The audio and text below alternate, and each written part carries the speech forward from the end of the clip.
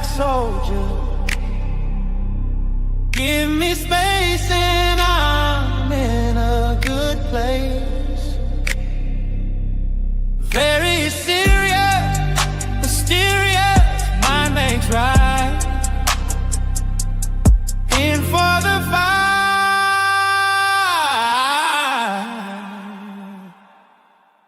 Starlight out on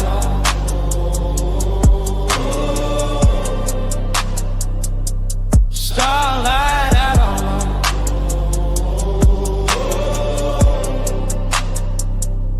starlight out long, cosmic soldier. Give me space and I'm in a good place. Very serious, mysterious, mind makes right. In for the fight.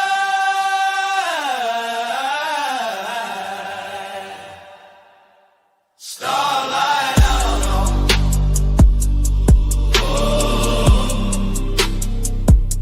starlight out long.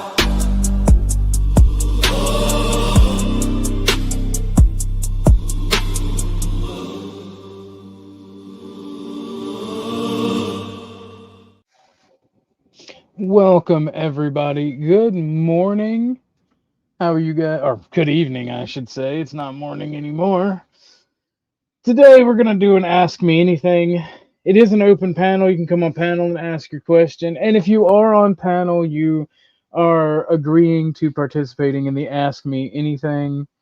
So if you do get a question, I would appreciate if you answer it. But that's just the overall show today. We are just going to be doing the normal ortho guy thing and just chilling, talking. There may be something worth talking about and watching. I got to do some research on it while we're live. But how is everybody out there in La La Land doing today? I'm doing quite well.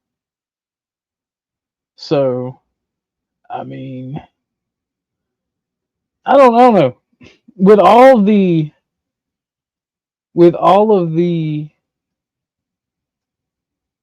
crazy stuff going on, I do want to say God bless you all, and I appreciate you all being here. A bit of crazy news, and I think it's cool. I haven't had a chance to send it. Somebody sent it to me. Apparently, Andrew Wilson went on Joe Rogan. We would watch a little bit of it, but Joe Rogan is notorious for striking channels. But I think it's kind of cool. I like it. I wonder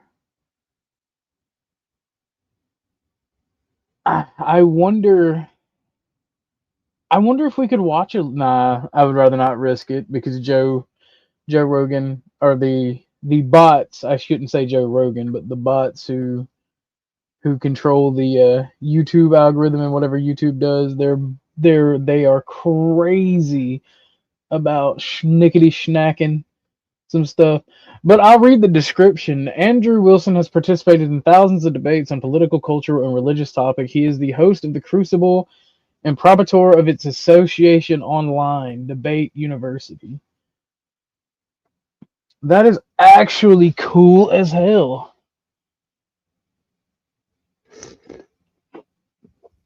I like Joe Rogan. I'm not the biggest Joe Rogan fan.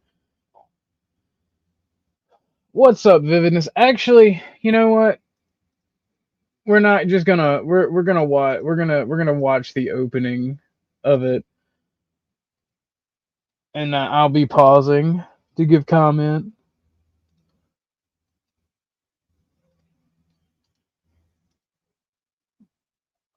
Experience. Train by day, Joe Rogan podcast by night, all day.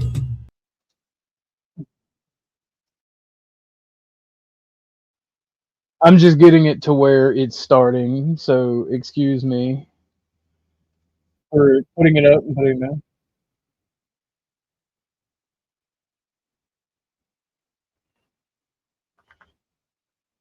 Here we go. We're not gonna watch a lot of it. But Changed my mind. Yeah. What did Charlie say? Prove me wrong or something like that? It was something akin to that. My understanding was that essentially TPUSA ripped that idea off from Yeah, it seems like Crowder. it. Yeah. And then I think he feels a lot of like responsibility. I don't know what they're talking about here, but this is like where it starts. Him being on Rogan. Yeah, no, I thought about that at the last second, El Perro. El Perro, if you want to actually join me, I think I still have your banner up. Let me the banner you sent me. Here we go. All clips are fair use. I don't see how that would work, but if anybody wants to join me, they can. I think the link is pinned. But I think this is actually pretty cool. That Andrew is on Joe Rogan. That is actually, damn. Joe Rogan's done 2,444 podcasts by now. For what happened with Kirk, because Is he the Mossad? what's that? Is he the Mossad? Yeah, exactly. It's so funny.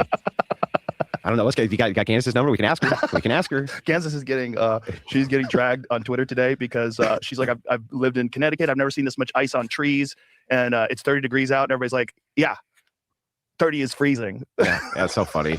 Ice on trees. Like, do you see all the Miss Cleo memes? Miss Cleo? It's so funny. Who's Miss Cleo? You don't remember the Miss the Cleo? psychic? Yeah, She's the psychic. They keep on putting the Miss Cleo memes out for Candace because she's a psychic. You know, That's hilarious. it is funny. I think this lighter just shit the bed. Can I borrow that one? Thank you. Yeah. Smoky men bonding. That's crazy. That is crazy. So apparently they talk about the Minnesota shooting in here. I'm gonna see if I can find that. All right, so, but I don't know. I think it's actually pretty cool so far. I didn't know about the Miss Cleo, but smoky men bonding, that's funny. It's really funny. Well, Candace has painted herself into a weird corner where everything has to be a wild conspiracy. Like, it has to be Bridget Macron's a man. Oh, yeah, Erica Kirk killed Charlie. It has to like one up the last one, you know? Yeah. It's really funny. He came to the same conclusion that I did. So it's like, I've seen those conspiracy channels come up before, and then they come up and they crash out. And the reason is because, like, for her, I think she had the whole like she was involved with this, right? She was involved intricately with Kirk. She knew him. Yeah. And so that gave a lot of credibility to a lot of the things that she was saying. But then once you start moving back into like Mandela effect stuff and you know, time travel and yeah, people are like, ah. I mean, you could do that if you're that guy, if you're Art Bell, you know. Well, I mean, look, to be fair, all right, ever since they turned on these fucking these devices, these what are they called? These hadron colliders. All I'm saying is some weird and freaky stuff has been happening. The Mandela effect is real, y'all. Calm down. Either that or we're all retarded and we misremember things. You know, that's more likely the actual thing going on.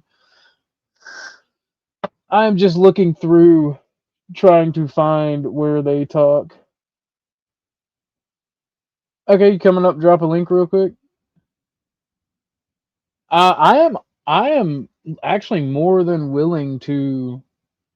You'll go with retarded. So all of humanity is just retarded. What's up, El Perro? Oh no. Okay. You just want me to cover the link. I got you. I thought you wanted to talk to me about it. My bad, Rusty. Who is this? Who is this lady? I don't know this lady. I've never seen her before. Oh, no. I mean, no. That like, whenever I say we are retarded, like all of humanity, I include myself as well. So, I expected no different. All right, fair enough. I'm just looking at the transcript right now to see if I can find where they were talking about the shooting, the Minnesota shooting because that to me, I want to see that the most. But I'm also retarded, so bear with me. I'm trying to get back into the streaming game of streaming every so often. Oh shit! What's up, Denny?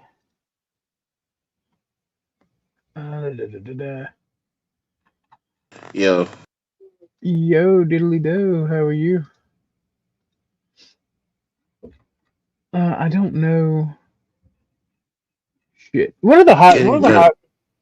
Oh, your audio is demonic. It is double speaking. It is 1948 or 1984ing. Or is that me? If you're talking, you're not coming through.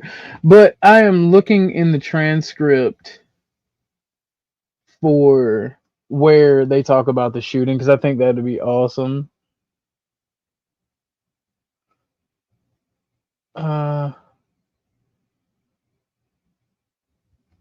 Oh, they talk about the So, missing 411 people as well later on. That's, bro. I'm gonna put this link in the Discord and in chat if y'all want to watch this later, because this looks very interesting based on the transcripts. What were you saying, Denison? is this better? I mean, you're coming out clear, but it's just it's not echoing. I don't know how to put what it's doing or put it into words. So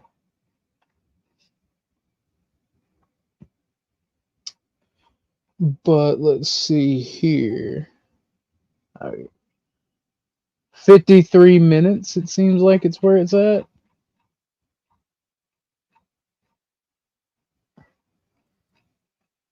Let me see. Is that better? Yes, that's actually perfect.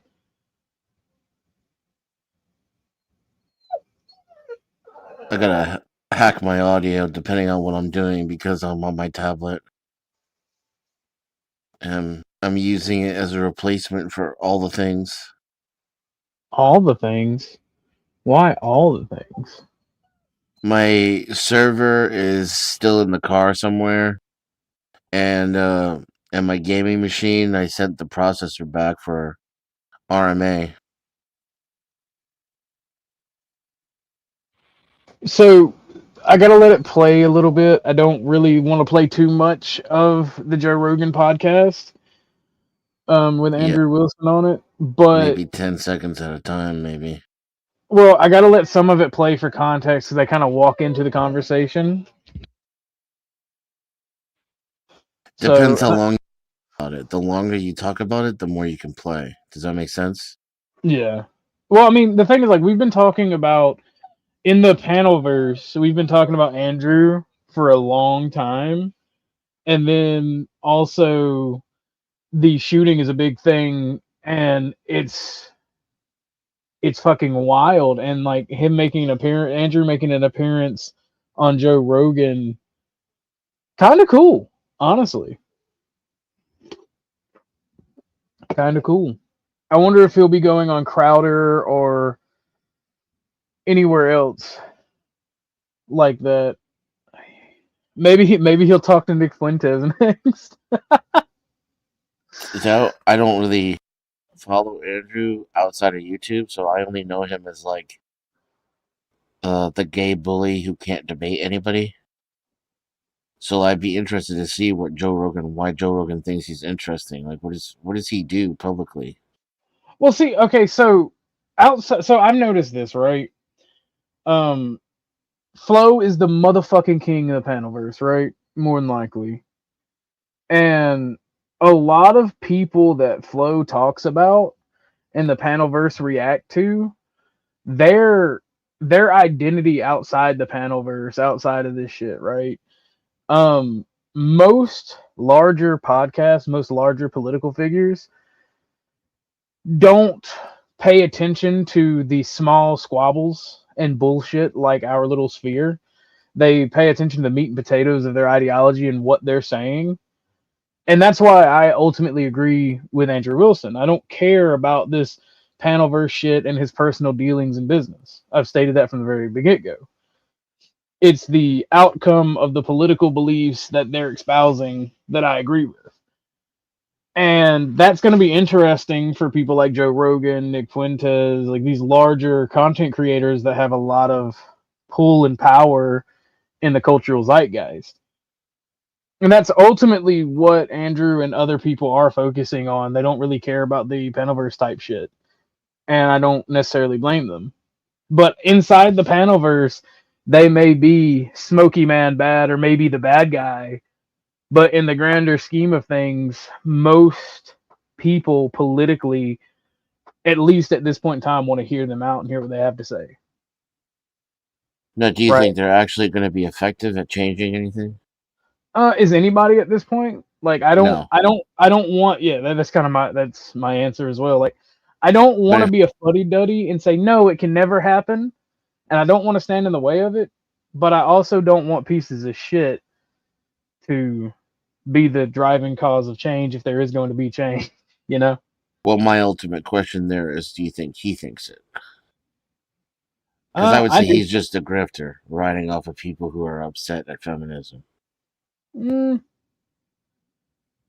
mean, he doesn't even seem to like practice half of what he preaches. He's like a cigarette smoking alcoholic and an asshole. That the guy has no class. He's mean and rude to strangers for no reason.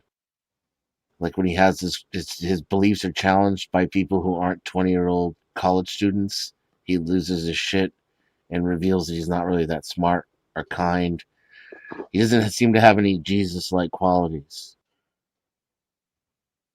He's got a lot of Paul-like qualities. For the Apostle Paul? Yeah.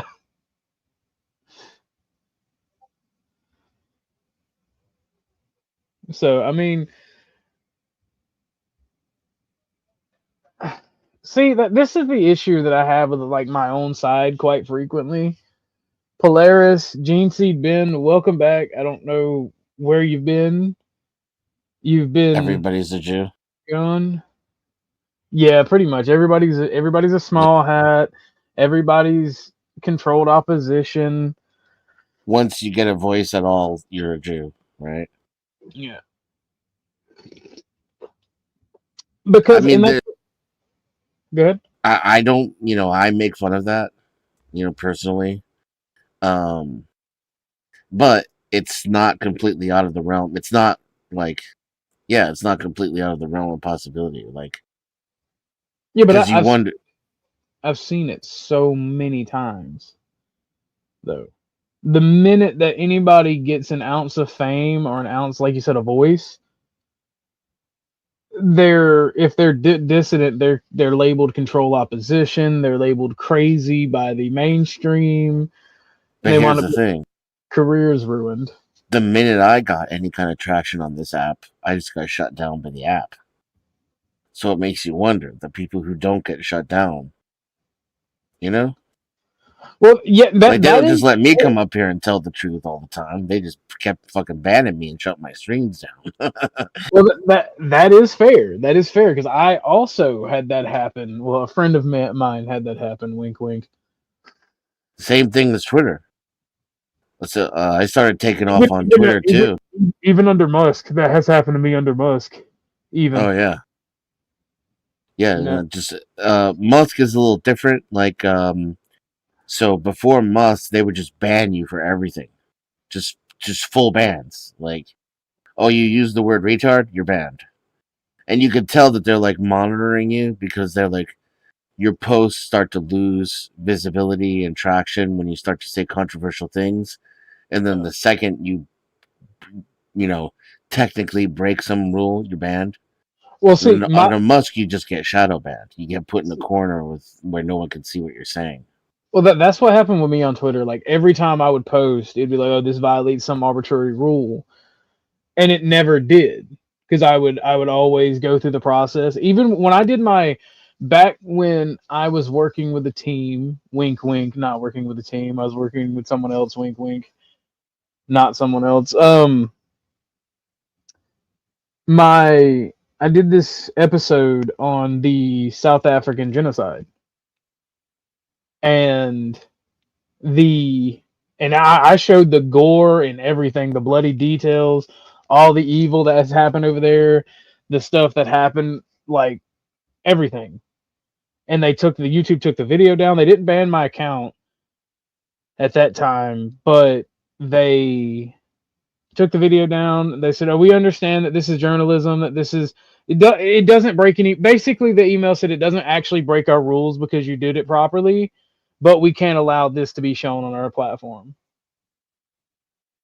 So you don't get a strike, but we're taking your video down and deleting it. So that's the thing, and like I get it. I get what you're saying, and I get what Polaris and Gen Seed is saying, but I think calling anyone who finds a modicum of success a small hat or controlled opposition only hurts you in the long run. But I also get your examples, Dennis, and I really do. Garion, hit the panel, broski, if you got time. I got rid of Twitter ever since then. My blood pressure went down.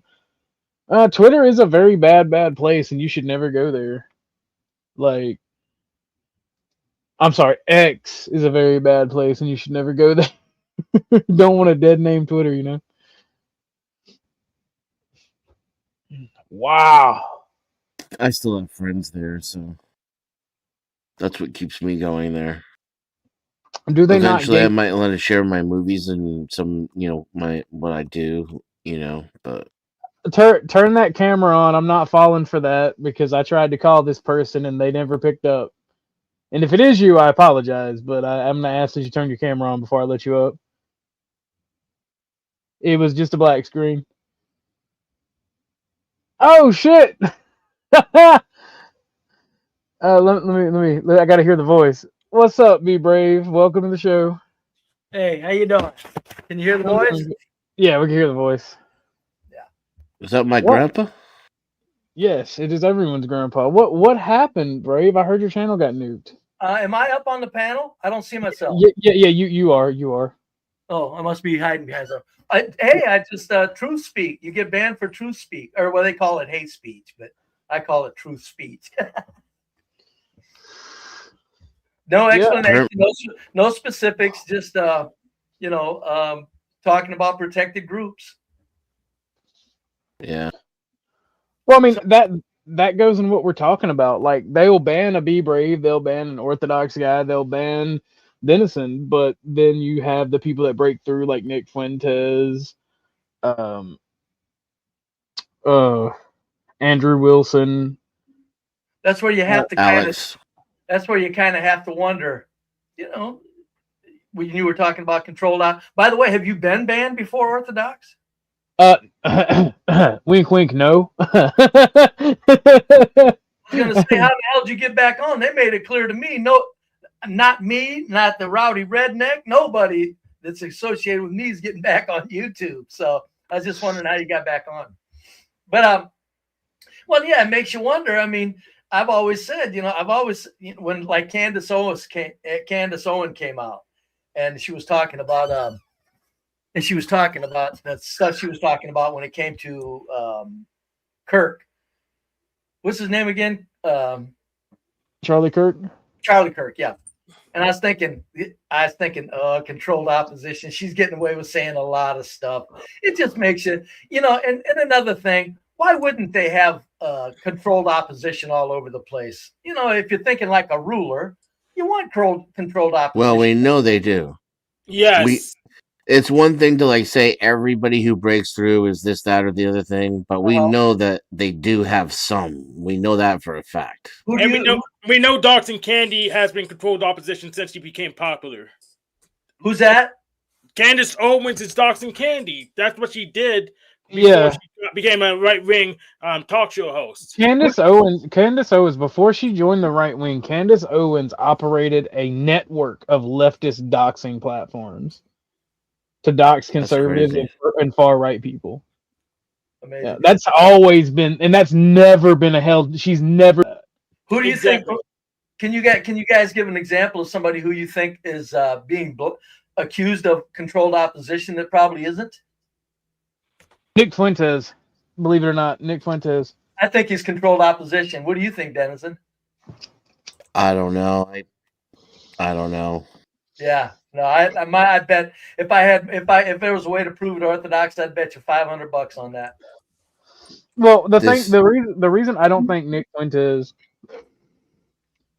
gets rolled up is because he's been one of the most banned people on the internet. They've taken his banking account from him, and on one occasion, he's been completely banned off of YouTube and Twitter before Elon bought it. There was a big stink about not giving him his platform back. In a controlled opposition tactic, don't you think they would make it look like somebody's really having a rough way of it, though? Don't you think that's a possibility? It's a possibility, but I don't think they're smart enough to do so. No, the people that are running this planet aren't smart enough to what? You're kidding me. They got think tanks figuring this stuff out. Hey. Yeah, and they got thousands of years of human history to know how we react to things. Man, alive, not smart enough. That always kills me when people talk about the brains like somebody's bumbling or stupid. It's like these people are running a planet. Yes, but you know how to run a giant bureaucracy? How hard that is? How what? A giant bureaucracy is extremely hard to run. I don't think not when you count for human nature. Then you just have to push a few input buttons for humans, and they do the rest for you. That's factual, but if you put it that way, how there's no possible way we could tell the difference between opposition and now you're on opposition. Now you're on my page. Now you're where I live. That's where I live. Yeah. So we got a timestamp. It is between 53 minutes and 56 minutes. So it's about 3 minutes of them talking about the shooting in Minneapolis. Before we actually watch that, yo, what's up, Ivan? Well, I mean, heavy is the crown. It's only gay because you popped in the chat, man. You just brought it in there with you. But the thing is, and Ivan, you can hit the link if you want to, broski. But I have yet to be able to talk to you, Brave. What is your opinion on the Minneapolis situation? Look, if you got okay, the global corporate machine, as I call them, because I don't care about race, ethnicity, or anything of the people that are running this planet. I don't care. I call them the global corporate machine.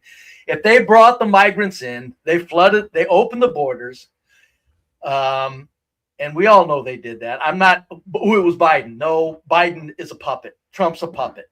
They take orders. So the global corporate machine literally floods the U.S. with migrants. And then the global corporate machine gives you the ICE warriors to fight the migrants. In my opinion, this is where you stand back as somebody with brains and go, I'm the fucking staying out of this. Yeah. Because they're setting two sides against the middle. And it's the people in the middle that are falling for it. And they're conditioning you for what's going to be yours next. There's 1,000 different, you're correct. I believe that also. There's 1,000 different benefits to this. Number one, they're conditioning us for military in the streets. Number two, they're conditioning us for the Democrats to fight the Republicans in ways that are more intense than I've ever seen in my lifetime. In other words, a political civil war. I mean, they're setting up 1,000 different brand new things, and at the same time, going into Venezuela, going into talking about Greenland, Iran. I mean, I'm not bragging, but before Trump was elected, I said they're going to use him to change the planet. Yes. And ironically, their policies or mirror image of each other. There's no point in voting between Democrat and Republican because their policies are the same. It's going to only- become less now too. Look at the Republicans already talking about not being able to bring a gun to a protest, and look what happened on the Eagle Channel the other day. You know? I got to get one man real quick. Heavy is the crown, man. The longer you stay around, the gayer somewhere gets, man. It's literally, it's you, my brother in Christ. And if you take a look at that short video I dropped, that'll explain a lot. You know, it goes to the thing about the police having an investigation of themselves. You know, they're going to come back and say, no, we didn't do anything wrong. Department of Homeland Security has been assigned for the investigation, and that is not the investigations that they're involved in, and they are essentially investigating themselves. So okay, if you take sides, ICE or migrants or the protesters, you're not necessarily taking the side of the migrants. Okay, you're taking the side of the protesters or ICE. What you're doing is you're simply becoming a very worthless pawn. It would be better if the whole nation stood back and go and ask, what the fuck is going on here? But see, we're not going to. We're all going to. No, everybody's going to line up and receive their version of the programming. And that's exactly as it's planned. But in reality, if I'm coming down on the side of ICE because I'm going, hey, protesters, it's a filthy fucking game they're playing with us, the peasants. Do you mind not feeding it and carrying it over into the touchdown? In other words, let them bring ICE out. Let them bring migrants in, and then let them bring ICE out, and let that play out, you fucking idiot protesters. The protesters are the ones that are throwing gas on the fire. And that's what pisses me off about the protesters, as opposed to saying, oh, ICE just, because ICE looks like to me, ICE murdered that dude, man. If the protesters if the protesters honestly thought there was something wrong, then they should be able to point it out. And that, folks, is the right to petition the government for redress of grievances. And that is through knowledge, not through a protest out in the streets. It's paperwork pointing them out that, hey, DHS, Department of Homeland Security, has no right to investigate this. It has to be through the Department of Justice. And while I'm at it, I have to point out something here, being my old culturalist self. This is a lot of very low-cost protesting compared to 2020 protesting. Yeah. Oh, yes. I noticed that too. With the black folks. So let's all give the white trash, hillbilly trash, even a hand for, at least if they're acting out there acting stupid, at least they're doing it in a way that is not near as damaging as the counterparts. But this is look, ICE is gonna. I'm on the ICE's side. It's like, look, protesters, what do you want us to do? You just want open borders? Okay, no, you don't. Okay, what do you want? You want crime in the streets? No. What do you want? So what's the alternative? They're gonna give us enough policemen? No, they're not. They're gonna condition us for military. So that's why Josh, you guys know Josh, he labeled me the doomer boomer. And I said, that's a good word for me. I like this guy. Yeah, just watch, just sit back and watch it is my prescription. Just sit back, get out of the way. Enjoy the show. Well, you remember yesterday, Dennison, when I brought up the Taiwan situation. So as we were speaking yesterday, and I can't say this, even the English version of it, the Haidian command of the Beijing garrison of China has entered a combat-ready state with the 1st Guards Division on a 24-hour standby. It seems the 83rd Army Group of the Central Theater Command has also entered Beijing for support. Things appear to be quite tense. So that is from one of the many propaganda outlets from China on X. Yeah. It's like, so that may be a bad situation. Nah, I think don't worry about it. Don't lose any sleep over it. Yeah, they're showing face. Yeah. It's just they got strategy attention all over the planet for us peasants to feed on. Yeah, I mean, when it comes to Taiwan, come on, we got to think about this. this is Where where all our chips come from. yeah, this is where it's they come from all over the world as far as parts and accessories and mining and everything, but they end up at Taiwan as a finished product, and we think that the global rulers are going to mess that up. I mean, come on, that's like sticking a stake in the heart of the planet if you knock Taiwan and the chips manufacturing out of commission. They may do that. I don't know. Unless that's their goal. Yeah, could be. If their goal is to deal a fatal blow to the global economic system, I was just gonna say that would be globally. It would be globally disastrous. So whichever party would be doing it to their own detriment as well. Yep. Well, hold on. Dennis has got a point. If they want to knock it down, I think the people who run the planet, they can knock it way down without damaging themselves. Yeah, they'll be fine. They can knock it way down before damaging themselves, but they're not going to do that. I'm telling you, this is all bullshit, man. It's all bullshit. We're living like gods. That's why I say just sit back and enjoy the show. Because this is amazing. We're in the USA watching this shit unfold. You know, this is amazing. So speaking of, did y'all also hear about the quote unquote chemical attack on Ilhan Omar? Which was nothing, because you could tell when it was shot at her, it was nothing. Did somebody throw some soap and water at her? Apparently they sprayed apple cider vinegar. Apparently, acid, dangerous acid. We were talking about the attack on Congresswoman Ilhan Omar at a town hall just a moment ago. Just into CNN right now, police believe the substance that was sprayed at her by this 55-year-old man was apparently apple cider vinegar. Again, you see the video there. Omar responding by saying that she will not be intimidated. You see the man being tackled there. He has since been arrested and is facing criminal charges. We have Jeff Zeleny with us. Jeff, obviously this just a pattern of tension and frustration and violence in Minnesota, one that has led to calls for the administration to get rid of DHS Chief Kristi Noem. PSYOP. And also ban apple cider vinegar. Well, apple cider vinegar with water is a natural remedy for skin conditions. That's it. It's actually good for your skin. But it has a pH ranging from 2 to 3. Doesn't that sound scary? Why did they come out with it? Did they come out with it? Well, this guy over here is talking about mixing it with dihydrogen monoxide, too, on top of it. I mean, that's going to make it even more deadly. Yeah, dangerous poison that you had to drink a couple gallons to kill yourself with. Did they determine what it was? Well, that's what CNN reported the police over there saying. Here is some Chinese propaganda related to what I just read.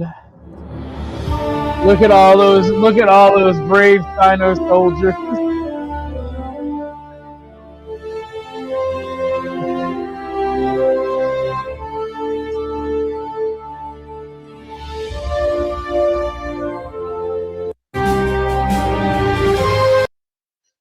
So apparently though that is, let's see. I cannot read these names. Apparently that is an entire infantry battalion marching to Beijing for some reason. Does anybody know, because I do not, does anybody know when they intensified and put all of the finished product of semiconductors in Taiwan? Anybody know when they did that? I believe it was in the 80s, I think. Because when they did that, that's when we all should have caught on to the fucking bullshit and said, okay, all right. Now that is the trail of tears for yellow people, Joe. That is soldiers marching into Beijing, staging with another military group apparently. But back on the Minnesota, I'm being extremely squirrel right now because I still got the Joe Rogan stuff to play.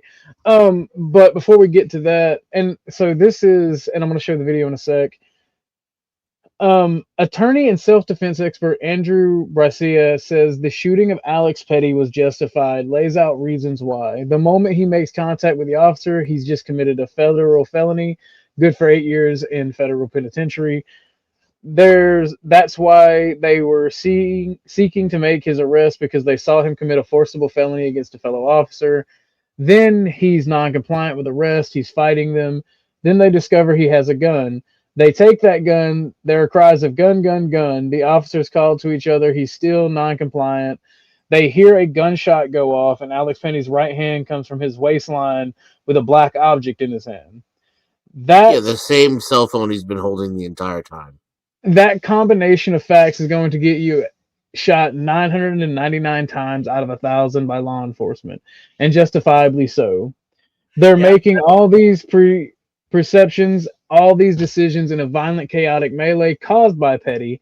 Yeah. And they have to make all these decisions in a split second because that's how quickly someone can use a weapon against you and those decisions. They don't have to be correct. The law of self-defense does not require us to make perfect decisions. Yeah, if you're a fucking cop, bullshit. I've dealt with self-defense law. If you're a fucking citizen, they fucking run you through the ringer. Now that's why I say that even though it was a bad shoot, it was still nobody can hold it against anybody, because if you're dumb enough to go up into cop's face with something in your hand and a gun on you, you're gonna get what you asked for. But I still say they had too much control of the situation.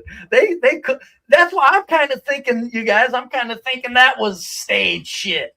They had too much control of it to shoot him. Well, Joe, you know you're my favorite unk. You're available to come on Panama anytime you want, Joe. The only problem I have with this is, sorry. I was gonna say the only thing that I really agree with what that guy said is I try to get people to understand that it's a chaotic environment, and if you've ever been in a situation where your life could have been on the line, like you realize I'm gonna prove that's bullshit though. The first gunshot is the same guy who made the second shot, who's the same guy who fired the fourth shot. So he knows where the first shot came from. He's not confused.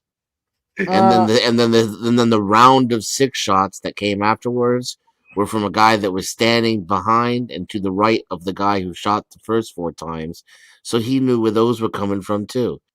So really the only problem I have with that guy's assessment is that he used the word facts because he made up the entire situation and pulled it out of his ass. And that, by the way, that environment that we're talking about, that violent, chaotic environment of uncertainty, was created by ICE, not by the dude standing there with a cell phone in his hand. It was created by the fucking jackbooted thug, armed to the teeth, who pushed a woman over for getting in his face. I didn't see him armed to the teeth. I saw homie with a pistol. I mean, there's fucking 6 of them there armed. Yeah. Yeah, so if you can't take one woman down with 6 guns, you don't need to have a badge or any kind of title or anything. You need to go work at 7-Eleven. No, because then you'll be assaulting the customers. That's easy to say when you're not there, Dennison, but I do think it was an unnecessary shoot, though. But my point, I don't want anybody to suffer any penalties. It was too chaotic. Well, I'm sick of the protesters feeding the peasants to this situation. They're feeding us into this meat grinder. When we all should be standing back going, what the fuck is going on? The protesters are the ones that are just, they're playing right into the hands of the global machine. Well, Brave, I'm a conformist, and I'm just gonna I'm gonna sit back and eat a cheeseburger and watch this shit happen on TV. That's right. But at the same time, I could say what we should be doing is banding together as a society, as a body public, and stomping ICE out into the ground, millions of us at once. Why should we do that, though? Why shouldn't we aid them in what they're doing? Well, because they're murdering weird white people instead of deporting illegal criminals from other countries. No, they're shooting leftist radicals who want revolution, who plan for revolution, who plan and sacrifice themselves for these causes. Dude, that's what the government is doing. The government is revolting against its own founding documents. I don't disagree with you there, but neither one of the sides fighting agree with you or me. And we're glad. I don't know how you can say that. I don't know how you can say that about people that are strangers. That dude, when he was a nurse, he used to participate in the ceremonies for soldiers. Oh, he got fired for crazy. He got fired for acting crazy and retarded. So maybe he snapped and wasn't all there. Or maybe he's just an agent and he's off living in the French Riviera. Will they see any open caskets? Fair enough. There's never any open caskets on these fucking people. That's what I'm going. Where's the open caskets? Can't we see them? It's not like they blew his face off or something. Where's the open caskets? Just like the goddamn Renee Good. Where's that? Oh well, she did have her. They said she had her head blown off. But Jesus Christ, man, it's like God damn it. But I don't know. It's like it's so beyond us. That's why, Dennis, and I'm with you with a burger and watching. It's so beyond us that it's like, why would you jump in front of Joe, you and I are cut from the same cloth. You know that second part ain't true. Here's the thing, like your Mazza and my Mazza are two different beings. Like, I don't like the liberal world order we live under that these people want to protect and want to further liberalize. I don't think you know like which part of it's liberal. I think you've been, I mean, I'm gonna to coin a phrase, I think you've been had. You've been bamboozled. Well, this current Trump shit, Trump's not my Mazza either. I don't like Trump. I don't like his standing up for but blue-haired trans fascists are not fucking liberals. These people are not liberals. No, they're not. They're really not. Cicero of Rome was a liberal. Yeah. Okay, fair enough. There's communist demagogues. But what the fuck is communism though? Communism in America is just everything the government does that you don't like.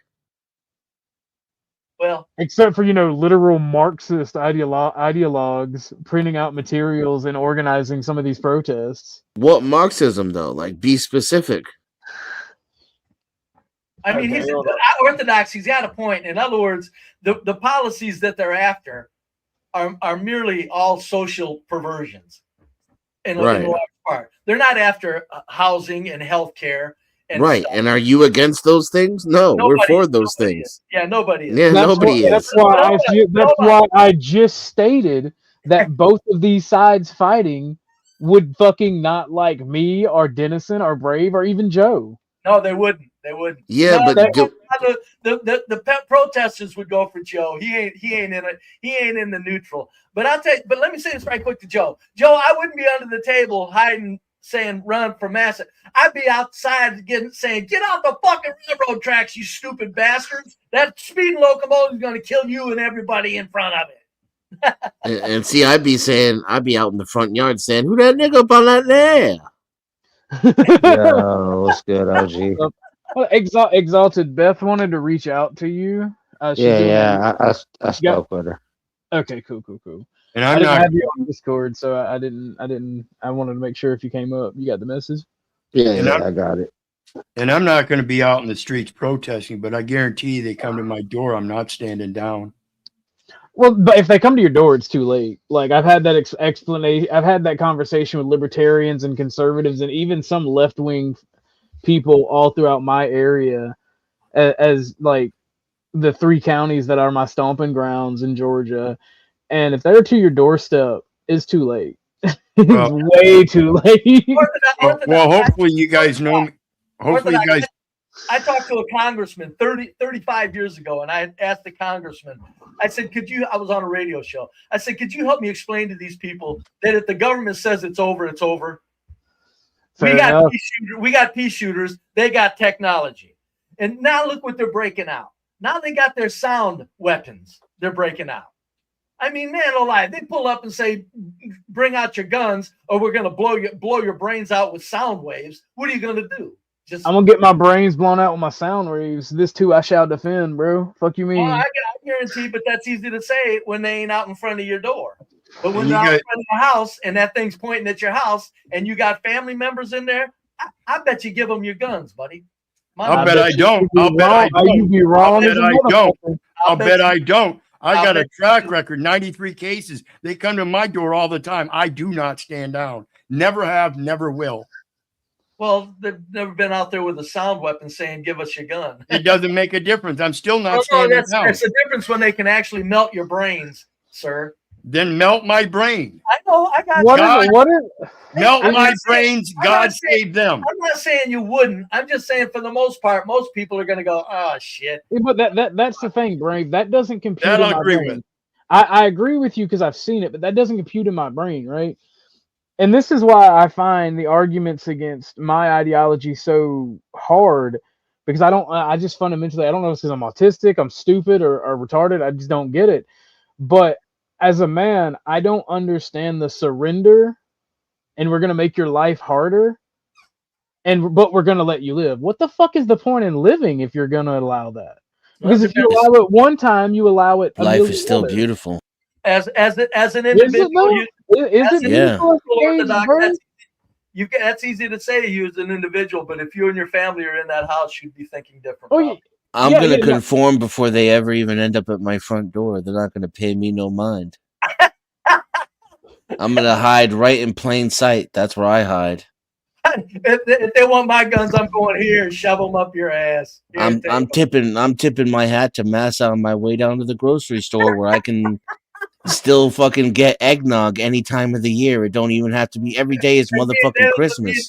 It'll be high fiving each other. What's happening? I'm on the way to the supermarket. Me and Be Brave will be pouring a 40 out in honor of our fallen brothers, you and fucking El Perro.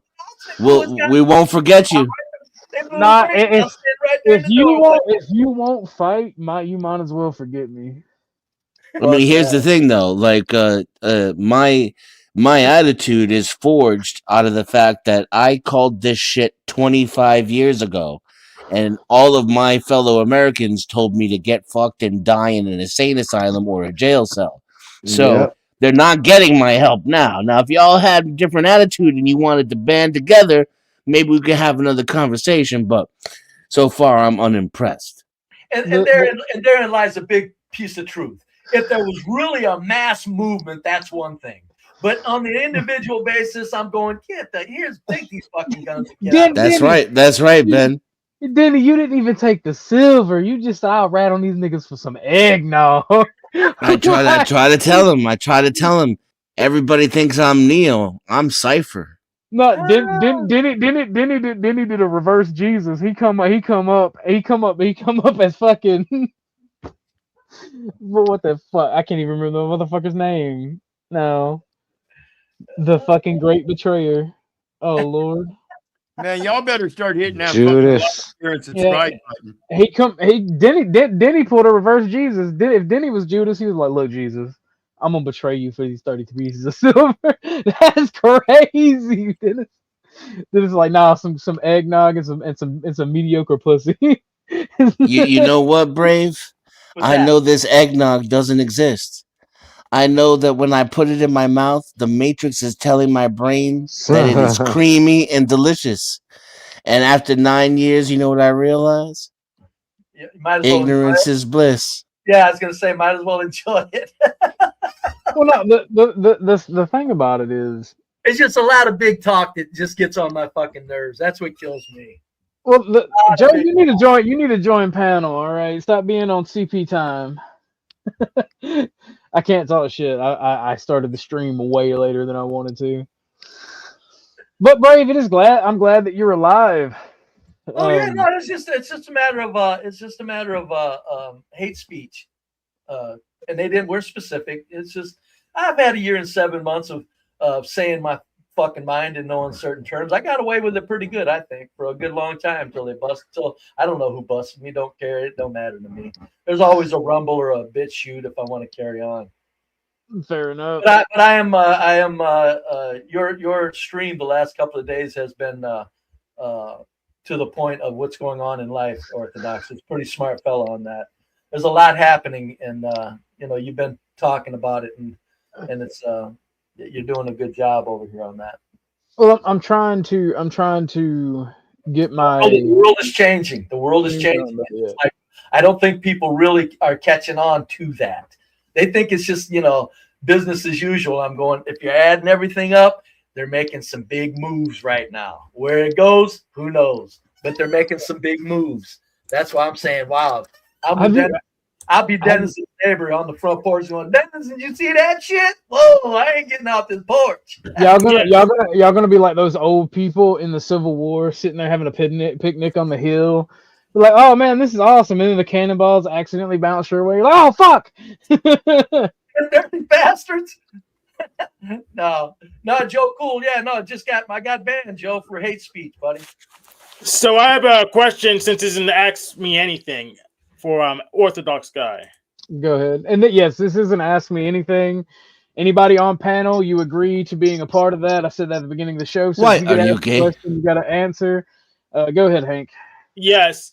Do you know the hard counter for new atheism? No. Yes, I do.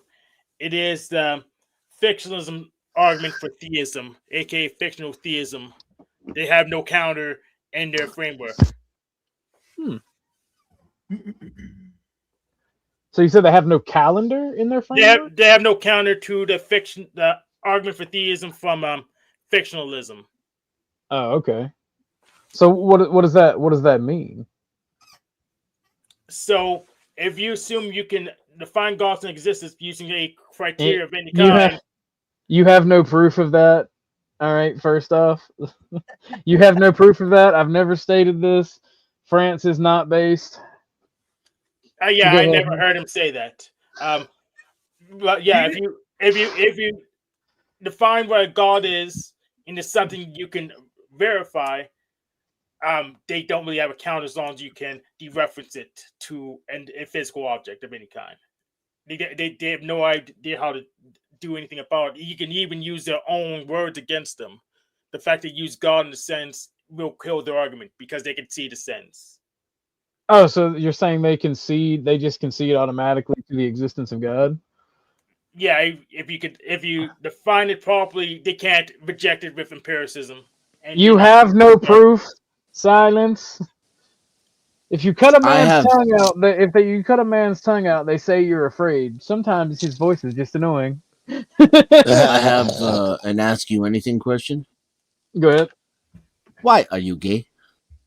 I don't know, man. There's just something about it that just is amazing. I'm not gonna say it because I know people like Angry Snowman are gonna clip it. So I was gonna say something funny, but I can't be funny now.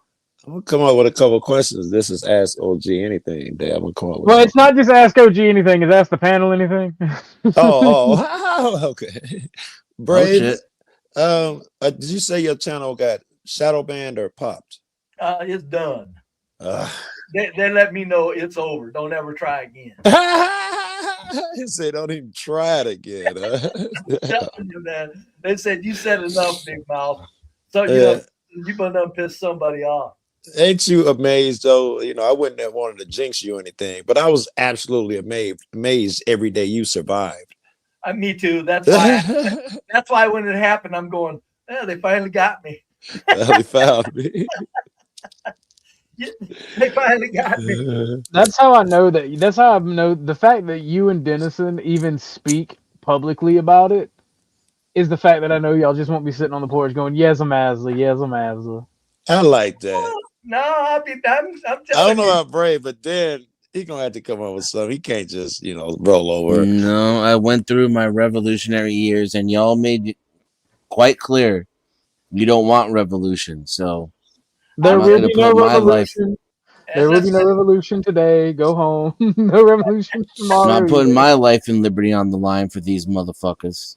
As I said earlier, if it's a real and I sense it's real, I'll join. Other than that, I'm going. What does if it's real mean? What does that mean? I don't know, Joe. It's like this not real. What we going through now? No, this is not the resistance. What is he talking about? If the resistance is real. I hear what you're saying. Yes, if it's just a few niggas up the block talking about roll with me, Joe. Fuck y'all. They're paying the resistors, Joe. The resistors are getting money. They're not paying me. I've been resisting for a while now. Okay, so you're an exception, and you're welcome to the show, Beth. Welcome to the show, hey, dude. Girl. What's up, guy? What up? What up? I tried to do you that solid, but apparently you had already done that solid for yourself. Who, me? Yeah, I try to talk to Exiled for you. I appreciate it very, very much. Before everybody jumps in and we continue, I do want to get Beth and Du's perspective, but beforehand, let's watch this video of the attorney of what I just read before everyone popped up. Nothing's consistent with this being a lawful use of force by the officers. Correct. Explain that a bit more. Many people still wondering if the shooting was legally. I know that was out of context, but what he said. You up until now. What is your opinion? Well, the legal question is, did the officers who shot Alex Preddy have a reasonable, not necessarily correct, but a reasonable... Welcome to the show, Angry Snowman. At least he said that. Yo. What up, yo? Reasonable Good, perception Snowman. that he was presenting as an imminent, unlawful, deadly force threat. And that's presumed to be the case. A prosecutor would have to disprove that proposition beyond any reasonable doubt. So it's a very high burden to overcome that justification. And what evidence did these officers have? Well, the moment Alex Preddy interfered with the arrest of the woman in the white coat, gets shoved by a CBP officer, he makes contact with that officer. All right. Just so we know, the rest of this shit, I think it all depends on he's interfering with an arrest. There is no evidence yet that he was even trying to make an arrest. So I'm already assuming the rest of this might be built on a fallacy here. But go ahead. Yeah, he's already writing a narrative, and it's filled with facts that are in question. If he was gonna arrest her, Ice killed him, and they're gonna get away with it, Joe. I agree. Yeah, we agree with that. Right, yeah. However, if he was gonna arrest her, he would grab a hold of her and pull her, maybe It would have been something like that, not pushing keep his her. hands on her and put her on the car, not Put her hands behind her back or something. It's already unlawful too when he does that, because he's already using more force than is necessary in order to effect an arrest. So as soon as he does that, he's committed an unlawful act. Therefore, his arrest on her is unlawful, and any interference with him is not against a lawful action of duty. So this lawyer's just wrong. I think so far. Just okay. Actually, he's not wrong, because that's what the federal government's going to go by, and the ICE is going to be, held not liable, and the propaganda narrative will be going through. Let's just be happy about that. They'll lie and get away with it. It won't make it legal. But will there be charges? Right. I doubt it. Probably not. I think he's got to go through something to make it look good, because you done made Christie take a back seat and all these things politically have happened. Now you're just getting the hard my ass point is, if they're willing to blame them niggas, it'll roll all the way downhill. But no chance he would actually go to jail if it even goes to trial. I think something, I don't know what they can do to put on a show, but I think he has some minimal something happening, because they're acting like this is such a big deal. Trump don't never reverse course. They like Stephen was wrong. Now they're totally changing it. So if they throwing them niggas under the bus, I think that takes away his protection a little bit. I'm not so crazy to think he's going to go to jail or anything, but I think they got to make a show of it. Brother man, they ain't even took this man off the street yet. like he's still out there doing ice shit. Only he makes contact with that officer, he's just committed a federal felony good for 8 years in a federal penitentiary. That's why they were seeking to make his arrest, because they saw him commit a forcible felony against a fellow officer. Then he's non-compliant with arrest. He's fighting them. Then they discover he doesn't fight them. He's making that up. He takes that gun. There's cries of gun, gun, gun. The officers call to each other. That's the only fact he's still non-compliant. They hear a gunshot go off, and Alex Preddy's right hand comes from his waistline with a black object in his hand. Oh, it's the same phone he's been holding the whole time. I didn't say it come from his waistband anyway. I thought they were both pinned on. No, he's holding the same phone in his hand that he had in his hand the whole time. Right, but he's saying it somehow went to his waistband.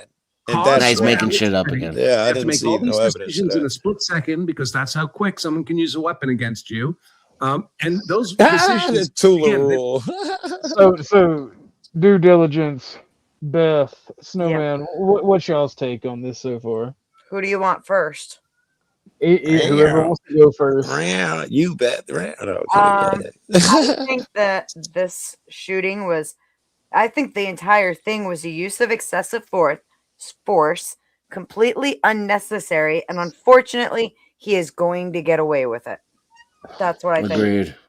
And it's going to cause a hell of a lot of fucking problems with the citizens in this country. Which is probably the purpose. Brave would agree with that. I agree with you. I think it is actually intentional at this point. They want there to be problems with us. There you go. What about you, Angry Snowman? Either one of y'all got anything y'all want to add? I want to say what's up to everyone, especially Angry Snowman. I ain't seen you in a minute, Brody. Right. I'm interested in your take too, Snowman. You don't want to wait on. Yeah. So I'll just say I feel. All right, we'll go ahead, Snowman. Go ahead. I'll let due diligence go. He's got no volume. Yeah, your mic went low, Snowman. Well, that's because I didn't put it up to my mouth. Oh, okay. But I feel due like diligence, you got it, man. I feel like it's like George Floyd all over again, right? Like the issue is in some ways, yeah. Yeah, because the issue to me in both cases is the police doing too damn much. And like anybody with eyeballs can see, like to me in both of those cases, the police is doing too much. I'm going to agree with Beth and say that it was excessive, right? I got a question for you, dude. And then to go on and kill a person, delete a person, and they didn't show any acts of like aggression, you know what I'm saying? Things of that nature is just like, it's just way too much. They're just doing too much. Dude, if going off what you said there, if this is a black dude, do you think the same outcry, outpouring, and everything is exactly identical? That's what I think. It's a double standard because whenever black people got all, super up from our end, not from white folk end, though, right? So whenever we got on the George Floyd thing, it became like a black versus white thing. You had these Black Lives Matter, wooty woot this, but now it's somebody, I guess they're a white person. Everybody is outraged, but you don't hear nobody with the Me Too movement. Like, what about us? And no, you know what I'm saying? Yeah, all lives matter and all this. You know what I mean? And to me, it's equivalent situations. The fact of the matter is, the crux of the question is, did the police do too much? And I think all of us on the panel agree that the cop did too much considering the circumstance. I'm not against the cop using excessive force to get somebody that's aggressive, that has a gun on them, that have a gun on them, that threatened them, something like that. Then that's not excessive then. Well, I'm just saying I am for it if that's the case. You know what I'm saying? Well, excessive force is illegal.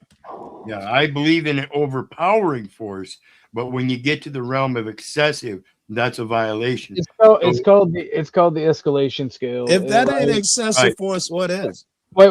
It's called the escalation scale, and it's something anybody in defense or security or policing or military or anything is familiar, right?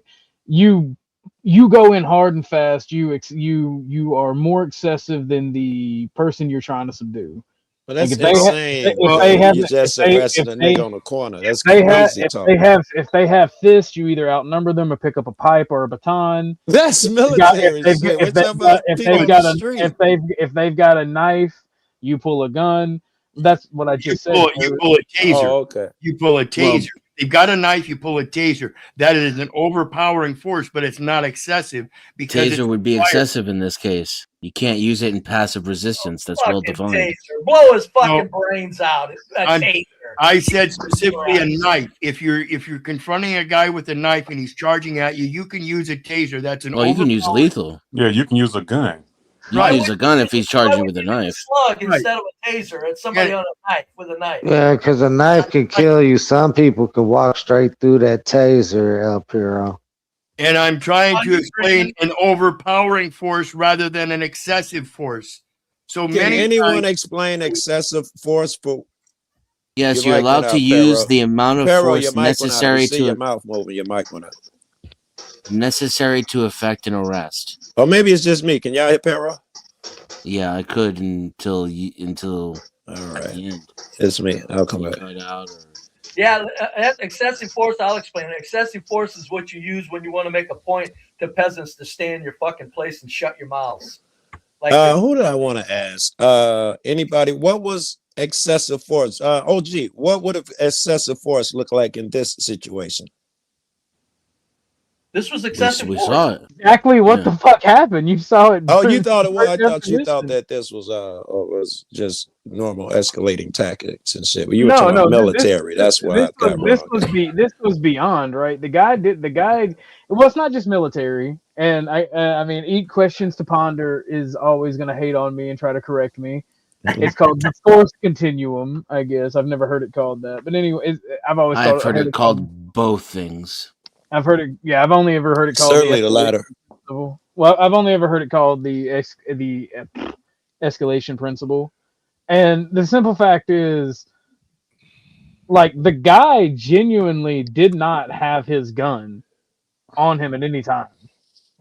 Anybody who says otherwise, like, I get what the state and what the administration or regime, if you are so inclined, is doing. Apparently, he rushed him with his gun out. If you want to believe them, they're backtracking now. But they don't, JD Vance, Stephen Miller, and that broad Domestic terrorist. A domestic terrorist rushed them with a gun, and they defended themselves and other agents and saved their lives. If you really want to know the truth, I think it's system on system violence, and I don't care. Yes, it's kind of nice when you look at it like that, right?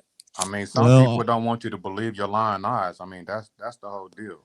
Well, the one thing that I want to say is I never thought that I would live to see the day that this many Negroes are trying to go out for a white dude that got shot and killed.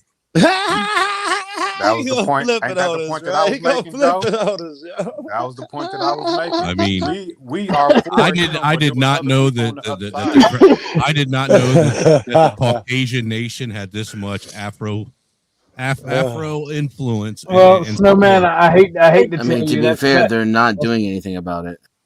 Yeah, black people are like, nah, sit your black asses down, calm down on both sides. Like this ain't a black. Nope. I've been watching an awful lot of these panels where an awful lot of black people were showing out for this white dude who got double tapped. Joe said he had the opposite experience. I'm just saying, man. I never thought I'd live to see this day. I thought all of us crackers were evil ass fucking demons and devils and shit. Well, Snowman, I hate to break it to you. That guy, if you catch my meaning, that guy's not white even. But as far as the whole situation, I don't even give a fuck personally. I really don't. This is what happens when you go out and you involve yourself in shit that you shouldn't involve yourself in. So it's really that simple. Yeah, but that line is moving. I get that, like me personally, it's why I don't go out in public places anymore. Right, because I can see around the corner. I get that, Dennison, and that's why I'm like you. And dude, fuck. 10, 20 years ago, I was trying to get motherfuckers to open their eyes up to this revolutionary bullshit. Now people want to act like they see some shit. Fuck you. Nope. Yeah, it's pretending. You can't get vindictive, bro. I was telling my family about the same shit before COVID. I'm not being vindictive. I'm being realistic, man. And the reality of it is nobody's going to do anything. All people are going to do is sit and whine and cry about it on whatever social media platform until the next thing comes along. Exactly. Here's my question. Yeah. Can I justifiably hate the pigs and oppose them? Yes, you can. Okay. I'm cool. But anybody wants to know? Anybody really wants to with that? You can hate their actions. I don't agree with you. Can hate the person. My only thing with the whole dude getting shot was, look, I've done a lot of open carry rallies in my lifetime. Went out and protested and been out there actually boots on the ground in the street doing this shit that they're talking about. And the one thing I've never done was go up and get involved with any kind of police interaction with someone else while I was armed. Just simply because the fact that I'm armed already, if I'm involving myself and I'm armed, then they're going to see me as one or two things, either a threat or somebody to help. And I don't know which. I don't think that even crossed his mind when he went to help that woman. I don't think that even crossed his mind that he was armed. It was just an instinct reaction. He saw her get pushed and he went to help her. That could be, Joe, but the truth of the matter is if we're going to walk around armed, we have to be aware that we're armed and we have to act accordingly. Yeah. That was the according act. I'm saying even if he's armed, he did the right thing. The rule of carrying a gun is you go the opposite way of trouble. That's just the rule. No, God, excuse me, Lord. No, that's wrong, man. No, that's for that's the soft rule. people. Joe, you already reminded me of my grandfather. Calm down. You ain't that old. Yeah, no, that's you go the opposite way of trouble if you're carrying. I think Crab's right, Snowman. They're just looking for an excuse to go grab and snatch a TV. You know. You think, dude? You think Preddy fits that? OG, look at the back chat for me. What the fuck? You think Preddy fits that description? What's to the point? Was that a yes? That's fine because it kind of plays it. Yeah, go ahead. So I'm listening to you guys, and especially when it comes to this whole thing about Preddy stepping in and like trying to actually help that woman who was pushed to the ground, right? And I know that this has been a really big. I've heard a lot of opinions about whether or not he should have gotten involved. So I actually have put together a show for this weekend. It'll be Sunday evening. Still working on nailing down the time. Ladies first, and you can't promote your stuff over here, Beth. We don't allow it. Tell her, OG. OG said I can. Literally told her to go ahead. I asked first because I know my role. Don't you worry. But I want to see you guys over there because we're going to talk about where is the patriarchy. If men, are now hesitant to step in, text me this time, Beth. Don't forget. I'm going to text this time. I promise. Oh my God, I'm so sorry. I know. This is the world feminism created, by the way. But so this is the fun thing is that all of the women that I've actually invited for the panel to weigh in on this are not feminists. They may not know they are. Yeah. I have yet to meet a woman that isn't a feminist. Me neither. Walk up to an old Christian grandma that's a preacher and quote 1 Timothy 2:12, and you'll see all that righteous holiness, Holy Spirit leave her body, and she'll start quoting feminist doctrine immediately. What's 1 Timothy? You know how I know. As much as I love my wife, she still spits that fucking feminist fucking garbo every now and again. I have to set her straight. You know how I know old Christian women that are like ordained ministers will do that. Will throw out God and start quoting feminists because I've done that with my grandmother. I've literally she was like, "Oh, I'm a pastor," and I'm like, "Oh, 1 Timothy 2:12 is irrelevant, man. It says women shall hold no authority over a man or teach, remain silent in the churches." I agree. I agree with you. Well, everybody says they agree until they start putting it into practice, and then we. I don't agree with that shit. I don't think that women should be pastors and the heads of churches. I think there are I think there's very important roles for women to hold within their communities and even within their church without being a fucking pastor. I think, well, maybe if head of the church, that may be some religious stuff that matters not to me, but I certainly see a role because people are so dumb and stupid. Women can fill any role that a man can when it comes to that shit. The nigga in front of them is no better than the average chick at any fucking church. So a woman could do that job all day because the men suck at it, and the woman her chances at least as good as his. Now up at the top, I don't know. Joe, I didn't know I was a feminist. These niggas are whack as hell. These priests. You tell me women can't do a better job? A dog could do a better job. You put buttons and words in front of them. You can push the buttons. No, I'm actually anti-organized religion, so I'm right there with you. But I'm not saying women should take it over. I'm saying man has corrupted it, and is fucking it up pretty good. This is where I've been, especially now since Drewski came out with that shit, and they be showing all these passes. I'm like, oh my God, I had no idea it was this bad. Yeah, motherfucker, lock that door. We're gonna need $20,000, man. Ain't nobody leaving till we get that money. What the hell? You gonna lock niggas in the church and rob them when it's a church? I think second and third wave feminism replaced men as the authority with the state, and the state's been on its period for 4 decades. I agree with you. It's fucked up. And that's where I can only speak personally as someone who feels a natural instinct to protect women, children, the disabled. It's in my very core. I have to physically stop myself when I'm in situations in public because I know what will happen to me if I interfere. The state beat it out of me and they started at a very young age. It started in school. It's a damn shame. the It's an teachers attack in on the schools patriarchy. that are entirely run by fucking women treat boys and men like shit and tell them how worthless they are, and it just And kept see, going that's on from why- there. That's exactly why I'm holding the Well, panel they- the way I am. Is where is the patriarchy? You get a lot of men who want to claim patriarchy, but in all actuality, they don't even know the first Well, thing about I can answer that I for agree, you because Beth. Dennison isn't completely wrong at all. Dennison's I actually agree correct. with Dennison. Exactly. That's what I'm saying. But the question that you should ask these women instead of where's the patriarchy is what have you done to show the patriarchy it's welcome? What have you what because no. it's women don't want the agree with patriarchy. Women don't want patriarchy. Yep. Women want to be That strong, seems independent clear. women. I was until they told got, that I was just insecure and barbaric, and I needed to learn how to regulate my emotions and all this weird gaslighting horse shit. That shit's fucked up. When I have more command over my emotions than any woman I've ever met in my fucking life. I believe that. Well, I no, believe that entirely.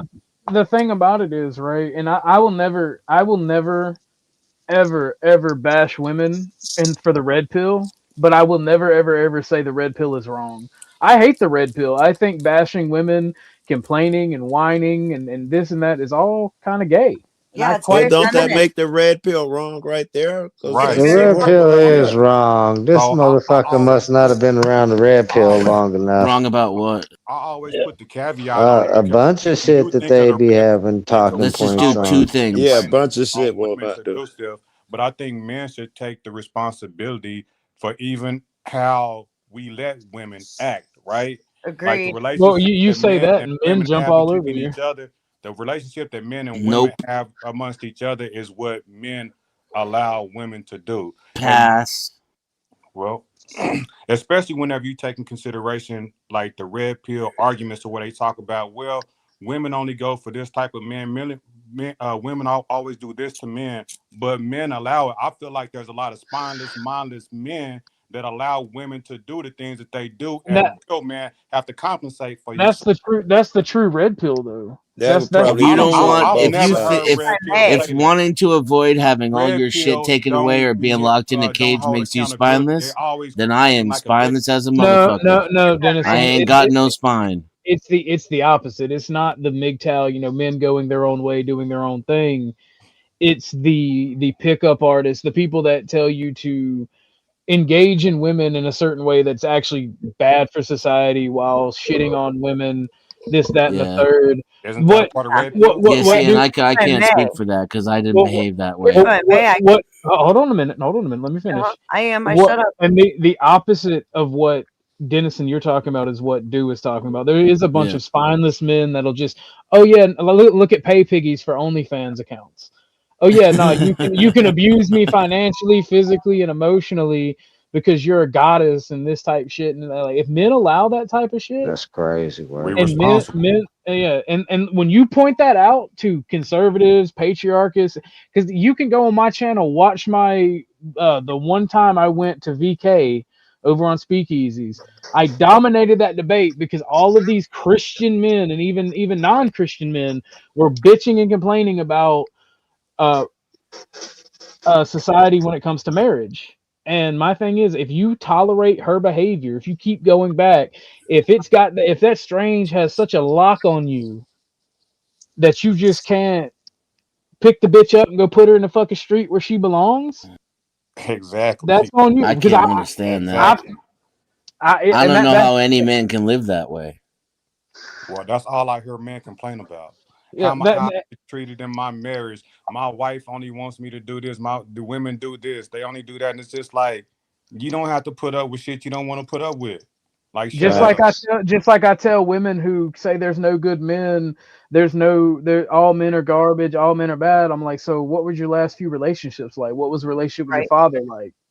Right. And then she tells me these things, and I'm like, all right, sweetheart, it sounds like you just have a bad time at picking men, and then it's all my fault because I'm like her dad and Makes say sense she's to me. That's exactly I did what I similar expect of a woman. That sounds like woman But philosophy. I me. did similar shit myself though. Like the women who are carefree and wear summer dresses and act casually and don't like They're super fun to be around. They're super fun to hang out with. They're fun to have sex with. But then, they don't make any kind of domestic, situation plausible. Yeah.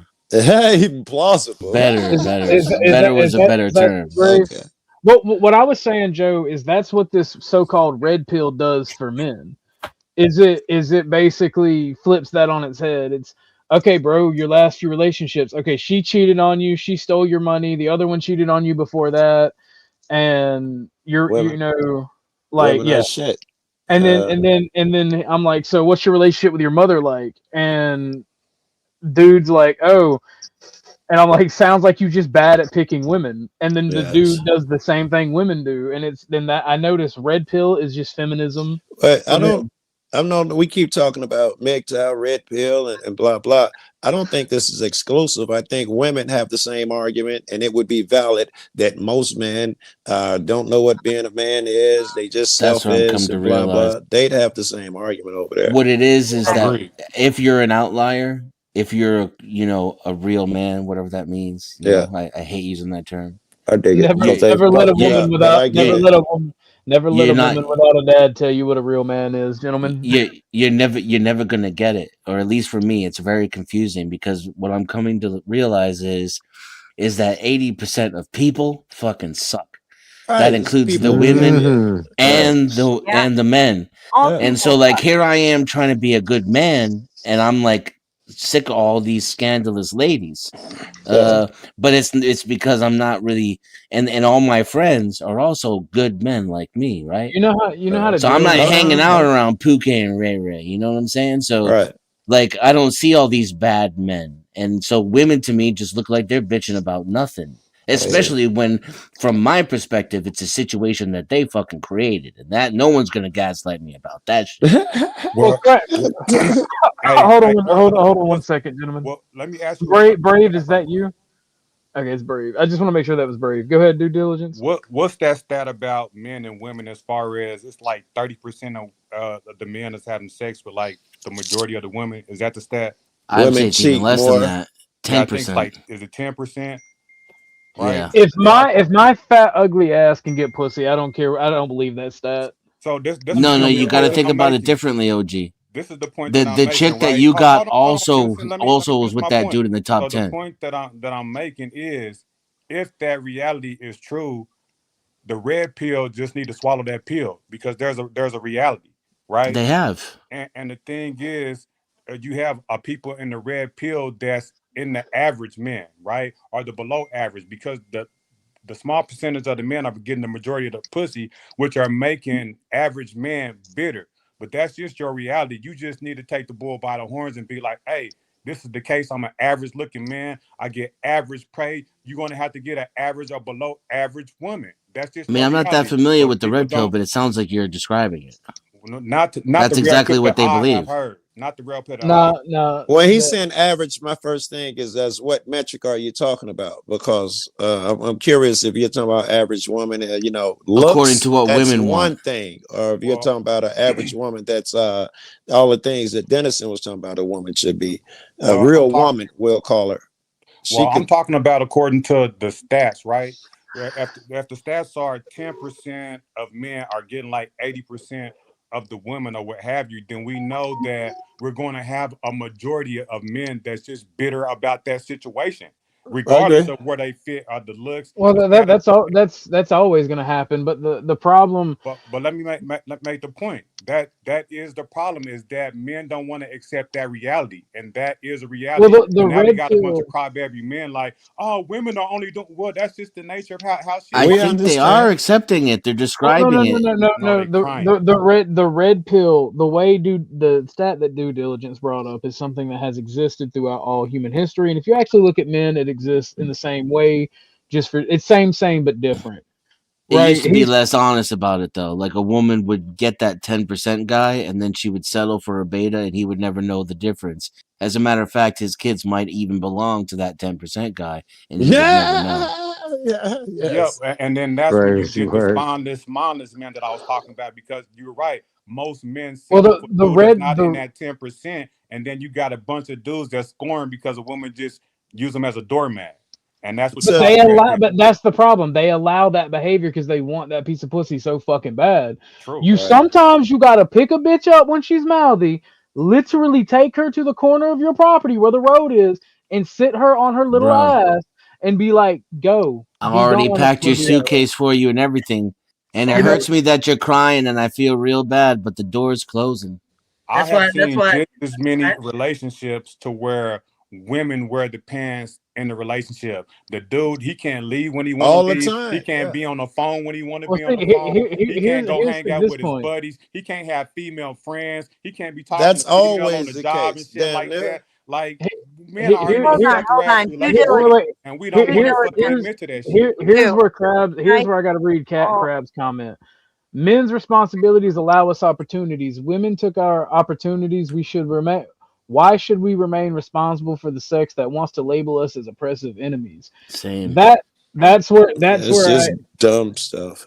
But go ahead, Beth. You've been I trying to don't speak. see to speak to that real quick. I don't see men as enemies. I fucking love men, and I hate what has become of men. And like, I try very, very hard to raise. I feel personally attacked in 8 ways. All right, I feel personally attacked No, by this I don't mean it comment. like that. I'm Not speaking as a you, whole. not you, I'm Beth. speaking as a whole. Like, I mean, I've heard a lot of people over the last few days who are like, oh, he shouldn't have stepped in and tried to help her. Oh, it was funny watching In that 8 woman. ways, stop calling out my game. There was that woman who I'm was saying keep it yelling on the at that low. police officer, and he gave her a mouthful of pepper spray. That was so funny. It's like, yo, Right. and it's like I'm looking at him like, y'all are supposed to be men. Y'all supposed to be the patriarchy. Right. Wait, Love, were Here's the you? thing though, Beth. Are you okay? married or in a long-term relationship? I spent 20 years with my ex-husband. So No Who threw who out? Did he throw you out, or did you throw him out? He was removed from the home after he caused severe injuries to me while he Yeah, was. I have been breaking up for a while for So, years. so So this Hold on this one is what second. Hold on one second. I gotta address in 8 ways. All right, first off, I feel personally attacked, and I thought we were cool. yeah, for real, dog. You shouldn't be calling us out like that in the chat, homie. like, damn, that's fucked up. Regardless though, and so that I kind of have a unique perspective because I had like an actual real DV situation. Okay, I do not hold all men responsible for the actions that happen to me. So here's the thing, Beth. Here's the kicker when you're a man, right? You just gonna take you as your word, right? And say you sound like exactly the kind of woman a man would want to step up for. But you spent the better years of your life with some asshole who didn't Right. fucking deserve it. Right. I absolutely agree. I got a question for you. Now all men that you have a relationship with will deal with the burden of that. By the way, And that's why I haven't dated. Okay, like I dated a little bit, but I have not had a relationship since my marriage ended in 2019. So here's the question, since And we got women on the panel. that's because that I do not want to burden another man with my issues that came out of that situation. I recognize that. Let me ask you this, Beth. And since we're talking about stats and stuff, but from Yeah, and your I wanted to personal- talk to you too anyways. I wanted to ask you something too, but you first, honey. Okay, so from your personal subjective experience, right? This is going to be a subjective question. Out of all the like suitable men that you would be with, are the men you, that Ashton. Yeah, I thought. Is that you, Ashton? Yeah, that's me, brother man. Okay, my bad. Go ahead, due diligence. Yeah. how many of the men that are like in your age bracket that you would date do you feel like you would have kind of like been with? I know I'm fucking up the question because I'm asking it for the stat, right? If that stat is right, Hold on. Skirt. There comes a time where I got to interrupt and talk about something. Joe, turn on your camera real quick. But no, this comment right here makes me angry. Women not wanting to fuck you isn't an all woman issue. Here's the thing, right? I hate that argument because when people like myself are talking about women, I don't really care about the sex issue, right? It's talking to my female friends and chicks that I grew up with they are shitting on men because of the choices that they've made in partner and mate, We agree. I think and we agree. and choices that they then made in those relationships. I've seen my uncle's marriages go to shit. I've seen my friends' relationships go to shit. I've seen my cousins' relationships go to shit. And this is like I've seen my mom's best friend that I call my aunt because I don't have an actual blood aunt relationship go to shit. I've seen it crisscross all over, and I've seen the exact issues where one person says something that the other doesn't like, they argue, and then one gets ass mad and starts cheating because they don't feel like they're loved or cared about anymore. Yeah, it's I've stupid. seen both men and women do that. I've seen people that are completely incompatible just because they like to hate fuck or they like to fight and fuck stay together. I've seen these issues with people, and I talk to both men and women. That's why I don't like the red pill. I think the red pill's gay, but I also don't like listening to women. And it is a fact that 70% of divorces are initiated by women. And out of the entire control groups for these statistics, when asked why women get these divorces, a good large minority, about 48%, say just because they were bored and ready to move on. Look at the propaganda being look at the propaganda being pushed by Ukraine right now. There's a propaganda poster being pushed by Ukraine that shows a Ukrainian woman with a black immigrant, and it says your husband's at the front, find your new beginning. And shit like that. The way women talk about men, the way men talk about women, the way people in the West and in European societies talk about each other, it's not love. They're not being compatible to grow families. They're literally talking about each other like a commodity of exchange. Yeah. We tap your head on the change of subject, but Well, no, hold on. You and I were talking. I just wanted to You and I were talking. I would like to weigh in on that because I've been the victim of cheating and divorce and shit like that. My ex-wife literally left me for her manager at McDonald's because she didn't pay our bills while I was out of town working. And when I came home to no house, no car, and had to crash on a friend's couch, she left me and cheated on me the entire time I was working out of town to provide for our family. wow. So yeah, Your mic is shit, by the way. Yeah, it's really shit. And when Ashton's done, can you and I get back to our conversation real quick, please? Yeah, let me just say this because I just came back right quick because Orthodox, what you said was very hilarious and so true. When you said take her to the corner of your property and set her free.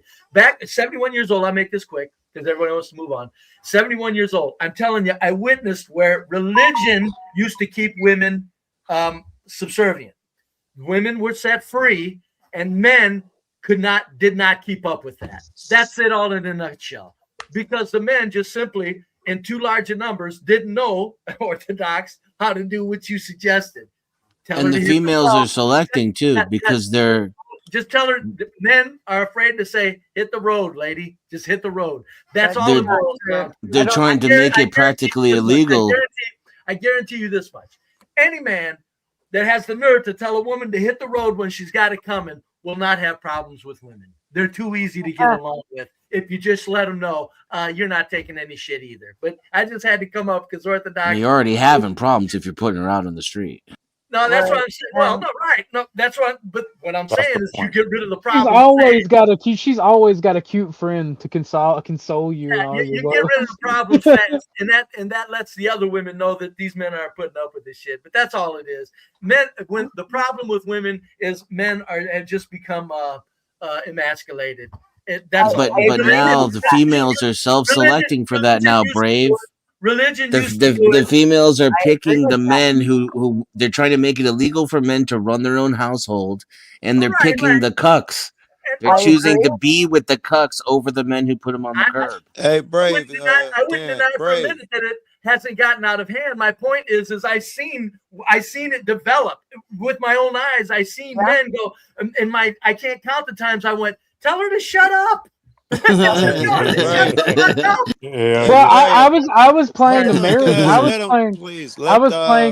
I was playing marriage counselor, and literally had to look at the chick and be like, "Shut the fuck up and let him talk." Hey, I love the Like, hell out of my wife, but I have to tell my wife to shut the fuck up sometimes, and I love the hell out of her. well, no, no, I don't no. see a problem with that. And do Beth been patient as fuck, and it won't stop. Apparently, let Beth chase her logic with do. It was something she was trying to do. I appreciate that. Yeah, I do. So, can you try? Do you remember your question? Yeah, I'll reiterate it. So, Thank you, sir. in your life experience, what do you say the percentage of males is suitable for you? Like, if you had to give a ballpark percentage, what would you say? I see. Ooh, so this one's kind of tough I because didn't smell a dodge. no, I'm not going to dodge it at all. This is tough. Well, and give a I'm- number first, and then hang give your on, qualifier. hang on. It's hard to give a number because the ones that are really good are in relationships. So therefore, that's not Oh suitable. shit! That's not my not question. Yeah, that's that's not nothing to do with suitable nothing. for me. That's not Well, suitable. clarify. Hang Yeah, on, you gotta can I let her finish know. Do talking? they count? Can I Well, finish yeah, that's talking? So the good men Ain't nobody do stopping end you. up exactly where they should be, right? And then the ones that you end up seeing, especially this is why it's like I dated for a few months and I fucking was like, oh no, fuck this. Because the ones that are in my age range that I would date that are single are fucking soft ass men who I cannot fucking I can't deal with the soft man. I really fucking So can't. I'm guessing low percentage here. I'm trying to dig out of what you were Yeah. saying, Well, what this you is think. Let when me it call. all right, when He it dodged comes that down, shit like Neo in the Matrix. I'm not trying to dodge. I'm not trying to dodge. What I'm trying to explain is so when it comes to single men, I'm not entirely sure because I haven't looked a whole lot, right? Sounds So, like Beth, zero. Then Beth, men as a whole, men as I a don't mean. whole, I Yeah, don't mean Beth, like this right. is I nothing see with what lots he of was good men. asking. It's all interesting. I'm sure. Let him rephrase the lady question and try and speak. answer what he I wants to know know. I can't even Yeah, finish what y'all gotta let the lady. You can't ask her a question and then try to answer for her. Let her actually. She's filibustering. I'm not filibustering. What I'm trying to say is that Don't.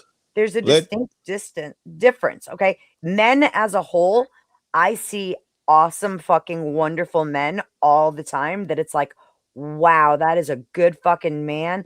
I would fucking submit immediately. But there's a problem. He's settled and with somebody else and good for him.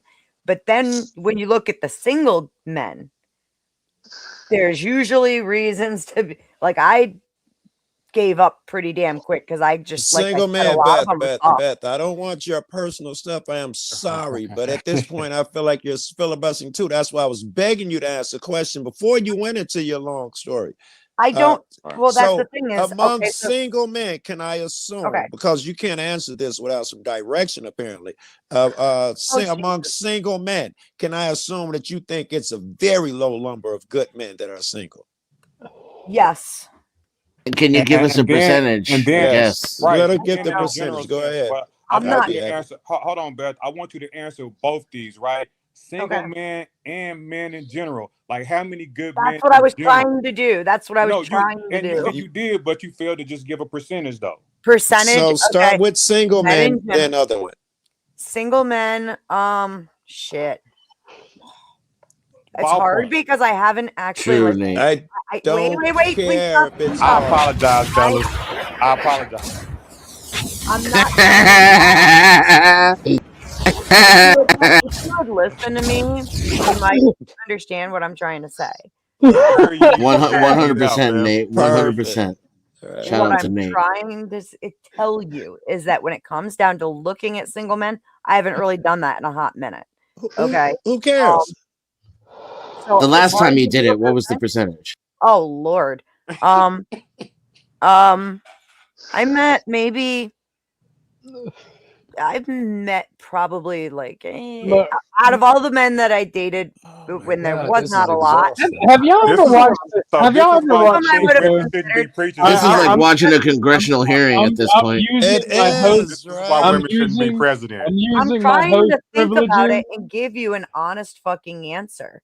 I Like know. seriously here. Okay, Well, we'll continue without I'm this using my because host all of this privileges. stuff is Hold on, just gonna time go out. ahead. I'm using my host privileges. All right, look. Have you ever seen the show The Boondocks? Tom was having problems with his wife, and I'm not talking about the pimp named Slickback episode. There was this fucking They did a whole thing where Tom's wife didn't like him because he was soft. All right. Yeah. And he thought he was gonna cheat, and he wound up having to smack a motherfucker. But the guy who was teaching Tom about women said something very important. And it's both of y'all motherfuckers are boring as shit and don't have your shit together. Like have like single that. men and single women ever thought that maybe they're just fucking boring and don't have their shit together? Yeah, it's very, very fucking possible. I know it for a fact. That's the problem. Is when I was dating, I should not have been dating because I was not in the right. That's It the reason is. I think that you can't give a number, Beth. Yeah, I should not have been dating. Because the when I number was. 0. And, right, and then she's gonna have to look at her shit. What qualifies her to be ready, and she'd have to face that I'm the same as everybody else. Exactly. And that's why I haven't dated in fucking years, because I realized pretty fucking quickly that emotionally I was not going to be good for any fucking man. I needed to fix my own shit, take care of my own household, and get myself on my own fucking feet. You see Yeah, what I'm but see, saying? if a guy actually liked you and saw that you were doing that, you know, and he was worth a fuck, he would try to help you with that. And that's the problem. And that's the problem I was getting into earlier before we went on this tangent. You're right. Is that people in general, regardless of age, look at relationships as purely transactional now, of what they can get, what gets their rocks off, the resources they can get from it. They don't plan for the future. And you've got feminism and the red pill doing the same shit, but one's for women, one's for men. And like, if you've ever heard either one of them side by side, you'll see that it's the same fucking Marxist bullshit and fucking society destruction. I agree But with you that's completely. that's not like real people. I mean, that's the people who get the podium and have the voice and speak the loudest. But in reality, if you go out in your neighborhood, you go out in your community, that's not the real people. The real people are still fairly normal. How can you say the issue is whenever the problem is whenever a man sees a woman in a dire need and he gets with her and try to help her out of that situation, that's the problem, and that becomes transactional? I don't see that as an issue. Like, people can take advantage of those, but It could be partnership as humanity opposed in to your heart, that's what you transactional. want to do. But Like, that's the issue. They don't see it as a part. They don't see it as a partnership in people the is West. taking advantage of Who those is situations, they? make it bad. Society is a whole. And that's another problem, right? See, that's another It's problem, true. right? Like, Is you're that putting everybody in one box, and I'm saying And they don't applying it all to fit everyone. in a box. Okay, I get, Hamza, you're doing that thing that red pillars make fun of women for. I get that I'm generalizing and you don't do care. that. I don't. But Yeah, I like, don't. My friends don't either. You know, like, that's just. It's nice and neat. There's but no it's way like, to talk about social issues then. yeah, that's we can't. there should be. There should be. And this is the thing, right? Is sure, if a good man came along and wanted to actually like fucking let me help pick you up, I mean, I'm a lot better now than I fucking was back in 2020. That's for damn sure. I'm a totally different person. But the problem is everything has been poisoned by this, like what I heard was, how dare, why would you, it's wrong for you to even think about saddling up a man with the problems that you have. You need to fix yourself first. And men Sounds are like like, it's your problem. You believe that there know, is no good man on the market. They're all I don't taken. agree. That sounds I like a believe they're out crazy there. belief. No, Well, I think there's lots of good ones. It actually makes sense to me. That's not Right, whenever you look at Those the niggas that's on the that, market that's will be most divorced reality. in years and be Not one what of the I'm guys who saying, she Joe. said was not Not a what good I'm saying, man. Joe. Yeah, but he just got hooked up real quick though. For Ahimsa my just got here, and area, I want to get her opinion on this. And by the way, Ahimsa, that wasn't a shot at you. I was just saying that's like a thing that a lot of people do. But you can have the floor. Welcome to the show. Thank you for coming. What's your Thanks. take I on all mean, this? yeah, I think I there's called still her. like. I think. Well, I saw you and is the only female up here, and I'm I like, sent well, I out the don't cat necessarily. signal. Yeah. Well, no, I think there's still like a lot of really great men in our society. It's the Yeah. matter of where are you going to find them, and Yeah. usually it's between friends, it's between community activities. But I just don't buy that there's only shitty humans out there. I still I find agree. a lot of good ones. In fact, yeah, I mean, I agree. Yeah, I don't but you know. gotta That's wait. You gotta wade through the shit. See that's the thing, right? And I I don't do wade agree. through I do anything I agree don't with want you. to wade through. I mean, I Yeah. wade through what I like. If I'm better, maybe that's part Are of you it. married? No, I'm not. I am in a relationship, but I mean, yeah, I mean, So I whatever. want to see, can you answer the same question directly that we asked to Beth? What is the percentage of good men that you would actually be with? Not just general men that you see that's a good Samaritan, but that you find acceptable and will marry one day. What would you say is the general percentage, single and in general? Bex, instead of woo banging from the chat, why don't you hit the panel and put your Pass. perspective out there? Did you say pass? I just don't She got like that chat temperament. Hang on, I want to hear how Ahimsa answers it since everybody was upset with how I was trying to answer it. I want to hear it too, Beth. Okay, so you're asking me how many would I like settle down with, right? In Yeah. reality, whether you're man or woman, personality wise, there's like maybe 10% of the populace going around that you actually could settle down. That's not to say like arranged marriages. I'm saying someone who fits your personality and your living style. That So was dope, and I think that was the answer to That that. was a great answer. brother, 10%. We agree to that. 10%. brothers and sisters of the panel, I made a joke. That's been my experience. At one of my female friends, and my grandfather was in earshot. And I'll tell you the old school wisdom he put on me. Like I made a joke. She was joking around about marriage and shit, and I'm like, first off, I am retarded and not ready for that financially, physically, or mentally. And so no. And by the way, no hymen, no diamond. And I went off joking. My grandfather, like she stayed out on the porch doing what she was doing. My grandfather came in there and was like, "So, are you a virgin, young man?" I'm like, "What?" And he goes, "Are you a virgin?" I'm like, "No." He goes, "How can you say no hymen, no diamond?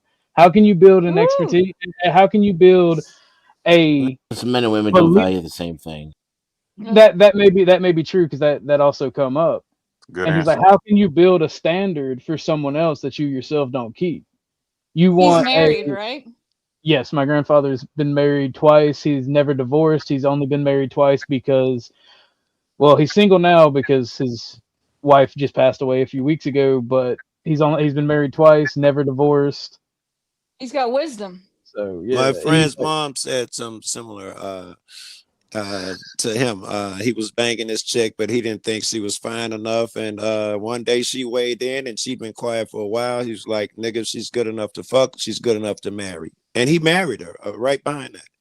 Yeah, well, I mean, sometimes people aren't joking. Sometimes there's unfair standards. Sometimes there's just bullshit. And my thing is, what I'm trying by telling that story, what I'm trying to say is maybe sometimes we have a set of standards that we don't hold for ourselves, but hold for others. Absolutely. Oh, by the way, I want to say they're something still too. together, and this was I don't know how many 30 years ago or something. They're Right still on. together. Yeah. I want to say something when I got a minute. I was just gonna say you want to listen to wise people about the advice you take too. I mean, if Right. someone's been married and their partner has passed away, but they had a long-term good marriage, that's someone you would listen to. But you're not going to take financial advice from your broke Right. neighbor or relative At any some more than point, you would I like want to take move this marriage at some advice point. on people I who want to. don't have. But I that's gotta- the problem. That's I the want to problem share by what my and large. grandmother told me. We have an entire generation I'm just gonna. listening to the Sisterhood of the Traveling Pants who Yeah. have no husband, who have nothing about marriage advice, Can't. and then we have a bunch of sad, depressed men listening to Andrew Tate, the fucking human trafficker, I dig it. about how to deal with women. Go ahead, Can Joe. we and come then- back? I Yeah, wanted to. yeah. Wait, Yes, this is sir. kind of sideline, but I want y'all to engage because we can come back to this. Apparently, we all have an appetite for it. Well, before But go ahead. something just came out. Beth, I sent you the video. Cam Higby, I think it's the same guy who did the Somalian stuff. I'll He send some- it to OG. Yeah, he somehow got into the signal chats that follow ICE, and he gave everything to the FBI. And he put out a video about it saying, "I gave all the signal chats to the FBI." And I'm getting texts of all the people pulling out of some of the ones that I'm in right now. And I want you guys' opinion on it. So I Well, sent her the before- video. I'm sending OG. I'm gonna put it in your Discord. And Okay. what I wanted to say real quick on that topic is, Well, before we move on, and we'll get Dew's story. You go ahead, Beth, and then Dew, you have the floor, and then we can move on to what Joe's talking about. thank you. I want to I believe on that. I am really, when it comes down to the dating stuff, I am a bad one to ask because it's not something that I've thought about much. I still have a minor child at home. He'll be 18 next year. And that's when I'm going to start actually doing stuff for myself because I do understand the stats. And right now, my job is my child. So dating between the fact that I was messed up on my own and I didn't want to burden somebody else with that bullshit. I needed to fix my damn self. I need to take care of my kids. So dating wasn't something that I even thought about. So I am the wrong one to be asking that question too. And I'm sorry. It's all That's good. all. It's all good. At least I can admit it. At least I can fucking own it. Most women can't. I will want you to take all of that out and just answer the question. We know you go through some stuff in your personal life, but when you're talking just in general, you know what I'm saying? You don't have to apply all that. Admit It's not what? Well, that's the thing is that because I haven't, how can I take a guess at something that I haven't? You don't owe any explanation, Beth. Get to your story. So I want to share with y'all some real shit that said good on my heart when I spoke to my grandmother after my grandfather passed away, after they had been married 50 years or whatever. And she said, honey, let me tell you, your grandfather was not perfect. But one thing he did, he always came home and he took care of the bills and he took care of the kids. And, he did some things that made me want to leave him a million times. But, we stayed together. And that made me feel good about myself and about life. That made me feel like I could, relax my standards and not try to be perfect. Because sometimes in a marriage, I'll be honest, I feel like I'm restraining myself and my ability to dictate how I want to move in this world being compliant with the way other people think that I should be as a man, right? So I know that was a lot to kind of get out there, but the relationship standards that we impose on ourselves are completely arbitrary. They're subjective. They are. They're, They are. what I'm saying? So I just want to live a different way, and people don't see it the same way as I do. And whenever I talk to people, it's like that. Whenever you come from outside of the box with different opinions, you looked at as like a pagan or outsider, or devil, you know what I'm saying? Taboo type shit. So it's just weird. But hearing my grandma said that, it made me feel different about myself and the relationships that I put myself in. I think your grandma has a lot of wisdom because here's the thing is you do get people who are looking for perfect or striving for perfect, and perfect does not exist. Every day will not be rainbows and sunshine. Sometimes you're going to wake up, look at your partner and be like, ugh, because you're pissed off or whatever. You can't put everything on perfect. And actually, honestly, I think it's the harder times that make the relationship stronger and better. Those are the stories one day you look back at and you're like, remember that morning when I looked at you and said, go fuck yourself, and it turns into a laugh about, yeah, you were being a bitch, or whatever. So you don't strive for perfect. There's no such thing as perfect. Love the imperfections. I'd like to weigh in on this as somebody who is married, and my wife and I do go through arguments and little things that can cause turmoil within our marriage. But at the same time, at the end of the day, we both know that at the end of the night, we're both going to be in the same bed together. She knows I'm not going anywhere, and I know that she's not going anywhere. Kind of how, Beth said, yeah, you're going to have fights. You're not going to have a perfect relationship. No relationship is perfect. It's not. You can't have a perfect relationship, because if you have a perfect relationship, there's one thing that's going to fuck it up and it's going to end it all. It will. Oh, not just that, but children need to see their parents have conflict and work it out. That's how they learn how to work out conflict in their own lives. So it's important. My only argument to that one is I don't argue and fight in front of my kids. Oh, I didn't say argue and fight. I said conflict. That can be something as simple as disagreeing on something and compromising. They need to. That's true. Okay. Yeah. Children learn what they see, they learn what they live, and resolution is compatibility. Yeah, you gotta be compatible with your partner. You have to pick somebody, even if you're not. Conflict resolution is compatibility. Is a big thing. Yeah, I mean, because you are according to the studies that have been done, There is no such thing as two compatible people. It's whether or not Right. your methods of resolving the fact that you aren't compatible are compatible. Yeah, your And that doesn't even have to conflict resolution skills. That's what it exactly. is. It ain't so much. And your conflict resolution skills don't even have to be the same. They only have to be compatible with one another.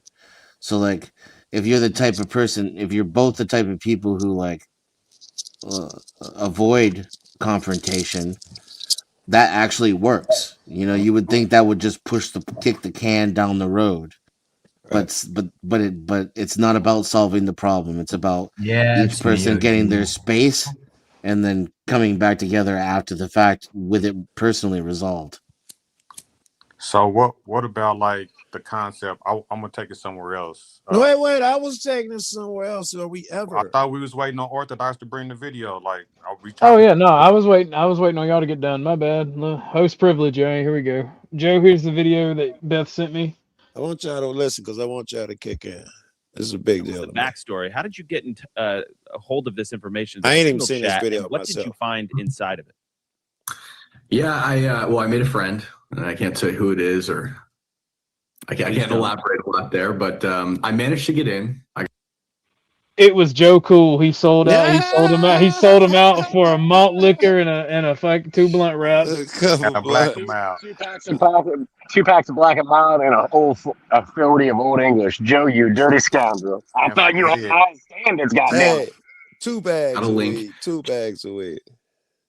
To many of the signal chats, specifically the rapid response groups that were being used to Those are the ones actively I'm at. track down and hunt ICE and then stage intentional obstruction of their operations, oftentimes resulting in violence and sometimes death in the case of Mr. Preddy.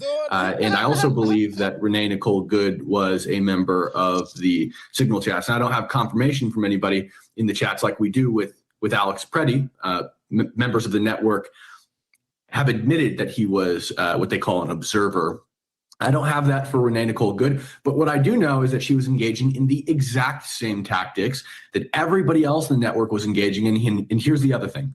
When they are in the neighborhoods, when you are seeing them actively impede ICE or federal law enforcement operations in the neighborhoods, the only way you know to be there is through these networks. And I know that because before I was infiltrated, I drove around looking for ICE convoys and looking for protesters in the neighborhood during active federal operations, and I couldn't find any. But then I joined the signal chats. I hunted them down like over and over and over again. Hey, Paul. So Cam, for people who haven't seen it, can you give a basic summary? What are the tactics they are describing? What's the whole process for how this unfolds for maybe a typical ICE convoy? So as soon as they see a vehicle that they believe is federal law enforcement, they will send the plates into these signal rapid response groups. They have several occupations. There are people who are on motor patrols, so they're like in their cars and they're driving around looking for federal agents. There are stationary patrols, people in their cars sitting on corners. There are foot patrols, people walking around on foot, and then people stationary on foot as well. You'll see them on corners everywhere you go in Minneapolis. Those people are constantly just looking for plates. Then there are plate checkers, and that's indicated by an emoji of a dinner plate. That means that those are people who are probably home checking plates and comparing them to their Airtable database. Okay, and then you have dispatchers who run a 24/7 call. It's active right now. All right. Hey, go ahead. Irrelevant red herring. What do y'all think so far? Irrelevant red herring. It's hard to believe to me. I would have to see more evidence of some It's type. absolutely true. I mean, like 6 of them. It's true. All true. So what is the question regarding it though? Okay, now it's true. Are you asking is it too much? Like what's the questions particularly? Do you have an opinion about what you just heard? No, I mean what's like wrong? it sounds like insurrectionist behavior to me. That's what he is saying. It's insurrectionist behavior. You agree? It is insurrectionist and American. It is an organized resistance. Insurrectionist, man. Yeah. Sounds like My they only need the problem with Patriot this is Act. not as effective as it needs to be. But you could also see it the other way in saying that citizens are witnessing tyranny and trying to oppose a tyrannical government. You can see I would agree. I would agree if this was if it wasn't citizens standing for foreigners and illegals. That's treason. That's not you standing up for your. But fellow where's the citizens? foreigners and illegals in treason. these I said videos, though? tyranny. I've yet to see one. I said tyranny, and it's not There's the some- immigrants, it's the cops, right? It's the agents that's doing the Since you said illegal. cops, how do you think we find as cop watchers, we find the police? We listen to the scanner. It is, in my opinion, is no different than what they're doing here. I don't think you can endorse my behavior and think their shit's surrectionist. Exactly. I don't endorse your behavior. I say cop watches and our First Amendment auditors are necessary. I don't endorse how you do it. No, the fact that we get it through the scanners. We listen to the scanners and we show up, and that's how we film the police. It could easily be portrayed as they listen in on our frequency so they can go there and attack the cops and harass them, and sometimes it leads to violence and people die. This is different. That's an open radio. That's an open radio transmission that you can just listen to. They're what this signal chat is an organized thing to track down license plates. When we come into town, license plates are public information. There's no crime there. And when we come into town, we get organized. We're in multiple cars. Didn't make we're on radios. the claim there was, by the way. Did not make the claim there was. I thought you were trying to say it's inherently bad that they follow a license plate, that they track down a plate. Well, it is inherently bad when they try to do so to disrupt an actual policing. Very good. That leads into, you assume that their actions disrupt what you heard, and then someone could use that argument that our actions disrupt. They're attempting to. I can't find any of the illegals in any of these shootings or videos, though. Where are all these illegals? Valid. Very valid. Not valid. Like none of this shit has anything to do with the The shootings. illegals are not the one actually trying to stop it. They're either complying and being sent home or being allowed to run away when the people like Penny step in the way and get shot. What disruption are we talking about? Like Pretty step in the way? There was no illegal. He didn't stand in between any illegal and an ICE agent. No, he caused. He stood in. There was a white woman on the ground that he pushed over. He caused a distraction. Him and the white women were the ones causing the distraction. They caused a distraction by standing there with his cell phone. Now you going too damn far. Man, now you're jogging that boot. But You they got wore a that boot yellow going down your jacket. throat. Grasping for straws. It's not even grasping for straws. Y'all just don't like the authority. You don't like being told what to do. To this. I don't like authority that is excessive and murderous. I don't like people standing up for foreigners that are here illegally. No, it's not nobody standing up for foreigners. It's people standing up against agents that's acting outside of their duties, doing too. And why are they even engaging with those people? Why were those people even there? Why was ICE there? They're tyrannical. Because it's their job to be there to remove the. It's not ICE's job to be in the middle of the street pushing white people over. Wait, that's why the people are out there with black cameras, people either? by the way. Goddamn it! You understand? ICE, Yes. Excuse Yes. me. You understand? ICE been taking motherfuckers for years, and this didn't happen. It's only when they got violent when this happened. Thank you. They've been doing it for years. Now that the media is covering it because they hate the president, it's a big deal. I don't get that. I don't like this president, but I'm just saying, why was this not an issue when Obama was putting people in cages without air conditioning at the border of Texas? Because they weren't shooting middle-aged white women in the middle of the road. That's way different, right? That's like jail with no air conditioner. What you just described, that's normal in the United States. But I'm that's just what saying, prisoners get in Arkansas. And people were pissed off about it. Yeah, but they weren't because the protesters have ratcheted up their methods. ICE has ratcheted up theirs to meet the fucking violence. I'm not saying I like the violence. No, it's the other way around, bro. Can You're you tell me what up, that means? Because I can't stand when people are intentionally vague like this. It's not intentionally Wait. Here's the question. The protesters are intentionally ratcheting up their methods. Can you be descriptive as to what that is? Does that standing mean on the side of the road with the camera, falling on anything less than yeah, nonsense. Distracting. I don't know. Having organized networks to disrupt government business. There you go. Standing on the side of the road with the camera is not disrupting. Disrupt. You see what I'm saying? Can you tell me examples? You're just using words here that can mean a whole bunch of shit intentionally. You can't say Yeah. violent shit because that's where this is going to go. It's And always you know gonna the be violent. protesters are not mostly violent, so you have no argument. You got to dance right now. They can burn the country down. They can disrupt federal investigations. They can do whatever. And then you know what? That's a red herring. None of the people who got shot were starting a fire. Are accused of any of that shit. Or anywhere near a fire. Okay.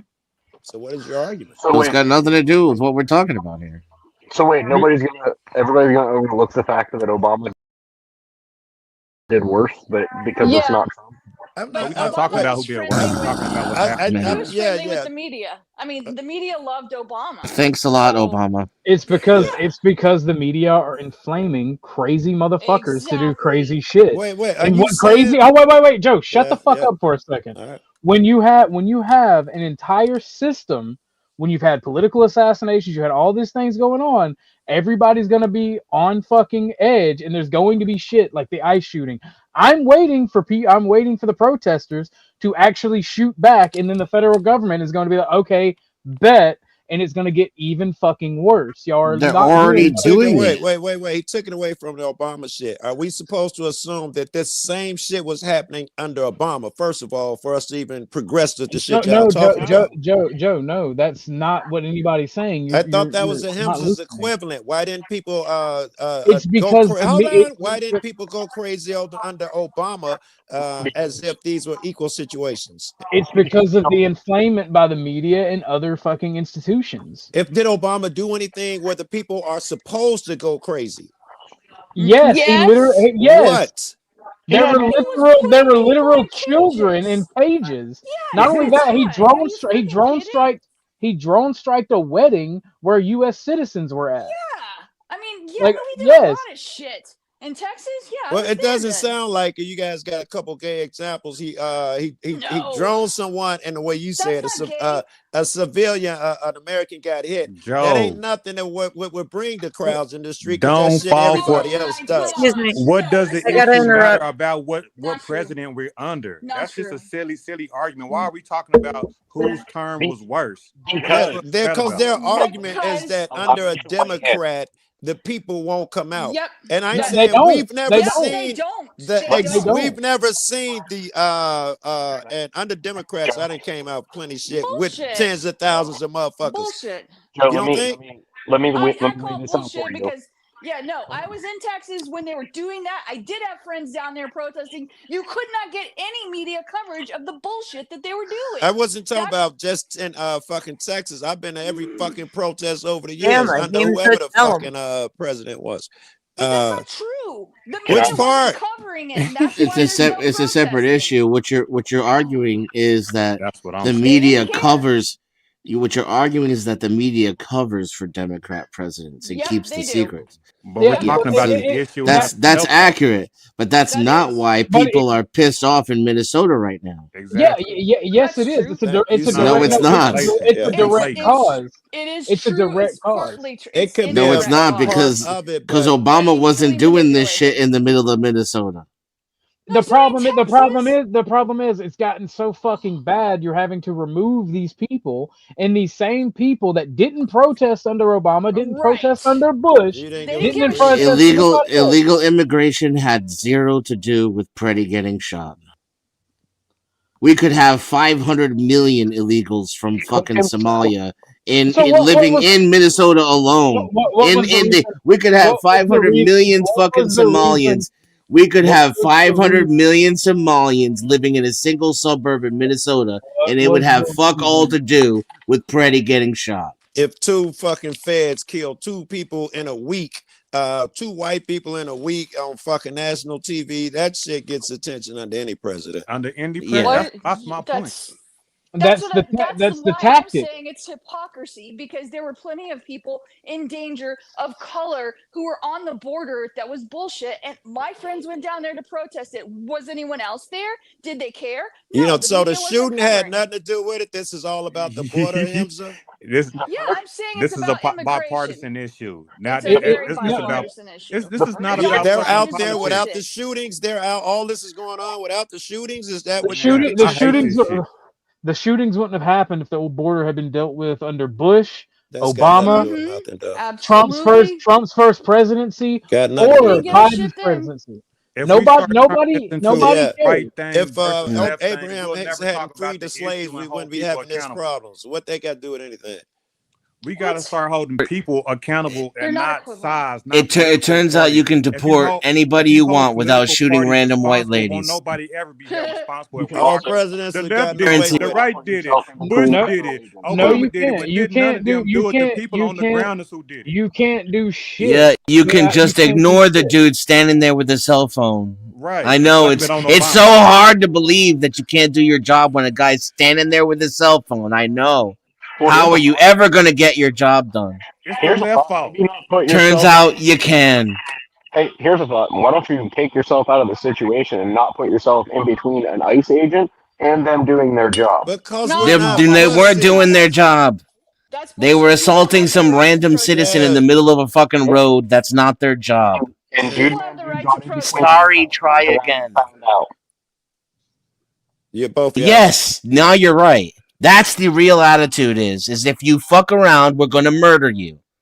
Granted. No, That's the truth. The issue. That The is the issue truth. on his hand. If has you nothing- show up and you don't like what I'm doing and you're going to record me doing it all fucked up and you're going to make a public issue out of me being a fucking asshole, I'm going to kill you. That's So- the truth. Go ahead. Say it out loud. Say it proud. Put your chest out. Don't gaslight me about illegals. That's the Stop with truth. all the coping and That's the truth. gaslighting and say it. Okay, you want the truth? You want the truth? I think Keep it all you real. can handle the truth. The simple fact of the fucking matter is, there's two political factions fighting for the fucking country. fuck. One is bitching. One is bitching. And Here it comes. complaining. Let him get it out. One is bitching and complaining. The other one is trying to fix the country by literally handing it over to billionaires. Neither one of the fucking sides care about the people, and everybody's getting gassed up because it's system on system violence. These fucking same people are killing each other, and now y'all want to get angry. Let's be real. Let's actually tell the truth, not gaslight. You don't give a fuck about petty. You just don't want it to happen to you. You don't give a fuck about Goodwin. You don't want it to happen to you. Correct. Yes, we Correct, are. and that's And this is exactly how you why stop it. you're the hypocrite. Right. Right. This is how Because you stop it. No Yeah. No, you didn't give a shit when it was happening before. It wasn't happening before. When did it happen? I'm in Oklahoma. Whenever shit happened in here, I protest. I march. I go to different states in March. This is unique. Texas. Oh, I but got that's because the media's ramped it up to be unique because Walls hates Trump because he was Kamala's running mate, and everybody's just talking. easily Give us The media does not give anybody a carte blanche to murder. Sorry. No, that's true. I'm not. I get it. I get trying to be a moral crusader. I get it. They have a responsibility to be equal in their Yes, coverage of the news. media has a responsibility, correct, and I still murdered people. And that's the point. Why are White we people negating on the fact of film, what happened in broad the streets daylight. and blamed it on Am I what supposed the to care media's because they're doing? white? No, That's you're what makes supposed to people more understand upset. Other people will care and come. Yes, that's why other people are more upset because random white citizens are being murdered. That's the difference. Oh, This is the bullshit. only people I really see upset about it are internet moral crusaders and fucking leftists who are mad because it's them Just getting name shot. calling nonsense. The yeah, only and that's people bullshit. who don't see are upset about it are bootlicking Uncle Tom servants. I could have did Yeah. the same shit. See, right. No, I cared That's about it neither when it here was nor going there. on under Obama, and it is what it is. This is where the people wanted it to go. And there ain't shit any of us can do about it. Like these two Exactly. forces are they're working in tandem. They're going to fucking Oh, take I your right. disagree. I'm not going to do if anything you- about it, but your assertion that I couldn't, I don't know. It's That's wrong. a bit of If- an underestimation of my It's something you can do about it. If you So- Uncle Tom ass bootlickers just shut the fuck up, you'd be more helpful. That's So one way you could I'm start. proud. I'm a pretty proud of smart and myself resourceful motherfucker. I I'm was just there saying. for the last protest with the George I was Floyd talking thing, OG and in particular, but I'll give it okay. some consideration. Yeah, bootlicker. How about no, Joe? I'm sorry. That You was know just what? funny. So, You know what, you know what, Joe? I don't The spirited argument aside, that was funny. I don't even think need the same 30 thing pieces too, of silver or Orthodox. eggnog. I'm ratting you That out was for good the love of timing. pain, Joe. So I'm I ratting used you to up for think That was the love of comedic the same timing. thing, that things will not change, but I learned otherwise when I participated in the George Floyd protest here Especially in because I was looking Oklahoma, at the kitty and face too when he said legislation it. got changed. I was proud that legislation got changed for the fact that people was outside tearing shit up. I dig it, baby. Shit do change. It does change. Things do change. They were tearing shit up and nobody shot them. I wonder what would have happened if somebody would have got whacked a couple times. Because the nigga got killed in broad daylight on the street on the camera, and he was black and all that shit happened. What do you think supposed to happen when two white motherfuckers get shot in broad daylight? Something gonna happen. George Floyd died from his own overdose. By the police, Well, there was a white father who was literally had to play a game of Simon Says just to get shot in the face by a cop, and nobody did shit. What the fuck? I ain't never heard about that. Yeah, exactly. Dude was getting conflicting orders on a hotel fucking hallway. Oh yeah, Daniel. Yeah, the cop, yeah, and nobody did shit. Whose fault is that? He got his pension, you know. That cop that killed him. Yeah, and I don't know that nobody That's it. did shit because every white motherfucker I know, black motherfucker, every race, but certainly every white motherfucker I know still losing their mind under that. Steve talked about it yesterday on panel. And what about dude up the grid now talked about it? That was a big deal. Yeah, one could argue that that was a while ago, and there's been a progressive movement, and there's connective tissue between the lack of accountability there and the beginnings of accountability in certain places. Like, for example, New Mexico, where there's no more qualified immunity. I mean, we're going to have to see how the courts handle that before it means fuck all, but it is what it is. Well, the thing is, you're also the thing about ICE and the federal law enforcement, whatever you want to call it. Like, this is directly related to the lack of accountability to local law enforcement as well. It's only going unchecked. That's either true. way you go. That's true. Our country is rotten from the top down on so many issues. Go ahead. I don't Jay. think anybody up here is for like illegal immigration. I do think we do have an immigration issue, a legal I'm not immigration even for issue, legal but the way that they're immigration, going shit. about it is just too much. Well, no, it is a pretty clever and good got you when Dennison's like, "Where are the illegals in the videos?" That's cool. I don't think it's a clever got you. I think it's the point. He's just using his fucking I eye. think while Donald Trump and the White House are gaslighting you people because you're mad at illegals.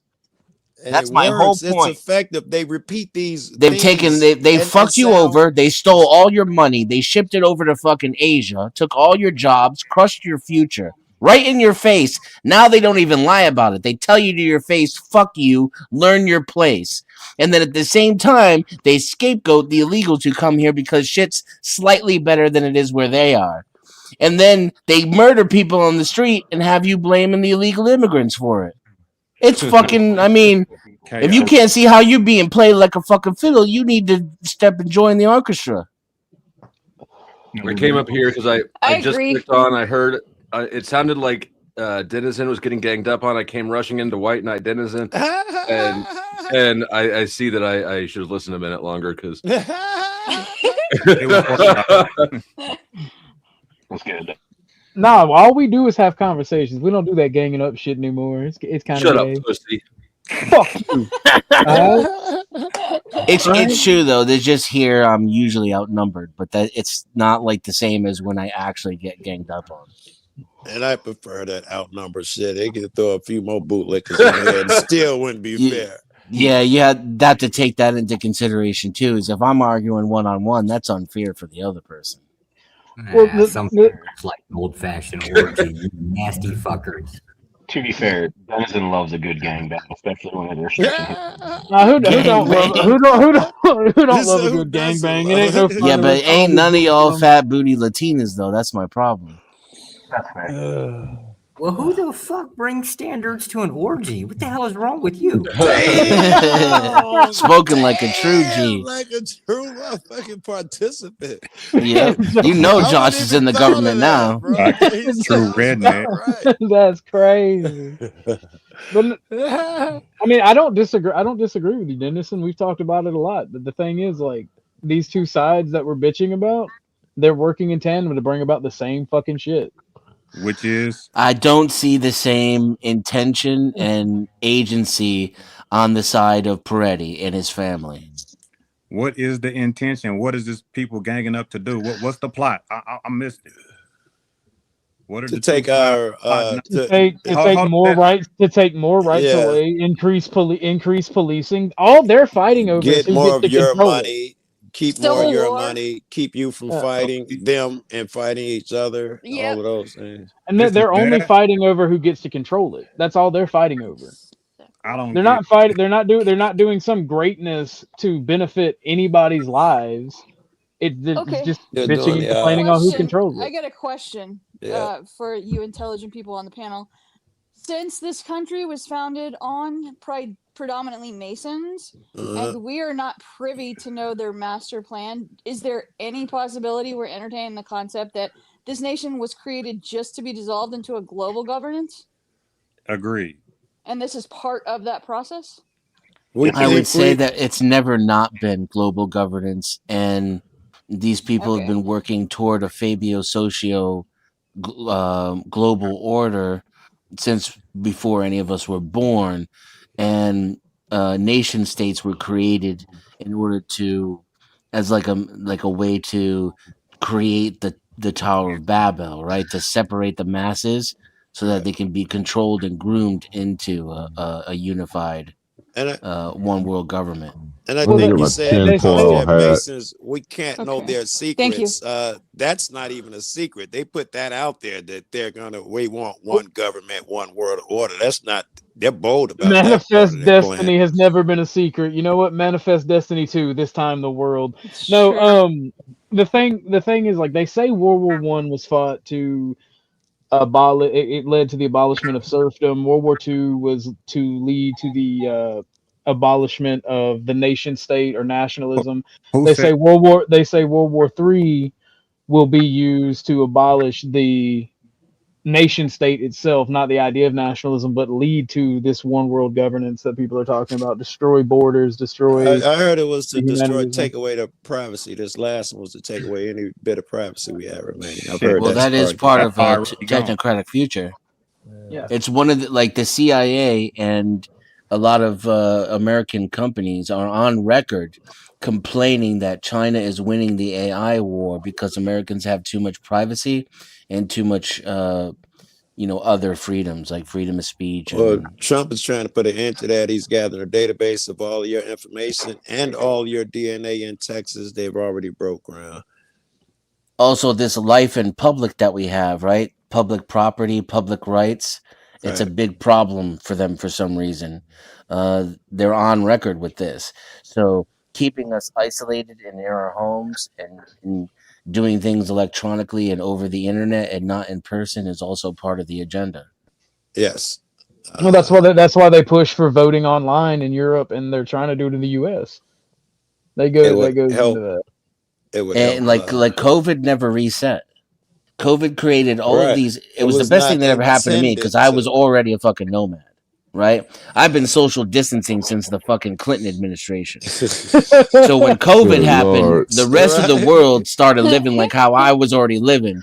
And it made it Right? way easier. Like now I don't have to fucking meet the pizza guy and sign the fucking receipt. He just leaves it at my door. I'm like, this is fucking America. I love this shit. Right. But if you notice, it hasn't gone back. All I the food doubt. prices are still just as high as they were during the pandemic. Most of the shit you buy at the store, like cleaning supplies, that's in short supply. The supply has never been actually brought back to what it was before the pandemic. And a lot of those things, like including how we interact with government, never got reset.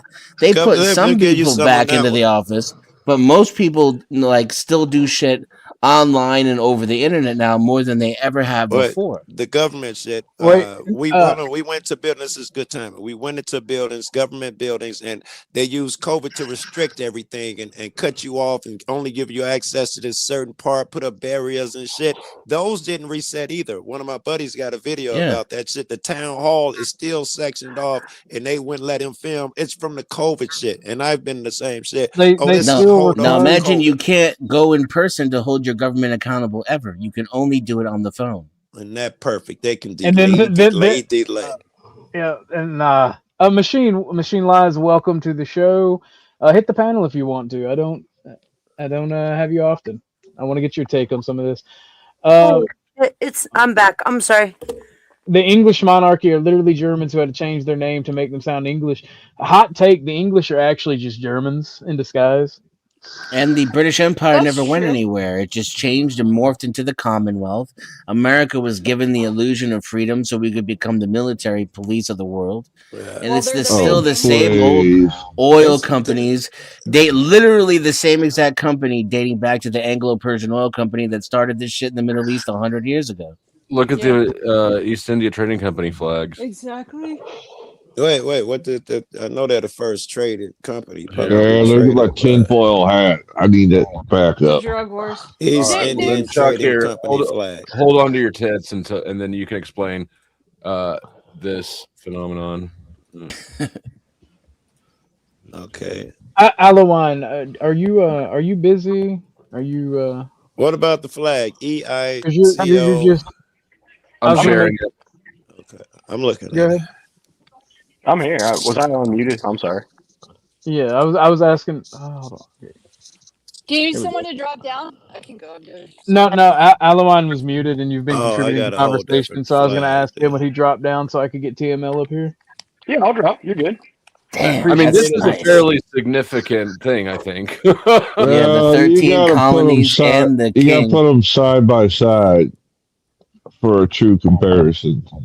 But you don't know what the U.S. flag looks like? That's the 13 colonies British and the flag. king united in the same flag. Yeah, I've never seen that before.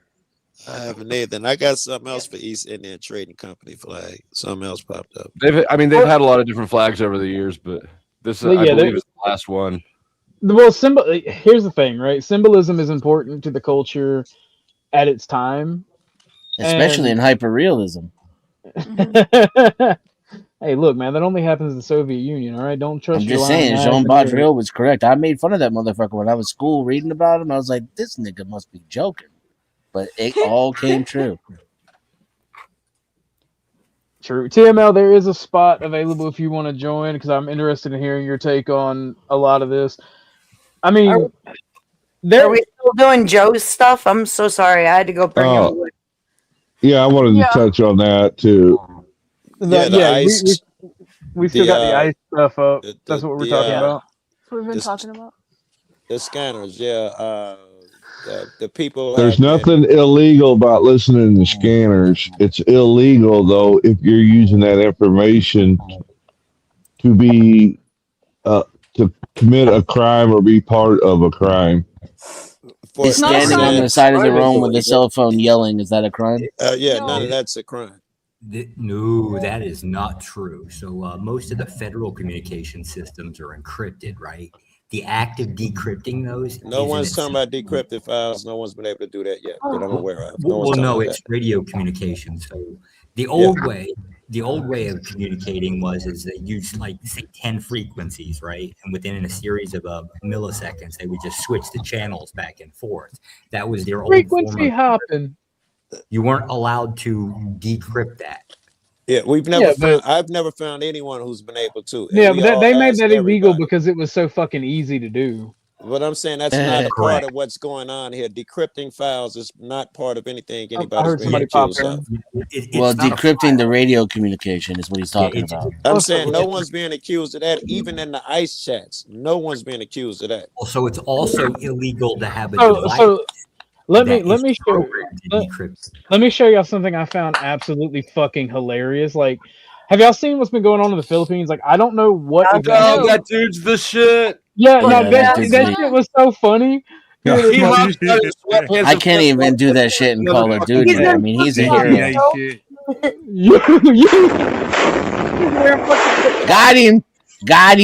No, he's gonna go home and go back and take another nap. He didn't even want to wake up this morning for that shit, but whatever. That's why he just went straight for the RPG. Did you see the guy behind him though, bro? He ate all that backblast. Like I don't think he did. I think that's an illusion of camera. Yeah, he got out. Feet and he's dead. But it looked he like got out holding a gun. He got out holding a rifle. When it looked like to me on the video that he was like had T-Rex arms. It was like Like, T-Rex off of that arms. fucking He did have T-Rex arms. He did. like he dropped his Yeah. rifle and everything. Buddy Flo's right. Buddy was hungry.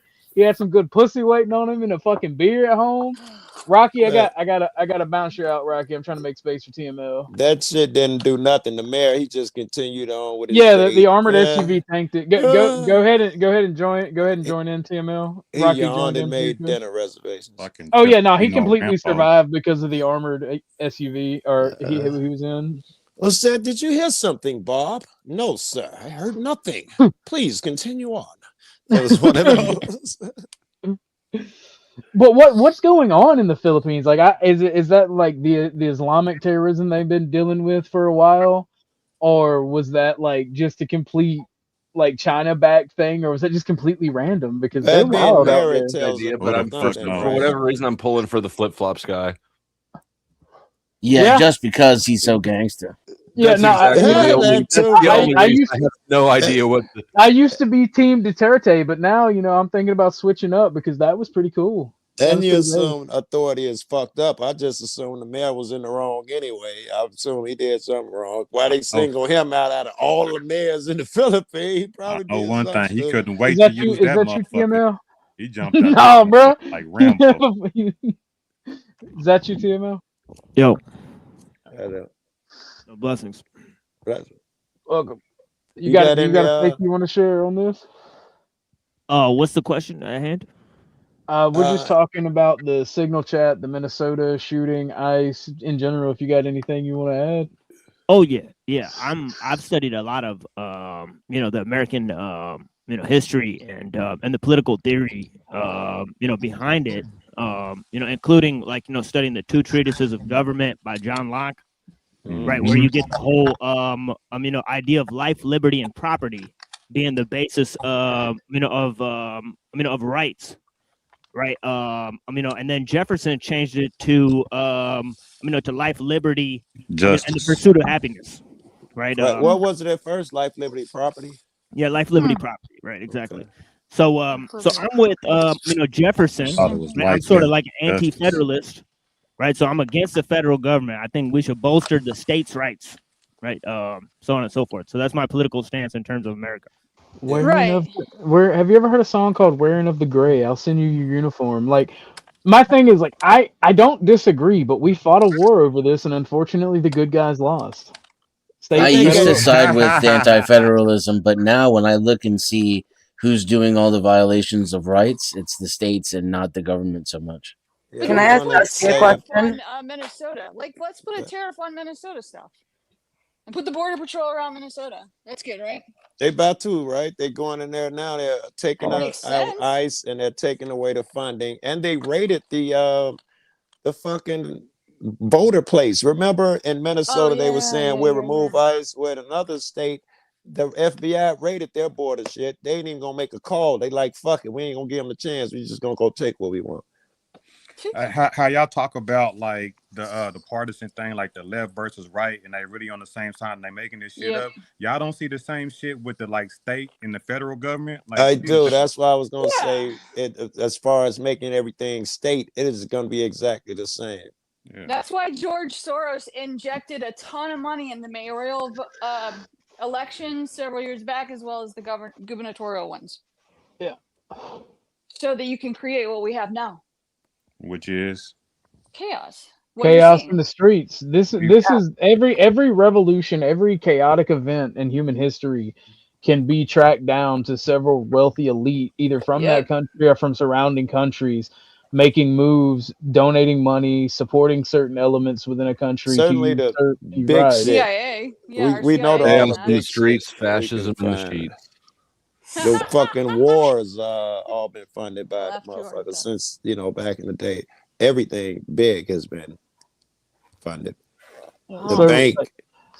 Yeah. Like there's a reason that before there's a protest, there's pallets of bricks out there. It's not necessarily the protesters doing it. They did that when we was at, man. They put, I don't even remember if it was bricks, it was bottles with gasoline is what it was. Whoa. And they let the protesters pour it out. Cocktails.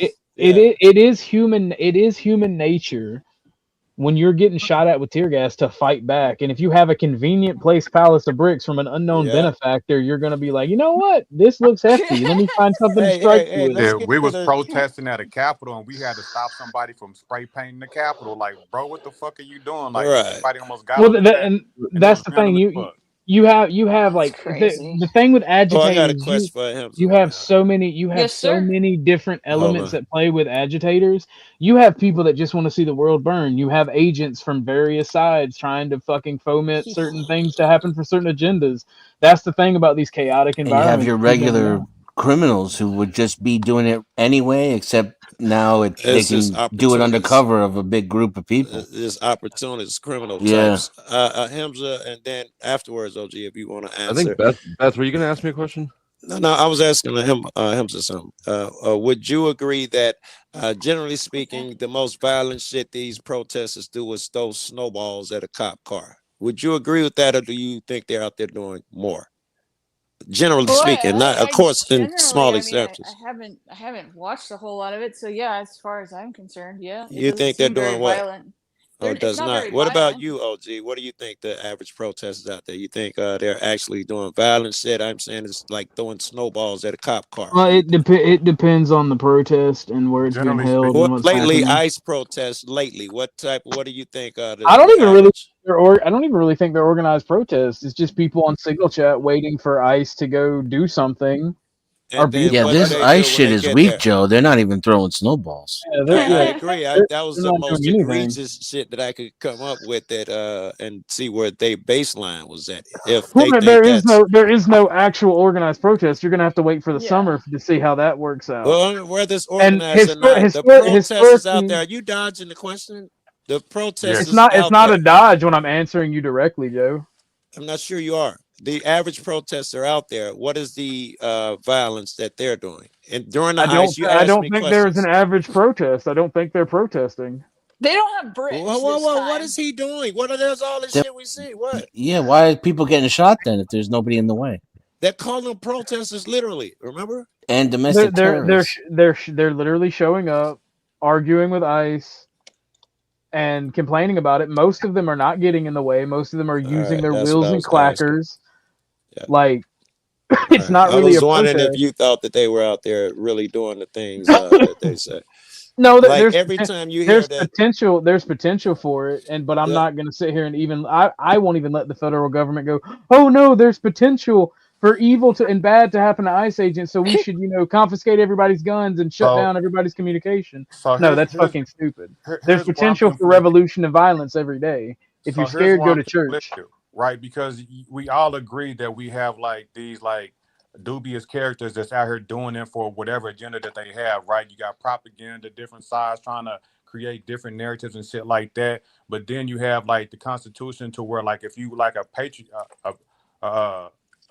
you're supposed to like stand up against tyranny. And then if I'm watching the news, I can't even. Right, I can't even fucking listen to the English major. Reality when I'm watching the news, I can't tell if I'm watching a deep fake or not. So how do we discern? Because it just makes me want to mispronounce it more. But we could be watching deep fakes. It could be actors. It could be anything. Like, how do you fucking discern in this bullshit? Yeah, I'm already on the side that you can't. But in sorry, the say that again, Dusty. Sorry, Dusty. I'm just mumbling. Side note, I submitted a press request for Live Nation for the Rob Zombie Marilyn Manson concert. If it works, I'll let y'all know because maybe our YouTube channels are a way to get free concert tickets. Yo, let's go. Badass. That is cool.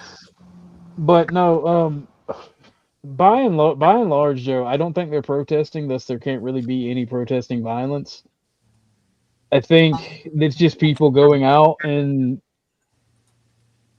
basically telling them they're doing wrong. If you look at all the footage.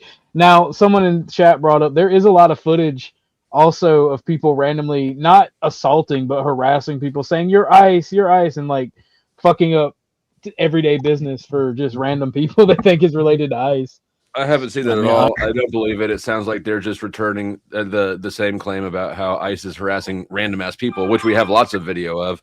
sounds like the narrative is just getting spun back, which you can expect. Yep. I did see a video of one video like he's talking about, and one where the people harassing what seemed like a regular citizens. Some of the other protesters came to that person. The people were yelling, "He's ICE," and they was like, "Leave him alone, he's not." And a white van pulled up and ran in there and chased everybody away, and he ran out to the white van. He was ICE. But I saw another one where they were yelling that they're following these two women around, whistling, blowing their horn. The women pulled the car over and was yelling like, "We're not no fucking ICE. Fuck is y'all doing?" Arguably, Renee Good, is that her name? Mm-hmm. She died for that sick burn her wife got on the cop when she was like, it'll still be the same license plate later. Don't worry. Yes, that's part of the shit we be doing. They do. We got lists of license plates. You can send it, and if somebody will tell you if it's a known ICE vehicle, that's a thing. Fair enough. Are we done? Are we done looking at the signal video, Joe? Did you get all you wanted up? Actually, with these new niggas, I would. Well, I think I know. Joe's never done. What the fuck are you asking? Yeah, right. I think I That's did. true. I'm curious if there's any news about the 2 investigations that are going on. What about the story not being covered of 5 and 6G rolling out so you have no more freedom at all? I mean, I'm at an elderly neighbor's house the other day and they've got internet, and that's not supposed to happen. It wasn't that way like 6 months to a year ago. What are you talking about? I'm saying when they have 5 and 6G fully rolled out, it doesn't matter if you're subscribed for internet. Your privacy is gone. They can see through it, see through everything. So you cease to have privacy. What was 5G It's been rolled so? out. It's been rolled out in the last 6 months to a year, where people who are out in the country don't have internet, not even close to it. They're getting internet perfectly inside their homes now. Yeah, that was part of the infrastructure shit that they've been put in place. Right. They so specifically privacy targeted is- rural areas for high-speed internet. They sure did. Rocky. Thank you, Rocky. I will gladly tell my mother you sent her $20. Thank you, Rocky. I still owe her 20. Oh shit! What is up with you weirdos and amputees? That's crazy. I was looking for a video where this guy was driving the car and the ICE. Oh, did something actually happen to your mom? I thought he was just making a burn. My mom's an amputee, Flo. I mean, if something happened and he's actually donating for something for your mom, then I retract it. But if he was just taking No. I think he was just taking a dig. Okay, yeah, no, You don't have to hold the legs up at the same time. At least you can laugh at it later. But not like Crab says 5G don't have shit to do with privacy. Well, the thing is, like, if your devices are connected via that 5 and 6G, that gives an access point for them to be able to remotely view your data and everything. And then turn the microphone on in your phone and watch you through your camera. What's that different from now, though, is what I was wondering. Because those people didn't have any connectivity out there before. Oh, now they're getting everybody, is what you guys are saying. Same thing, more people. Yeah. Well, ain't internet a good thing or not?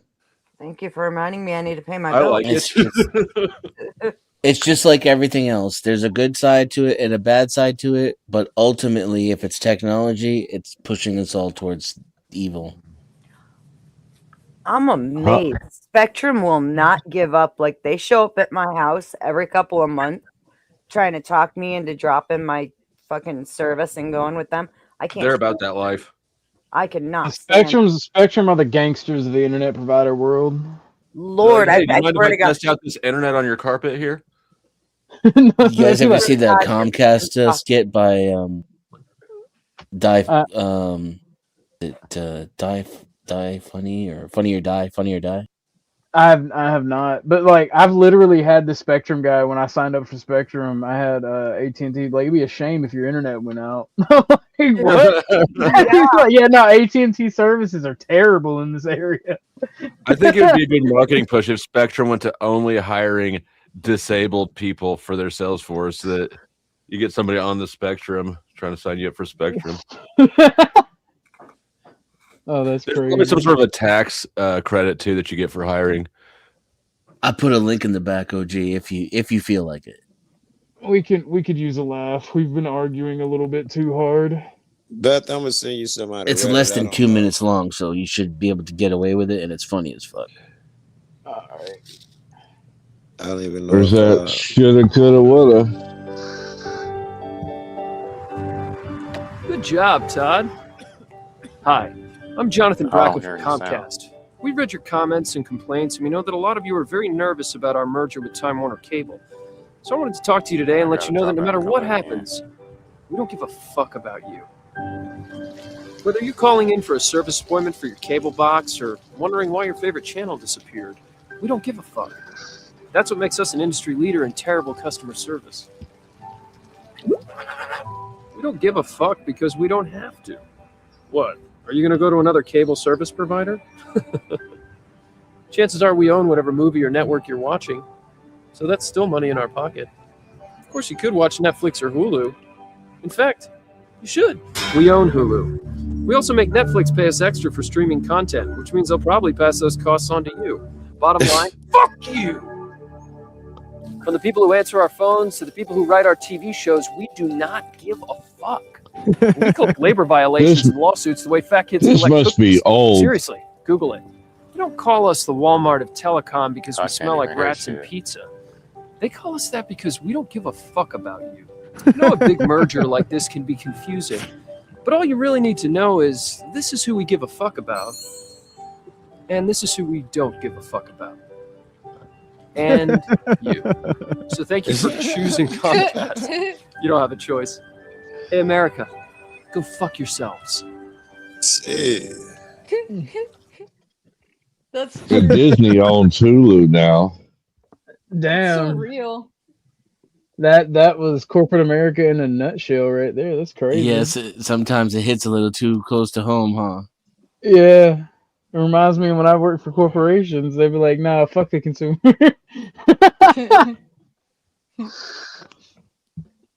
Like Here's fucking the people we do give a fuck about, and here's the people we don't give a fuck about. And you. Beautiful. This is from Joe.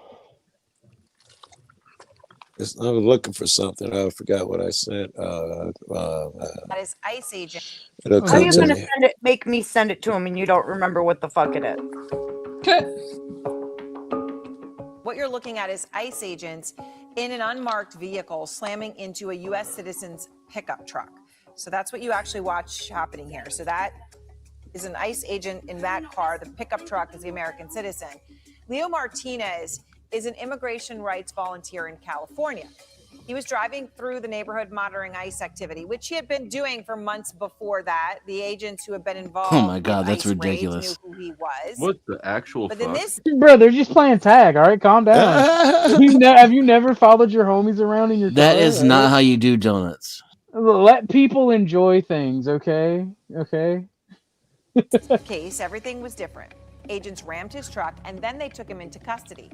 The incident ignited outrage and protests. They charged him Martinez with was assault. hospitalized after Of that course. car rammed into him. Later, after that, they booked him into a LA detention center. Of course, he's an American citizen. CNN has reached out to both DHS and ICE repeatedly since yesterday. So far, That no shit's response from crazy. either agency. As an organized community, we have no other choice. We're not going to be able to rely on police to keep us safe. We're not going to be able to rely on any politicians or anybody else. So we have to organize and do these things on our own. And we're doing this with our hands tied behind our back. So the fact that we're frustrating them with the limited resources and abilities that we could do, we're not the ones out here with guns. We're not the ones out here kidnapping people. We're not But the you're ones out making here them wilding out. uncomfortable. So the ways that we can defend ourselves have to be You're not only distracting legal and safe, but we have to be able to do them out in the open, which is what we've been doing.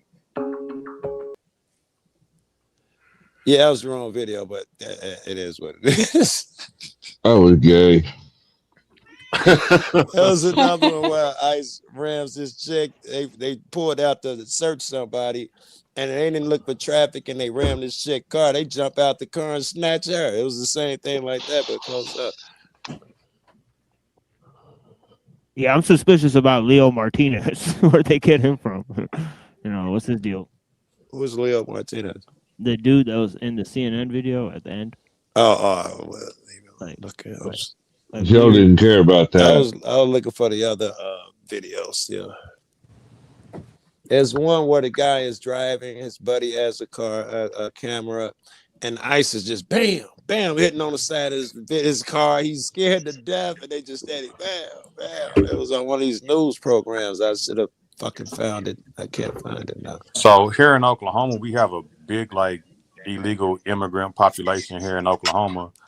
We have like a 3 square mile radius where we call like Little Mexico. And on the news yesterday, they was trying to the federal government is trying to buy this property to where they're going to like start trying to house these people whenever ICE do come through. How good is the food there? What you need, buddy?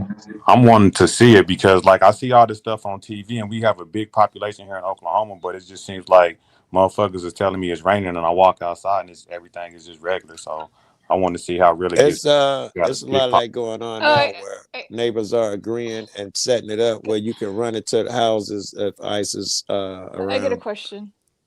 For is due diligence, since he's in Oklahoma, what is the potential of these illegal immigrants running to the res and being safe? Because there's a lot of reservations there in Oklahoma. I'm just curious. That's like what happened. Well, the feds have authority there, though. Yeah, I was gonna say the feds have they're the only law enforcement. Yeah, whenever you say what's the potential, like I don't know what the potential is. I'm assuming that some will, but I don't know if it'll help much. You know what I mean? I don't know what you mean when you say what's the potential. It's gonna give the federal government a reason to declare war on the Indians again. Yeah, the Indians exactly. The Indians aren't gonna. Where I was going. Not going to harbor them. Yeah, exactly. The Indians aren't going to harbor them and go to war with the feds over that.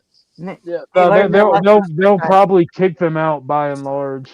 I think they will because don't nobody want to get caught like harboring. The tribal leadership by and large is pretty much happy with the way things are right now. They get their casinos and subsidies. Yeah, it's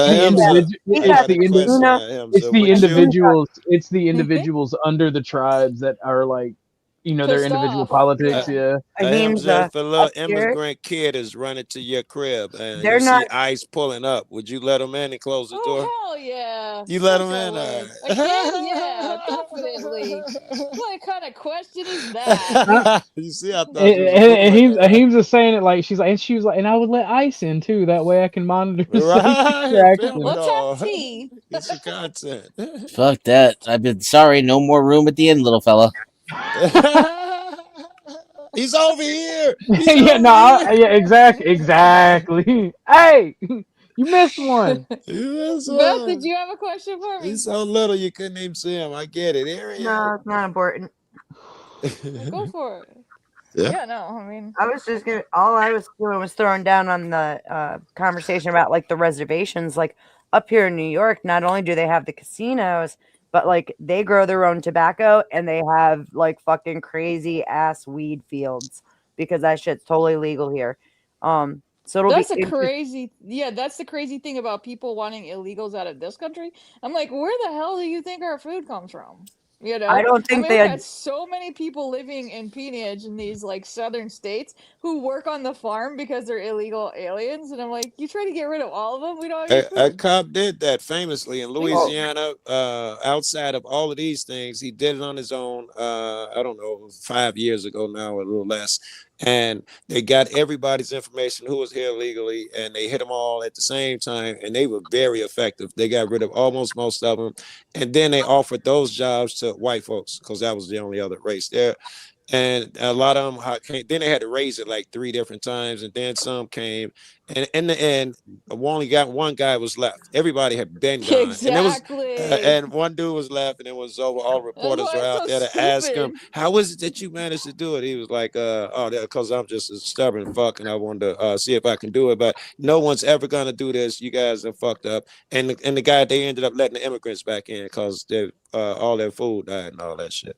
Yeah, I don't think the Indians will jeopardize it, especially not like. But it'll be interesting though, because we also have a sanctuary city, like literally 30 minutes from the reservation. That's what I was going to speak to too, because like in Oklahoma, we don't necessarily have, it's not necessarily a sanctuary type deal, but it kind of is because like it's easy to get illegal documents here. Like I remember, like my got suspended and shit, and I was still able to get insurance and am I tagged without a license because I just go to these Mexican shop where they own the tag agency and I can just pay extra. You know what I mean? You can come in with somebody's social security card, and I don't want to just say too much, but we have so sanctuary cities, but not in a sense like how you might think. You know what I mean? So like you could rig near it me. around so that they pretend to be like Choctaw. They can get an ID to be like Choctaw, and then they can go hide out in the res, and then that's possible. Absolutely. Yeah, that's a good point to bring up. I like I that mean, like subject. out here, That'd be smart, actually. This I is like a it. full out sanctuary. Hide in plain sight. Too. Yeah, Like I love that. That's the deal here, right? the federal Like, government and is shit like fucking that. pissed off. The feds The- are pissed off at my area. The city reason near that me, I holy brought shit. up the system on system violence, right, is because you have the BBC fucking bringing out a video of who they claim is petty. I got this right here, and this isn't even related to the Minnesota stuff.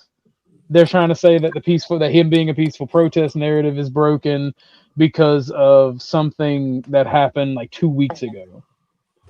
This They're is a claiming- moment the news movement filmed on January 13th in Minneapolis, showing a man who appears to be Alex Preddy interacting with federal immigration agents 11 days before Border Hello, Patrol D. shot and killed him. That's Footage was destruction of analyzed by the government BBC. property. Facial recognition technology confirmed his identity to a 97% degree of accuracy. Yeah, well, I saw a poor On the guy. morning of January 13th, our team I received saw a this tip poor that federal fucker. agents were blocking a street at the corner of East 36 and Park Avenue in Minneapolis. We arrived around 10:15 a.m. We saw observers shouting at the agents as they walked back to their vehicles. When they started driving away, the man kicked their taillight.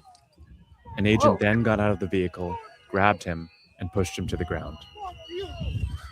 The coat is the same, but that's a tough one. Because I just saw a video of this poor guy. During the altercation, Matched agents like fired tear gas and 99%. pepper balls He into the got crowd. arrested. They continued to hold the man down before they retreat, and he walks away.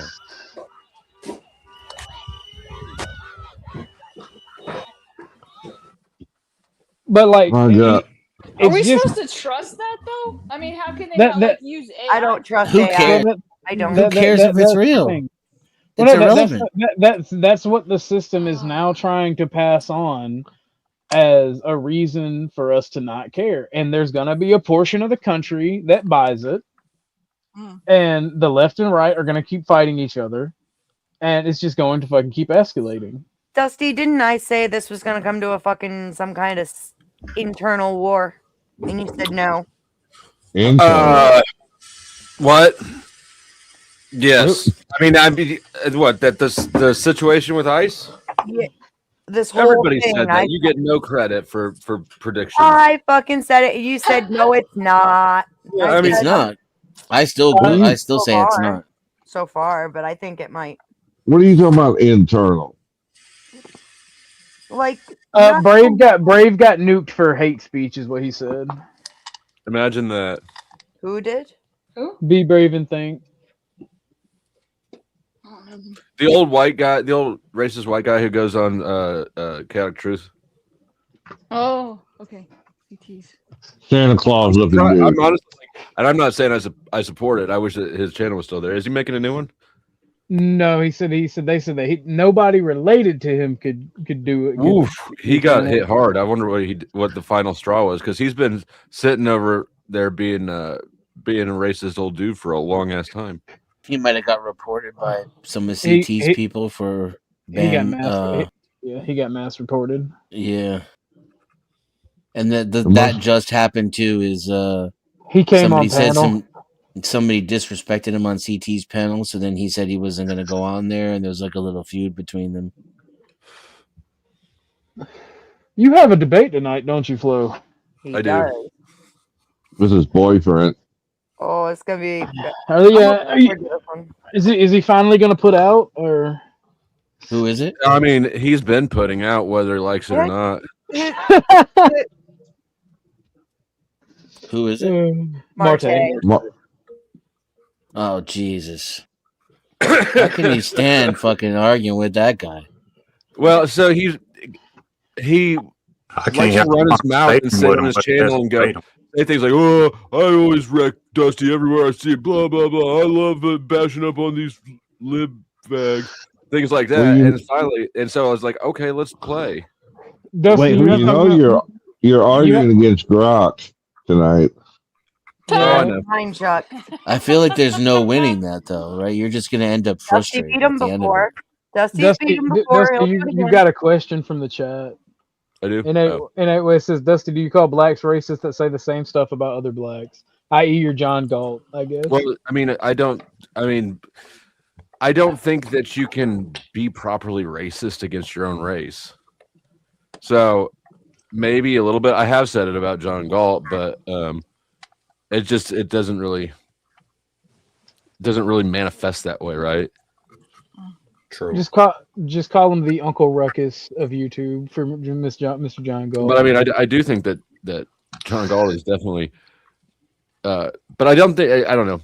This nuance, but I think so John Galt is definitely racist, right? But I think it's more of a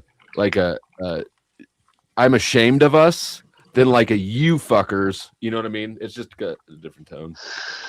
Well, the thing is like what John Galt's kind of what turned me against landlords because like I'm just sitting here listening. It's like, yeah, OG, I'd give you the white man's price. I'm like, as much as I appreciate that, John, like that's shitty to do to tenants the way you treat tenants and people. Like, yeah, I feel like I like John Galt too, but I feel like John Galt is like a honeypot of just bad behavior. Like he's trying to lure other people into behaving poorly, like he does. Yeah, and like I said, I love Mr. Galt to death. I like talking to him, but hearing the way he interacts with his tenants, like he'll literally post their fucking conversations online, and you'll hear people pleading because they don't have a place to stay. And John's like, yeah, no, fuck that's them niggas. crazy. I gotta say something. I'm like, maybe commies are right. Whenever I hear John Galt, I'm like, you know what? Maybe the commies got something going on here. I gotta say something about the Marte and Dusty debate. I saw the thumbnail that Marte put out, and yo, that picture of him is so fucking old. Like, he's practically catfishing. It's like, dude, like, I'm like, yo, what are you thirsty for? And considering, like the comments and stuff. In all fairness, the picture that he used for me, he went back quite a ways to find that one. Okay. What the fuck? At least he's fair. At least he's fair in his right. At least he's fair with it, but that is still like it wouldn't have said anything if it hadn't been. But it's kind of like, boy, you really rummaged. Of course, we've really rummaged on his shit too. So is this the guy that you went back and forth with on Grizz panel for like 30-45 minutes trying to just figure out a topic to debate on? And he kept Yes. Yeah, he's a piece of shit. I don't like him, bro. You caught him out. That's another game that those people over there play, Dusty, is the what's the topic thing. They really they tell you to pick a topic, but then they shut down every one you talk about. I know. I offered because they're gave him the choice to pick it, and he wouldn't. They're manufacturing prompts that they know they can beat. That was the biggest problem with EOD and Rob. Is I kept saying these prompts. He's like, no, he's already done that one or something. Pick from this list. So Beth might be onto something there. Well, Grid's the one who fucking taught me about that.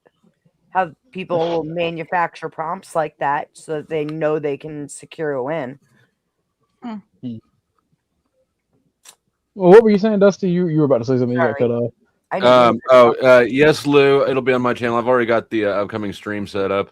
So everybody, be sure to. What time is that tonight? 7:10 Central Time Zone. Yep. So 3 hours and 10 minutes. I'll probably try to start a little bit early.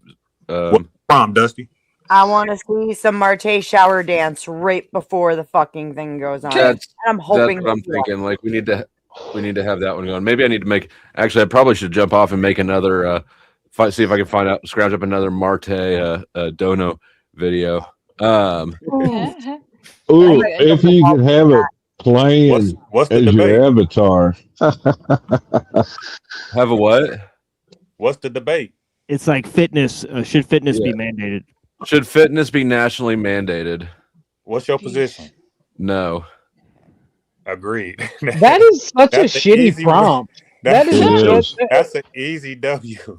I don't the know most. why he would choose that. Like he rejected. I gave him much fairer things, and then like he rejected all mine. And then finally he passes back these. It's like, what the fuck? This is a stupid prompt, but you should be able to slaughter him on this. Oh, I he's think got it should be mandated to the extent that anything else is. Like Exactly. if you're forced to take math, you should be forced to take a fitness class. Yeah, I We're think not the talking about easiest. it in school. Yeah, I think the there's- easiest argument would be to just say you and that me. exercise causes you to use up your metabolism, right? So it's programmed cell death. And so the more you exercise, right, the closer you get to dying, for sure. That's funny. I wouldn't. Yeah, that is funny. But D thinks it should be mandatory. It's quiet online. Yeah, I agree. For No, what? I we're think talking it's about more mandatory. important. He's talking about mandatory for adults, Denison, not kids. It's more important adults. than English lit. It's talking about for everyone. Yeah, he's talking about for everyone. Like, Not the school We're not system. talking about school. yeah, like work, like having to go to your community center, sign up and work out, or be fined or go to jail. Japanese, when they bought our steel mill back in the 80s, they came in, and Japanese have a workout routine at their places of employment. They tried to do that. We just stood there and looked at them like they were fucking silly. We're not doing it. Hold on, D5. That's not an answer to the question. I want to hear why you would mandate it, not if you could talk forever about it. Well, Crab says 10th man needs to go get the old Marte porn video and blur out all the TOS for you. I had that thought, and then I was like, nah. I wouldn't agree with fines or jail time because I think that'd be counterproductive.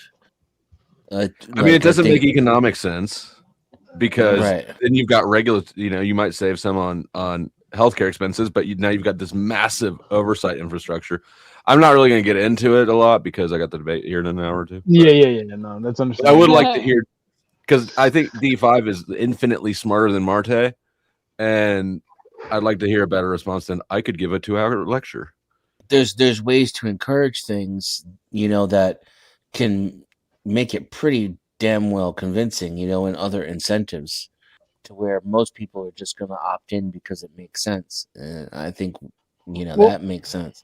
Like Chuck was talking about the Japanese having a workout program for their workers. Like on paper in Japan, that's, optional.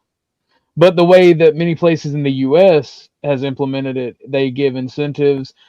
They'll give you, like the corporation I worked for gave you $100 for signing up for fitness The programs. national mandate is the prompt. It's not discounts on your insurance. It's Right. not you have to walk around and stretch at your job every hour. It's Legally obligated to do it. Like that's Well, okay, but so then you have to, in order for that to be a fair conversation, then you have to define the enforcement and the penalties, right? correct. So is that already on the table? I mean, I don't have any more information about the prompt or the nature of it than you do, right? All I know is the 1-sentence prompt.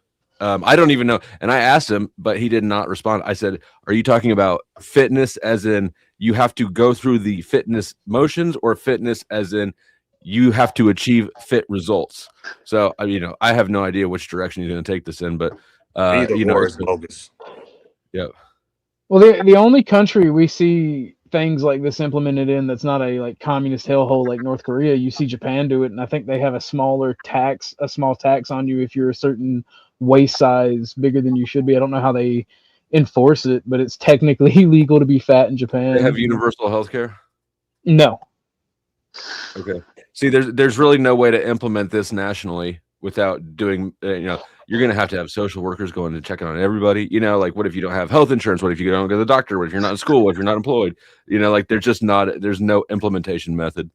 Yeah, well, that's the thing, bro. It seems like he wants an ambiguous topic so he can try to drag you all over the place and then call you out for certain things that just aren't established in the debate. It sounds. I think he could beat him on. He could beat him on every corner, though. It just don't make no sense to mandate it. He should be able Right. to beat him on every fucking topic. That's what I think. That's why I'm perfectly fine not knowing where how he's going to move the prompt around. It is open, and I expect that he's going to do what D5 is doing right now, which is a terrible argument, which is going into the benefits of exercise. I don't dispute that exercise is good for you. People should exercise. Should we mandate it nationally? That's the question. If it's good for you, why wouldn't you? Well, it's a slippery slope fallacy. Okay, so once you start mandating one thing having to do with someone's body, which takes away their autonomy, what else can they do to take away your autonomy? We already do that. We already do that. And the slippery slope fallacy would say that that's not a valid argument. Eating Right. vegetables Yeah, I think is you good use for slippery you. Why slope would you fallacy mandate eating Wrong way. vegetables? It is in fact a slippery slope, but it's a deeper question. Should you be? Who ought to make your decisions for you? Ought you be allowed to make your own decisions, even bad ones? And if not, then why do we think the government is better at making decisions for you than you are for yourself? Who owns your body? You or the government? Right. I would Your just say husband. Clearly, things the need to government. be- we need to just have a That's better right, Flo. We just need to have a better FDA. You know what I'm saying? That's what I believe. Instead of being shit mandated, I think we should just have mandatory, more healthier food. Yeah, but you could kind of make an argument that for the young boys, right, that they should have some sort of like some sort of Physical military outlet. training. Yeah, like some sort of military training, like countrywide, right? So if that Oh, the includes craft. some sort of physical training or fitness, right, that might be a collective benefit for the country as a Sports. whole. AAU. Yeah. PE. Yeah, you might say that the PE is already like sort of nationally mandated, in a sense, at the public school level, or something. Yeah, but see, all these approaches, like ultimately they miss the prompt specifically, though, right? A national mandate is the way it's phrased. That would include everybody, right? It wouldn't be a school thing. Watch Wall-E. See, these are the type of arguments I expect to be getting out of Marte. So. I don't know. I think he's going to fudge the prompt and he's going to make an argument based like something in school, and when that doesn't work, he's going to try something else. That's what I think you're right. too. Yeah. Like How are you he's going to gonna. determine if he uses Grok or not? It doesn't But matter. it's a given. It's a given. He's going to have to. Hold on. We'll nip that in the bud right now. Hold on. I'll open up Grok. Yeah, I already did that, but we should do it again. What would be an example of a national mandate that we already have? What is the exact prompt? Let me go to. Actually, y'all talk amongst yourself. I'll go pull it up. We got to keep this open through the debate, That's funny. What's an example of a national mandate that we have? Select. What is it? Selective service. The war on drugs. Taxes. D5. I'm arguing for the status quo. I don't need to present a strong case for why we should undo a mandate. You're not making a claim. You're arguing against. Right. Seatbelts. That might be true. I think that's state by state, though, isn't it?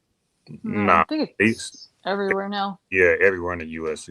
Like manufacturers have to manufacture But cars. it's still state by state, though. Is it? There's no national seatbelt Yeah, law. for enforcement. Yeah, it absolutely is. Every car that's manufactured has to have a seatbelt. There's a manufacturing mandate. That is true.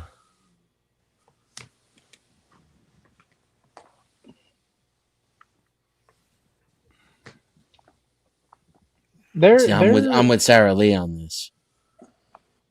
Why do you have to mandate everything? I think we can have the best of both worlds.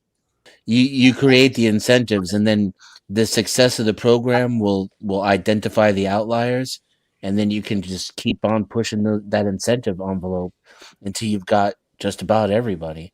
There's always going to be people that fall through the cracks, but at that point, if you've got 90% of the people who are exercising regularly and eating healthy, dealing with that 10% is an entirely different reality. But we do reward the big agriculture that creates the fake food we eat. So I mean, yeah, there's incentives to create bad food already. We should just do like most of the European countries and just ban most of the shit that's bad for you, and we wouldn't have to worry about it. They don't do a lot of exercise and shit. They just eat good and they look good. Just hit him with the free will autonomy. God gave us choice bullshit. Make him fight his own God. Yeah, man. Yep. Yeah, I probably will at some point, I'm sure, but I have done that with these people, and they don't actually believe in free will at all. I've noticed. I think I've done it with Andrew. Oh, the Bible doesn't say that you can't force people to be slaves, that sort of shit. Well, the good news is. Oh, did you see that Andrew made it on Rogan? The good news. I did. Is, I watched part of it. I didn't watch much of it, but I did see that. The good news is he can't even quote the Bible now because he just went through he's a catechumen, so he's not allowed to talk about that stuff without a priest's and that is the most retarded bullshit I've ever heard in my life. That's the only thing that I argue with Catholics and Orthodox What the people fuck about. is a cataclysm? I thought that was a disaster. It takes a year. It takes a year for you to become part of their membership. They have to go through schooling inside the church, so you can't actually speak on matters of the faith while you're in that. But no, after even Easter, after. you can. Even after, even after you're not allowed. As an expert, yeah, you can't. Yeah, he got baptized already, but even after you're baptized, you have to have the church's permission to speak on religious topics. And that's why arguing. Come on panel and still do what he does.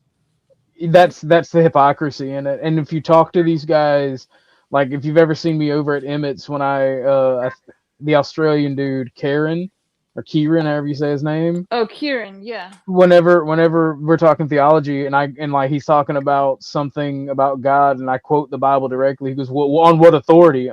Nigga, on the authority of the Bible. If you believe in such things. What in Jesus' name, motherfucker. What you mean? He's not an ortho, bro, though. Is he? I think he's like, I don't know what he is, but he comes at me like one when we talk about the Bible and I'm over there talking to Emmett. It's happened a couple times. It happened on Confluence and Emmett's. He even said that that what I quoted was heretical and that entire book is heretical, and like even Confluence stopped the show and was like, Matthew, I forget which one it is, but like the book of, we'll just say it was the book of Matthew. It wasn't, I can't remember which one it was. It was like the entire book of Matthew is heretical, and Kieran's like, yes. And I'm like, that's crazy. The Gnostic Gospels are considered heretical. Like if you look at the Gospel of Thomas or something, but you still can read them for the most part. Well, Gnosticism were the first dude bro hippies, in my opinion. What about the like, dude? What if the good guy was actually the bad guy?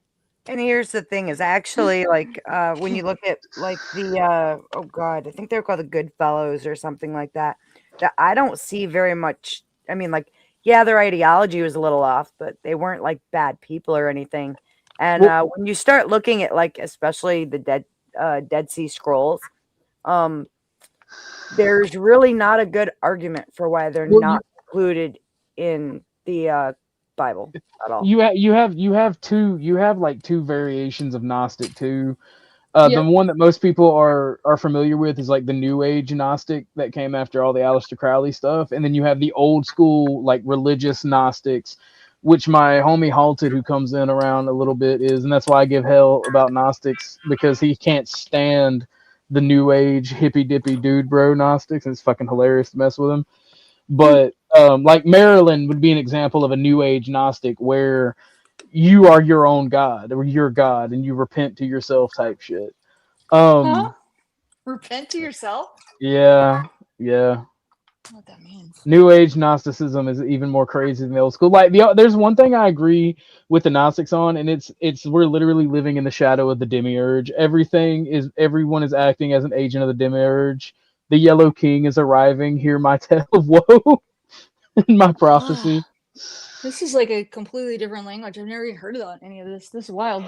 Oh yeah, you should look up the Gnostics. It's they have some really strange beliefs about so basically to us after we die and stuff. Basically, the God that we worship is a evil demonic entity that has worked its way into humanity's connective thinking and like spiritual body, and that's called the demiurge. And it is like the most evil being in the face of the planet.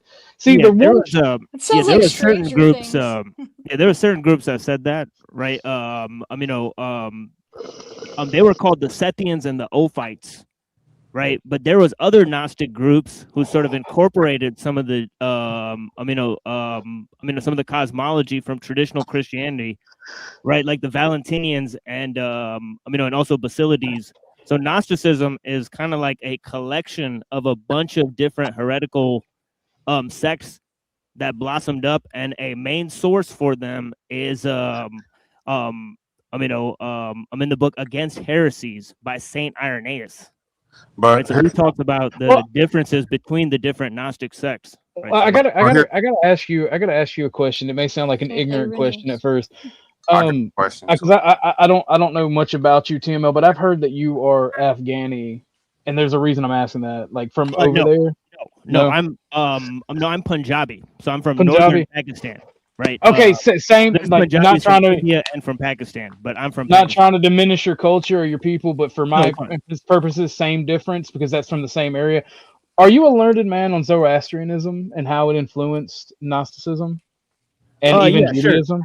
sure. That would be through the through Mithraic sects, right? That practice Orphic Pythagoreanism, right? So a lot of these Orphic Pythagorean sects, like for example, right, in the Nag Hammadi Gnostic Library, right, they have an excerpt from the from the Republic of Plato, right, and the the main idea is in book 10, and it talks about the tripartite soul, right, and the tripartite soul is depicted as a man, right, that's being guided, right, by a lion, right, that's behind him are like the snake tentacles, right, so this represents the passions guiding the man, right, the man being the rational part of the soul and the snake being the desires, right, that are pulling him in various directions, right. So Plato describes a tripartite soul, right. So the Gnostics use this idea of the hierarchy of being,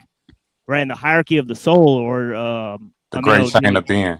Yeah, the great chain of being, in order to reach ascension past the material realm, right. So so they incorporated certain ideas from Orphic Pythagoreanism into their cosmology, right. Certain of the Gnostics like Valentinus, they were especially aware of this aware of these concepts. Well, see, and that's even though I don't like Gnosticism because most of my experience is New Age Gnosticism, I would encourage everyone to study these old faiths and like the history behind them and the philosophy behind them, Yes. because there's a reason that the Catholic Church labeled them heretics and tried to kill them and tried to get rid of them. If you look at Zoroastrianism, it's rife throughout Judaism and early Christianity. The three wise men were Zoroastrian priests that came to visit Christ. Like the Zoroastrian religion has a prophecy of a star child or of Jesus as coming as a savior for all of humanity against the evil force. And in Zoroastrianism, you have the good force and the evil force. So like they have, Zoroastrianism is like one of the oldest religions right in human history, and it has affected every piece of Judaism, because Judaism was a pagan religion before they intertwined with Zoroastrianism. Yeah, the that's earliest let me make a small point, because that's the point that I wanted to make. Whenever you use these terms like heresy and paganism, these are just terms of saying anything opposed to like orthodoxy or Catholicism, but it was the pagan traditions earlier that was, it was all one. They were all pagan at one time. You know what I'm saying? Just different sects, different cults, all at the same time, until motherfuckers decided to canonize their shit and separate and say this is the one true. So to say something is, heresy or pagan is just to say contrary to what we believe. Really, is all it's saying. But can I share the screen real quick? Sure. Because I want to bring up a couple of the earliest sects, right? Like, one of the, one of the earliest sects that incorporated, the ideas of Zoroastrianism and Gnosticism, right, is the Sabians, right? And the Sabians are notable because they influenced the Mandeans, which influenced the Sabian Manichaeans. symbols. Yeah, they did it Yeah. a lot in astrology as well. Sabian symbols is a big thing of Zoroastrianism is also in astrology too. So I'm sorry. Go ahead. Yeah, so I just put the Wikipedia for that. And I shared it in the back there. So the Sabians, right? If you look at like Saint Augustine, right, he talks about how in his youth, right, he fell into the heresy of Manichaeanism. So he wrote a bunch of different tracts against Manichaeanism, and the Manichaeans, they basically influenced the the Albigensians and the Cathars, right, who are like basically like the Templars. Yes, the Right, Cathars. That's who I meant. They Yeah, also so called they- them the good fellows. Yeah, so the Templars fell into the Gnostic heresy as well, right? But the main root that they were influenced by was this sect, the Sabians, right? And if you look up the if you look up the Mandeans, right, you could look up a lot of their cosmology, right? It says some stuff about their cosmology, right? And it's kind of like Kabbalistic in a lot of ways, Yeah, that's what I noticed too about the Sabians. Yeah, because they talk about this concept that's mentioned in the Kabbalah called the archetypal man, right? Which is like this, the primordial Adam, which was sort of like a man and a woman mixed. He was like an androgynous spirit, right? So this idea was actually from the Orphic mythology. So there's a direct link there. I can give it based on that what you just mentioned. I can give an example to why, like, positive the church and orthodoxy don't let people speak on matters of the faith without clergy present because people can get things wrong. A lot of conspiracy theorists take a lot of that esoteric knowledge and they fucking mingle it in, like the spirit, like you mentioned, the spirit of the Adam. Right. And I've seen that somewhere. They were talking about that with the Book of Enoch and talking about like the New World Order, and it just makes people crazy. It makes people crazy. They don't understand it, and they don't seek it for knowledge or wisdom. They don't really understand it, and they think. But the priests don't even believe. But them. the police don't. The priests don't even believe half the shit they be saying because they know a lot of that shit don't even line up with real history and shit. Whenever you talk about the Old Testament and shit like that, a lot of these people we don't even know if they existed or not. So you can say why that's why the priests don't let people speak. But no, a lot of that shit in Catholicism and Judaism is just Jewish mythology. It's mythology. You know what I'm saying? Well, technically, it'd be Zoroastrian mythology with a Hebrew context. Sure. Well, I argued for it to be an offshoot of Hinduism, which is the oldest religion, because there are three major gods in Hinduism. There's Brahman, and then Vishnu and Shiva. And Brahma is the god of of all creation, the creator god. Anyway, he was married to someone named Saraswati, and then you have from him Abraham and Sarah. They clearly come from that. It's not. Well, the question that remains are all these religious teachings and religious related? Yeah, well, no, they are definitely related, but are they religious documents to be taken as sacred from another god or from a god, or are they the history of humanity of civilizations that have collapsed and we so fucking long ago we don't even have the ruins for them? Oh yeah, I mean they supposedly could travel around the world like in these jets, Yeah. like with the pyramids and shit. I want to answer that question directly because what I believe it is that it's man projecting, right? Man saying that he received some type of mandate from God in order to give rules, right? Because otherwise men say, believe me, but nobody believes man. But if I can believe you that God gave me the rules, you might be more apt to believe it. I can create hierarchy, I can create structure, I can create civilization. That's what I believe it is. Yeah, cults. Yeah.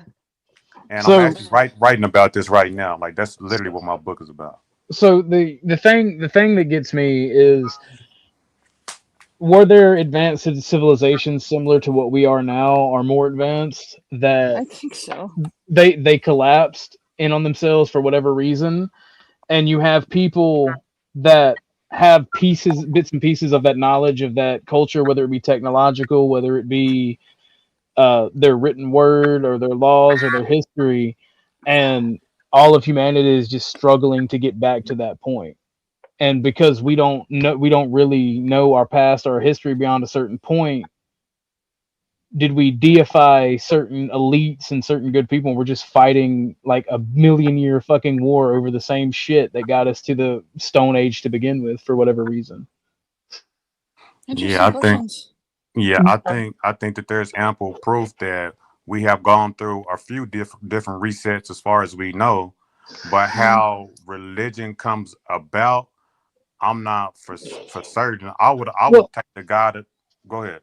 Well, let's say, right, so how would you describe a computer or communication to a person that is living post-collapse in a Stone Age world or in a low technological world, and say you may have access to some ruin where it still works, right? Burning bush, seeing shit through hallucination. That would be the best example that you could give somebody of technology, in my humble opinion. You motherfuckers need Jesus. I got Jesus, but right now I got the burning bush and I am burning it. I've got the oh shit! I can't buy my I think cigarettes. that shit is more like symbolic. All that shit is symbolic to something else that we're not aware of. I believe.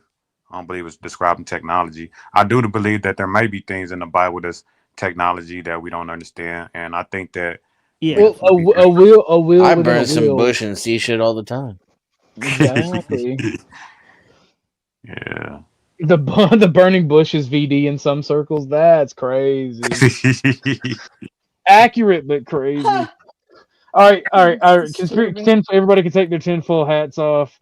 We're gonna make fun of Marte again because I'm salty. I'm salty as a motherfucker. He said Why? I can't participate because Marte literally 2 days before being caught cheating, like the day before, told me I couldn't participate in because you wouldn't Grid's cam debate up. because I wouldn't cam up because they can't tell if I'm cheating by specifically reading Grok. He said I That's might be called a using AI. projection. That is a projection as hell, and I will never let him live that down. Fuck Marte. But no, so I typed in the same way Marte would. What is an argument in favor of fitness should be nationally mandated? All right, these are the answers we get. Exploring arguments. Mandating fitness nationally could boost public health by reducing obesity-related diseases through enforced activity. A fit population enhance national security by improving military readiness and overall defense capabilities. It also benefits the economy by having people work a lot harder because if they're fit, you can push them harder. Enforcing national fitness. Yeah, enforcing national fitness might cut healthcare costs as obesity-related illness rack up hundreds of billions in U.S. Strict national fitness mandates for civilians remain rare globally, with most efforts limited to voluntary programs or military specific requirements. So, I mean, do you think he's going to go anywhere with that? Because I mean, that's a fair argument. You don't need an AI to get that. You know. I mean, I don't know. Building a substantiated argument. Mandate word. Yeah, obesity poses a national security threat with military spending 1.5 billion unrelated. We're gonna wage war on fat people. All right. Your boy is fucked. I'm gonna get drone striked. What's up, Ashtray? One strong argument in favor of national mandating fitness is that it would address the obesity epidemic and physical. So we're getting some feedback from somebody. Okay, cool. And physical inactivity crisis, which imposes enormous economic costs on healthcare systems. Huge. Just the weight of it, even. Systems and the broader economy costs that are ultimately borne by taxpayers and society as a whole. All right, you know what? Having to lift fat people is killing the back of society. Yeah, you fat fucks need to lose some weight so you quit breaking my back. Obesity and I think related. it's the corporations that's killing us. We give them so many tax It's the breaks. billionaires, Ainsley. Like all that. That's my point through all this. That's the point I'm trying to make. More recent is the powers that be. I hate to be like Be Brave because I don't believe in a global corporate machine pulling the strings, but the elites and people, like, it's not going to shift power. It's literally the system on system violence. Well, it'll Petty shift isn't. power more in their favor. Can I That, push that's back what, on that's what what I'm you saying. just said, OG? Can I? Go ahead. Go ahead. How can you say there can't be a global power to be, but you support fascism? Because that's not a global power. I'm a nationalist. You're right. Silly man. I tried to troll you, but it didn't work. Obesity and see, I'm too autistic. My autism shields me from these things. Obesity and related conditions such as heart disease, diabetes, and hypertension drive hundreds of billions in annual healthcare expenditures in the United States alone. For example, aggregate national costs of obesity have been estimated 260.6 billion, which much of it representing external costs that justify government intervention. Our analysis pegged direct obesity-related healthcare spending at around 147 billion per year. The Department of Defense also spends approximately 1.5 billion annually on obesity-related issues, highlighting how poor population level fitness undermines the national security throughout reduced military readiness and recruitment challenges. Do you know what worries me about this is Marte actually may pick up this. We'll read that third one in a minute. Because that's like the only argument you really can make is we're heading into World War III. So we got to do something to fix the population. Yeah, from your perspective. From your authoritarian ass, we can see where your motives are. Well, no, that Hey, would be. I'm you saying. go. Thanks for having me up, OG. I gotta go shovel some snow before it gets dark. The fact that it would literally help every single person I gotta bounce involved. too. I gotta go break down my firewood. Oh, Oh, it's no. fucking cold. Great, Yo, now it's the sausage fest. The snow here is knee deep. We got No, we got Josh here. We got 2.5 feet down in PA, Beth. So I feel your pain. Haha. Like legit. I'll see you guys later. See? Yeah, I see. Peace. That's crazy. My poor chickens are buried in. I've got a fucking. So my chicken coop is like I can open a window and feed and like give them treats and stuff in there, like through the window. Thank God for that because they got totally buried in. I got that fucking chicken coop. Well, go feed them chickens or go free them chickens. Bye, guys. OG, thank you so much for having me up. Later, You're Beth. welcome. Thank you for coming, Beth. No, so, but no, like that's one of the only arguments you can make. Really? How about the fact that it'd be good for every single person on planet Earth? I'm not saying it would. I'm not saying it wouldn't be. I'm talking about that you can logically make without a bunch of, things that you don't have data on. You're pushing an idea that's untested. Oh no, obesity is crippling this country. It's a national security threat at this point. No, I mean I'm all for it being mandated. Like, look, I don't have an issue. I'm not arguing with you, but I don't see how Marte is going to be able to make that connection. What he's going to do is he's going to try to flip the script on Dusty when Dusty makes a valid point or claim. He's going to try to flip the script on him and straw man his own opinion to try to make Dusty look bad. But Dusty's going to do some mental gymnastics and he's going to skeet around that shit like a fucking pro. Well, no, because like this. So when I was converting my bestie into being a National Socialist, his dad, I really respect his dad, but he gave me an argument, about fascism and me being fat. He's like, well, your fat ass is going to be put in a camp too. And I'm like, you know what? Oh no, the government would help me lose weight. Oh no, they would force me to be a better citizen and perhaps even find jobs afterwards. What a tragedy. So like, I don't disagree. I don't disagree with it, right? But I'm trying to figure out from Marte's perspective. I'm trying to put myself in Marte's shoes. You get what I'm doing? Like, I don't see how. I mean, all of the evidence supports that we're in an epidemic of obesity. that it's literally crippling every single sector of our entire society. Yeah, And we're maybe I was wrong. Maybe this isn't a shitty actual prom. Maybe this might be a good debate. Go ahead, Denny. I didn't mean to cut you off. just so like wherever you look, you'll find fat being a problem. It's making everything worse. True. It seems like everything in our country is designed to be as shitty as possible, so we have to keep spending money to fix a problem that never gets fixed. It's just that we throw money after the symptoms and after instead of actually addressing the root causes of things. That's the problem. And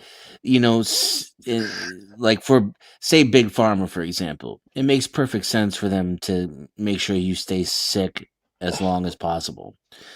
But I don't think that necessarily permeates to every single sector of society. I think what is clearly permeating through society is human beings don't like to address root causes.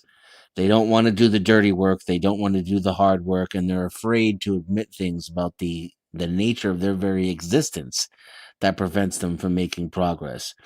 And so that's why they much rather throw money at the symptoms of a problem than address the root causes, right? Like, we're not going to admit that McDonald's is evil, right? In any way, like the way all the things we say about ISIS, and we train millions of young men, and we build tanks and explosives, and we spend trillions of dollars on bombs to fight international terrorism. No human being is ready to admit that McDonald's is worse for society than ISIS. Just by the numbers. Doesn't even come close. Damn, that's the truth hurts, Dennison. All right. I'm saying that's why we waste money. Now there are some people who take advantage of that, right? Like Big Pharma is a great example. But in general, humans aren't deliberately trying to make their lives worse. They're too pussy to fucking make their lives better. Maybe and ultimately they like it this way. And that's not necessarily our fault too. Let me put some ointment on that burn. The way we have survived as a species is by finding equilibrium with our environment. So shit is usually going so fucking bad that we're all dying, we can't breathe, we can't eat, there's no fucking water. So when we get to a point where at least we can fuck and make new humans and drink water and eat long enough to stay alive, long enough to fuck, then we're like, oh, don't change anything. And anybody comes around who's like, hey, this shit's fucked up over here, we're like, hey, fuck you, buddy. I'm fucking over here. Carl's Jr., fuck you, I'm eating. And that's not necessarily our fault. You know what I'm saying? Extra big ass taco. I fucking love that movie. I hate you so much for making me retard laugh on stream, bro. Oh man, if you've never watched Idiocracy, you really need to go watch that impactful documentary. Like, that is fucking crazy. Did y'all know that movie is responsible for the popularity of fucking Crocs?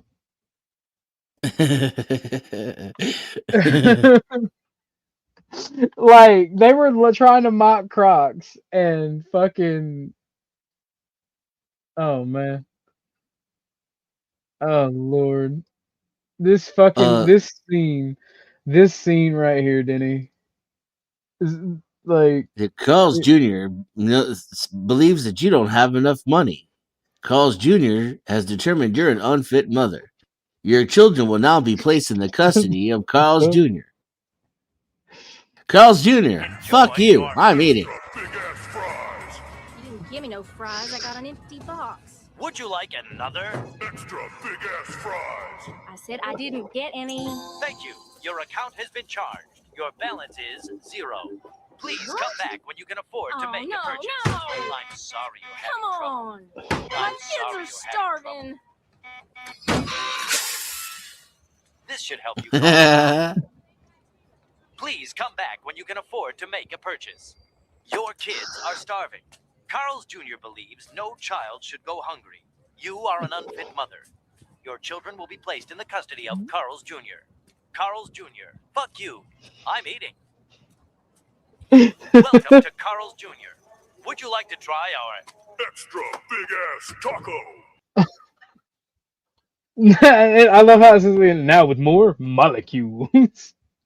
But it cuts out, bro. That shit. That movie was a documentary. I don't Yeah, I've I not don't seen know that if one. I've told you though, but I've been experimenting with fasting lately, and I've become convinced that as Americans, I can't speak for other cultures. I've only been here my whole life. We eat too much, and there's a corporate agenda behind it. Like I don't think people are supposed to eat every day. I'm become convinced. Because like so many of my like chronic pain issues and um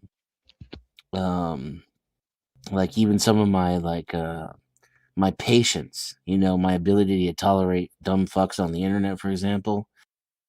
When I notice that if I fast, um not only does it help me out physically, but it also helps me out mentally. And that if I what I break my fast with has a dramatic impact on my attitude, not just how I feel. So I started to realize there's a whole bunch of foods I shouldn't even be eating because when I break fast with them, I feel like shit. But also, I could break fast with some steak, for example, right? Now, steak makes me feel great, but it also makes me a prick. It makes me really fucking aggressive, comparatively speaking. So much that it's noticeable. And the one that was really hard for me, I've been intermittent fasting for decades. I've been doing it like half my life. Um, but the one that really blew my mind is I think I might be drinking way too much water. That I think that even too. I think dry fasting might be a good idea for some people. Um, and of course, everybody's different, and this is not medical advice. I'm just speaking from my own experience. But when I'm fasting, and of course it depends on your activity levels as well. I'm retired.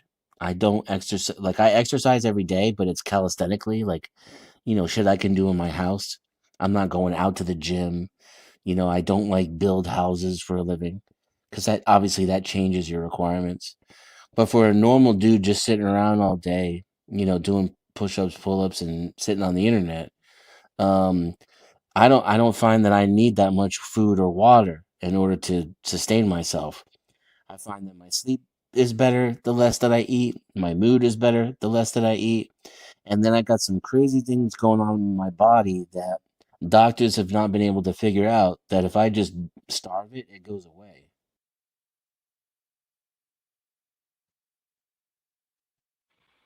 Damn.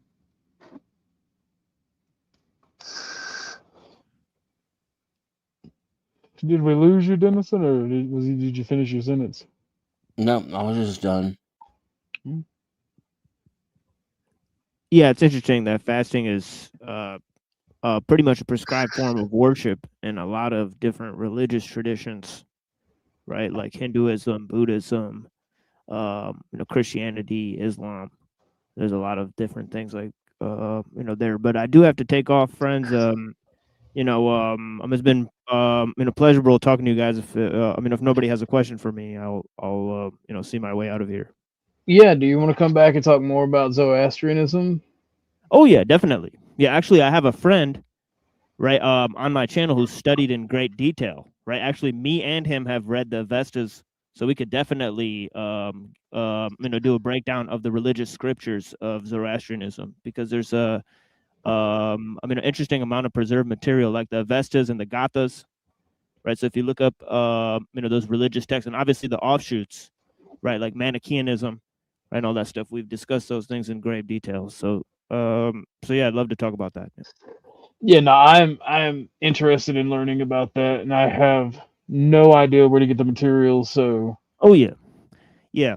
you look up Avestas and Gathas, those are the texts of Zoroaster, right? So, Mhm. so Zoroaster composed some texts. He was a prophet of Zoroastrianism, right? And I forget what religion was he beforehand, because that was also he's a rumored to pagan be like a religion. Vedic priest, but I don't know, if there's like a connection, but Well, he was a priest of some very very very ancient religion. It may have been an offshoot of Hinduism and of that area, but from like he broke tradition with his prophecy and his beliefs of it being like a one bad guy, one good guy, like monotheism, and it was.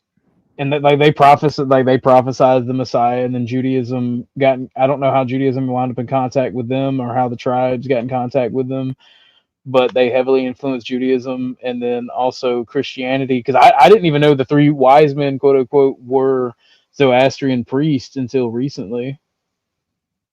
yeah, it's And all then they about never touched on that. yeah, it's all about like working and taking honor in your work and living an honest life, and that's kind of like a lot of the teachings of Zoroaster are sort of up that alley, and you'll find a lot of similarity, right, in the sort of moral system, that Zoroastrianism prescribes, and Judaism, or even Confucianism. They're So not there's a lot of overlap. They're not pacifist either, which is very unique. Yeah, they're not. Yeah. For Yeah, that, like they're not inherently pro-war, but they're pro fuck a motherfucker up if they talk shit. Yeah, the Persians Which is were weird. they were known as some of the fiercest warriors, even at the time of ancient Greece, right? There's a lot of times where ancient Greece was like a vassal state of Persia, right? Yeah, so Well, the real battle of Thermopylae and like the naval conflict between Persia and the Greek city states, the real story is actually based. Like the movie's cool and funny, but like the actual history and battle fought, it was crazy. It shows you the Persians weren't somebody to be fucking pushed around. right. Yeah. Like so, and at that time, wasn't it the largest empire in the world? Yeah. Yeah, if you read the Alcibiades, right, like it's rumored to be written by Plato. But yeah, Socrates is talking about like the princess of Persia, and he's basically schooling Alcibiades about like how like people only fight their equals. Like why would the princess of Persia fight like you, who's like a warrior of like a slave state? Like it's kind of like he's looking at like Persia as this magnificent empire, compared to just a Greek citizen, right? So it's just a pretty interesting. Yeah, but So, but no, thanks for coming. I Yeah. actually do want to talk about those things more if you're interested in coming over and talking about them. That would be actually pretty epic, especially when it comes to history. Yeah, man. If you come through, I'm doing a show in like 2 hours. You guys can hop in the, Discord, or or message me anytime. Like I have a open email. Just come through to the show. We'll plan something. We'll figure it Yeah. out. Right? Yeah, or I'll bring my homie, who knows a lot about Zoroastrianism. We'll come through. If there's nothing going on over here, for sure. Yeah. All right, that's a whole bit. But Yeah. thank you for coming. You have a good one, man. Yeah, Josh, peace, are you there? You've been oddly quiet. You're out there hunting ladyboys. Remember, Josh, there's no such things as chicks with dicks. It's always dudes with tits.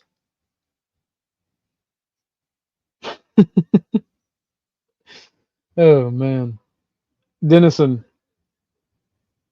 I have a Yo. question for you. Did you buy someone a hot dog today?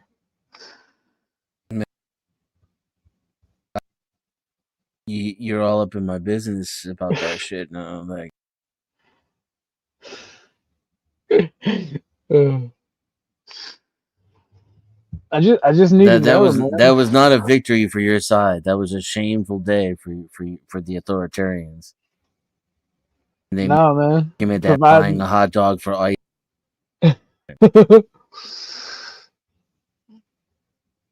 into Denizen's trap. Denison's trap. Is that like Occam's razor? No, Occam was a fucking idiot and he was wrong. That's crazy. Yeah. I hate when atheists bring up Occam's razor too, because Occam's razor was that God was a simpler explanation for the existence of the universe, which is retarded. The most complicated, powerful, extra natural being you could possibly fathom, outside of the understanding of mankind itself, is somehow the simplest answer? You fucking idiot. Man. So let's review this last part. Regular physical activity is proven to reduce risks of these chronic diseases, improve productivity, and lower mortality rates. A national mandate, e.g., required exercise quotas, workplace programs, or incentives tied to health outcomes could reinforce population-wide adherence, yielding long-term savings that outweigh implement costs, much like seatbelt laws. Hey, you brought up seatbelt laws. Well, I was Seatbelt. trying to think of any national mandates that actually existed. There aren't really that many. Vaccination requirements or smoking bans have delivered net public health and economic benefits despite initial restrictions on personal choice. Without intervention, voluntary efforts have failed to reverse rising inactive and obesity trends, making compulsion a national tool for protecting shared national resources. I mean, there's not many arguments you can make. I'm trying to justify Marte using Grok for that because I don't see many more arguments than that he could possibly make for a national mandate. Well, the obesity epidemic is pretty good argument just by itself. Well, the thing about that is, like, if you mandate physical health, you'd also have to mandate restrictions on food products. Yeah, because exercise we do that alone already. won't undo that. Well, I'm saying it'd have to be more in depth, like JFK was doing with the Red 40 dye. Yeah, not and Red then 40. like another thing that I've realized is like 2 generations from now, nobody would care. Yeah. Like everybody would be all up in roar now about not being able to get to McDonald's. But in 20 years, 30 years, it's just going to be normal. But no, that's the fucked up thing about it, because it's not that they wouldn't be able to get their McDonald's, it's that their McDonald's would be better for them. Be natural beef and tallow.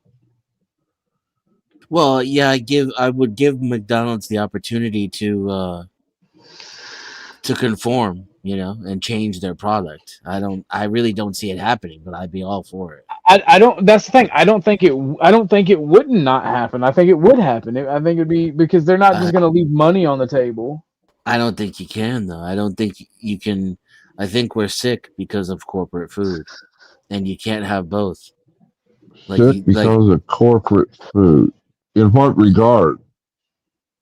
How's the corporate food bad? Food's been made into a commodity, right? Now, so once something's made into a commodity, the nutritional benefits are no longer part of the equation. At least they're no longer at the top of the consideration. Now, what's more important than nutrition is shelf life, transportability, availability, scalability, right?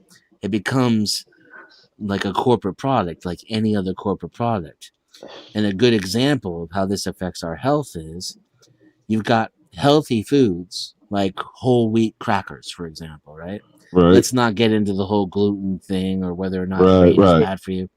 I know all that shit too, but just for the sake of argument, what they do to a whole wheat cracker is they take all of the fiber out of it, which has not only is the part that your body needs and can process, but it has all the fucking nutrients in it too.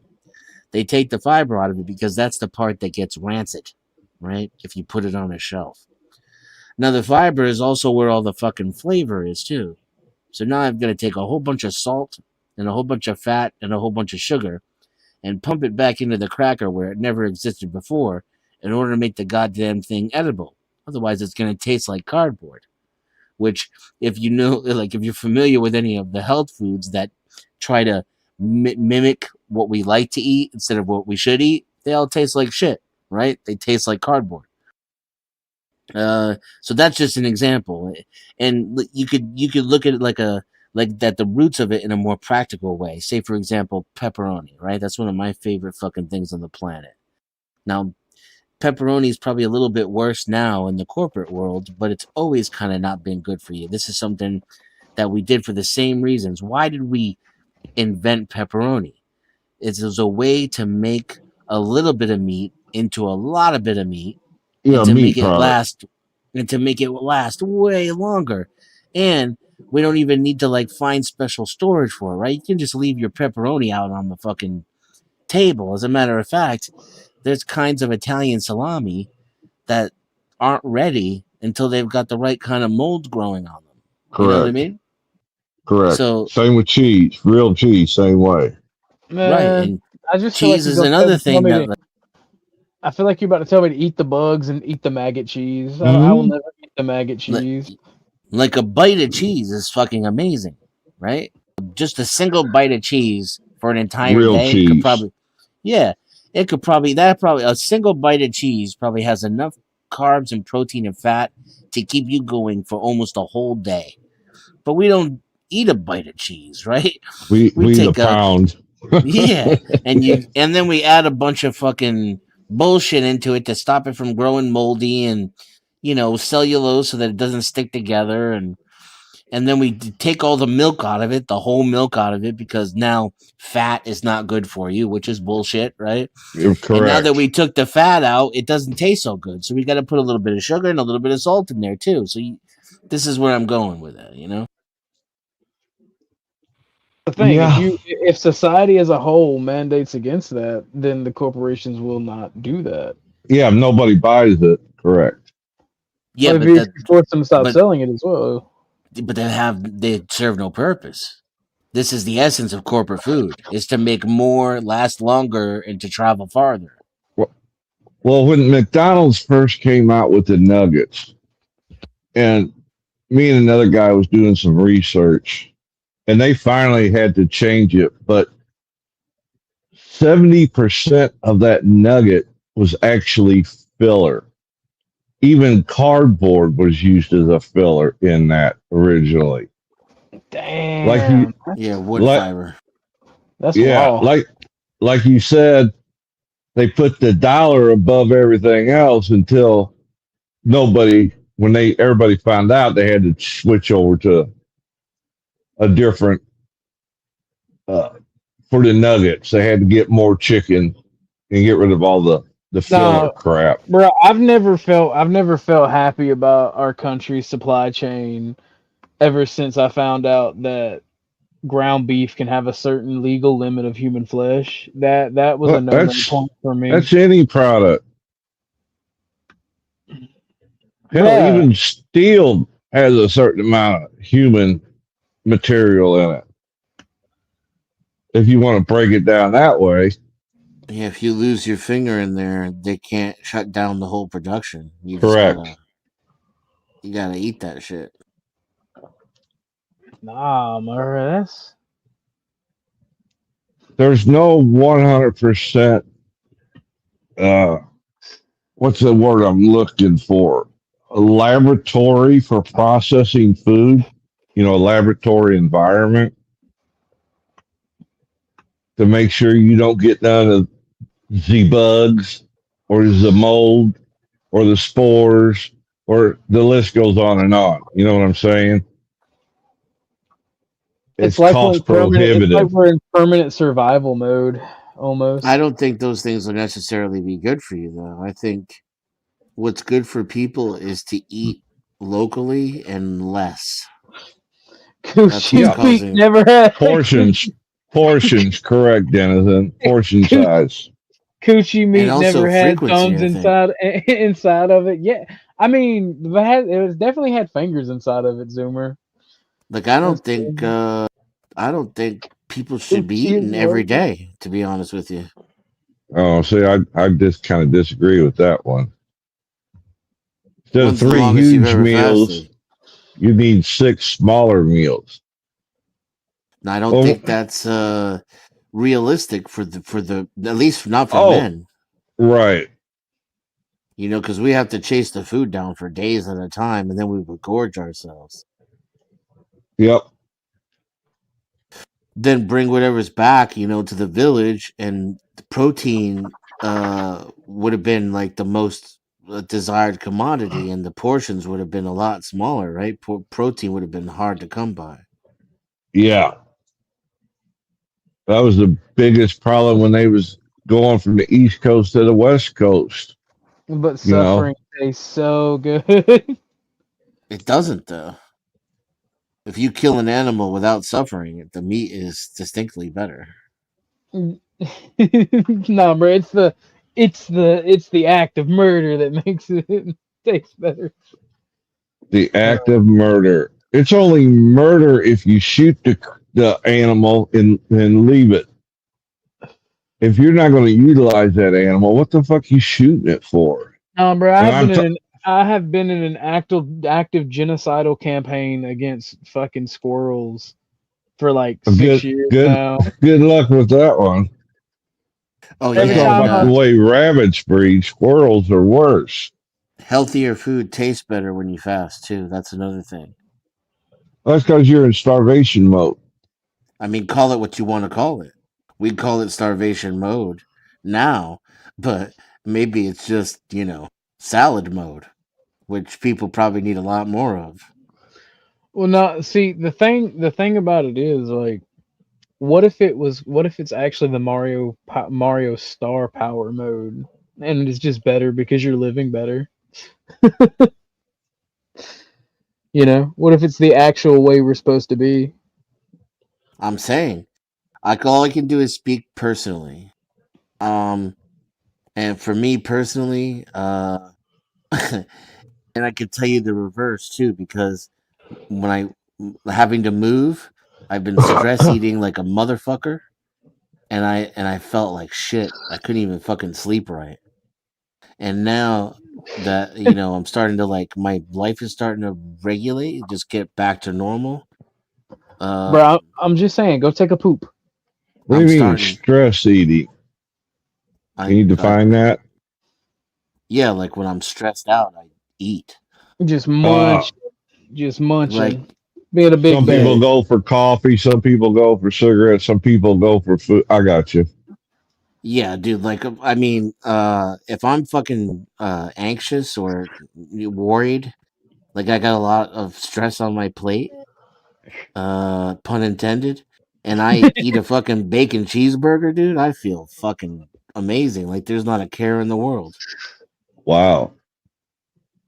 See, I'm the opposite. When I get stressed out, food's the last thing I want. Oh, But man, then again, I envy you. I only eat once a day, though. Me too. I already only eat once a day, regardless. When I'm fasting or not fasting, I'm always IFing. Denison, D5 asked a question. What is your favorite food? Pussy. Yep, I like to eat it the Y. Yep. Seriously though, I will choose eating pussy over any food any time of the day. It's the best diet there is.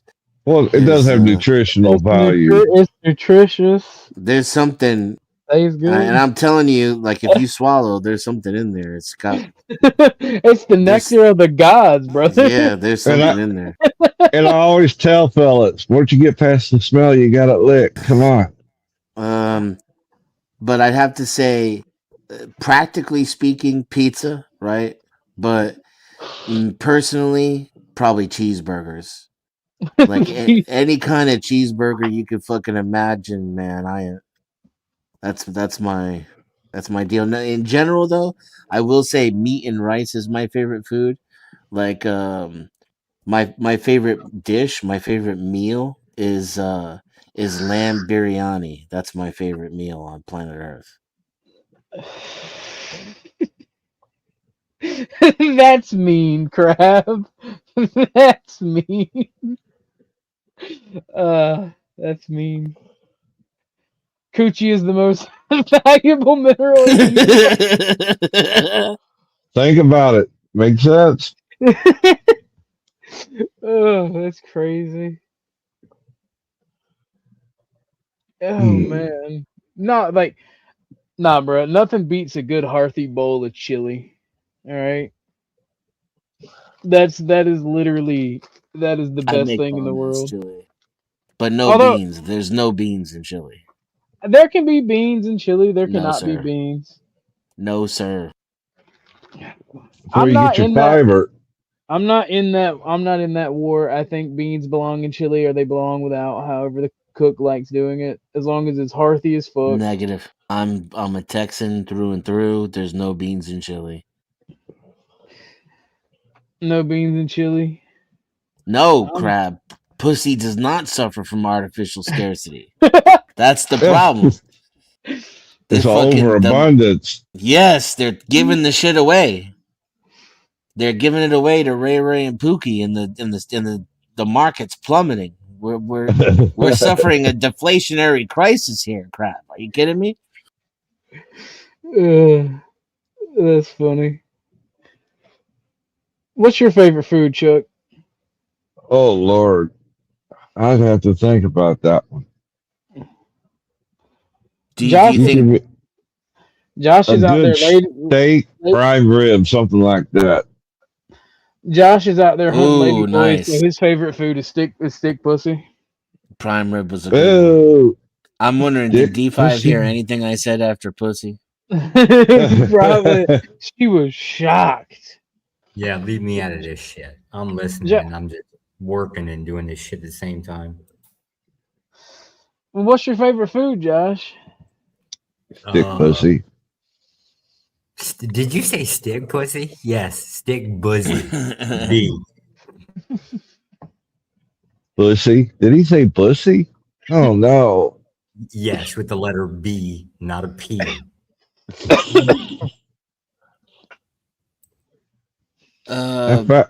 I found your secret video on YouTube, Josh. It was quite interesting.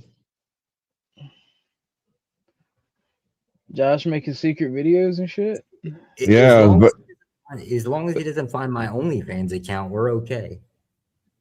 it deals with a 3-letter agency. What the hell? Almost all fucking agencies are 3-letter. What the fuck? Starts with a C and ends with an A. No, I got nothing to do with them. The dude that the CIA agent that ratted out the torture program. I don't That ended up. with you. I can't remember his name. He ended up getting 2 years prison time. What did he do? Or divulging names. Well, he got interviewed by somebody and he walked through the different processes. And as I'm sitting there listening to him, I see you sitting there in the chair talking because it sounds just like you.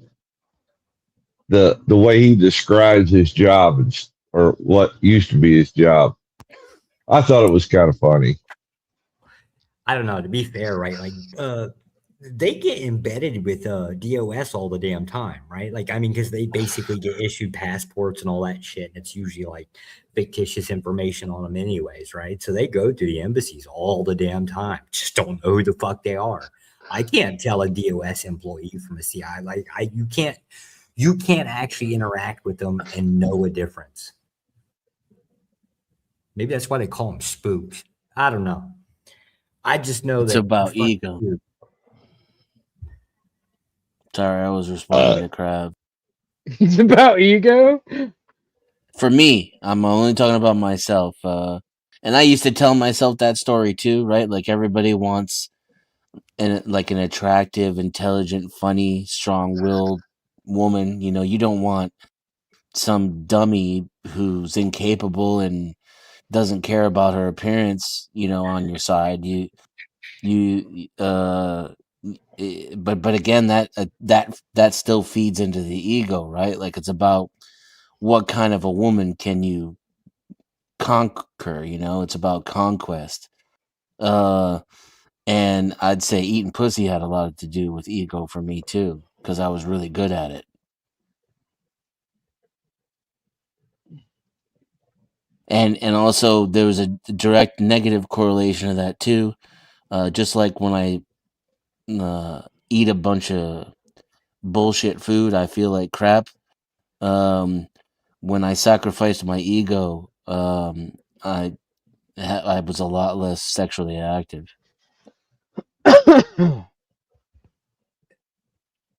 That's wild. There's some things that you couldn't waterboard out of me. As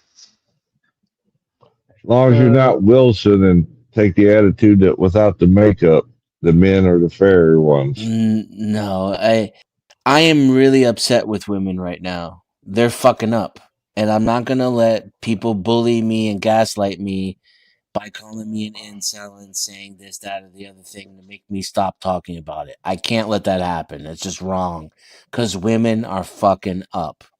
That being said, I'm a red-blooded male American. Like women make my world go around. They always have. That's just, I'm built that way. It's in my DNA. I just like calling women retarded. It's fun. I do it. I'm like they're retarded to make bad decisions, and it's funny to me. Like I guess I'm a misogynist bastard, but I don't hate women. I'm not even mad at women. I just think it's funny. I can't say like I can say I don't hate women and I'm not bitter and there's no resentment, but it's not true because like reality doesn't cease to exist just because I've come to accept it for what it is. So I accept things for what they are, and I no longer I never really did blame or harbor blame for women. But that doesn't change the fact that women are fucking up, and that I at any point I couldn't point out how feminism has directly fucked society in a passionate way, which would clearly express my anger for it. And I also think a part of feminism's lie is that anger is a bad thing and that it means you're the problem. No, I get angry when shit's fucked up and wrong. So when there's injustice or lies or bullshit or unfairness, as a man, that's when I get angry. And I feel that I should be angry and I'm supposed to call it out. And that's exactly why anger is being weaponized and used as a way to call people insecure or emotionally stunted or whatever the case may be. I've yet to come across a single person who talks that way who has more control over their emotions than I do. So I rest on that laurel. Well, like I said, man, I'm just an asshole. D, you're not retarded. I'm retarded. If anybody's retarded, you're smart, pretty intelligent lady. I'm sorry. Was Dennison just crying on panel again about how women are bitches? Exactly. Oh my god! I rest my case. I mean, there you have it, ladies and gentlemen. And here's the thing, Josh, whether he's joking or not, I think he might be joking, but that rhetoric, that's feminine. That's how women talk. Now, I get that's how men talk to each other now, but that's because you've all been turned into a bunch of faggots. Cucked faggots. Anybody who lets a woman tell you what a man is a cucked faggot, in my opinion. And men have always been, well, let me put it this way. All the retards and geniuses are mostly men. So your average person, man or woman, is about the same. But the people who are really emotionally deep and intelligent tend to be men, more so than women. Some women are outliers, but they're mostly men. And that's where the real burden lies. The burden lies on the 15% which I think now is less than 5%, of exceptional men who are deep in their emotions and sensitive in the truest sense of the word. And all these things are being shit on by women who can't control themselves and have no identity unless they have some emotionless, boundaryless shell husk of a faggot to take out all their anger and frustration on and use and abuse financially. Fuck that. Drizzle, drizzle, lazy. Drizzle, drizzle, ladies. Drizzle, drizzle. That's crazy, Denny. I mean, I don't know. I'm just at heart, I'm just an asshole that likes to make fun.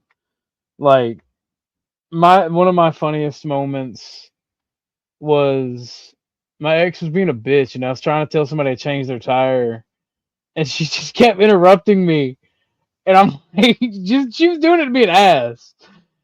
Like she wanted attention, and I was sitting there just trying to tell this person how to do it, and she kept interrupting me. And finally, I got tired. I'm like, look, men are talking. She got so angry, and it was just hilarious. So, does that make me a bad guy? Does that make me a misogynist?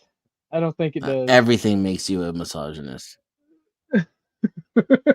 You can clearly see the only women who are happy about what I'm saying right now are the ones with penises, like Josh here. The actual females can't handle the truth, and so they rage quit or they spurg. So yeah, you can't gaslight me anymore. It's not gonna work. I'm too old for this shit. I've been through too much. I'm too in touch with who I am as a person. I can't be gaslit back into this feminist crap. I'll never endorse it. I'll never accept it. What I will say though is, I'm all for ladies going their own way. I think men should go their own way and ladies should go their own way because women need to figure out some shit. And then, we can come back together on the other side. But they don't know how to adult right now. And that's not my problem or my responsibility, especially in this society. If you want to take away all their rights and shit like that and make it how it was when we could tell them what it was and how to do shit and be in charge of the household, I'm all for it. I'll have 3 wives.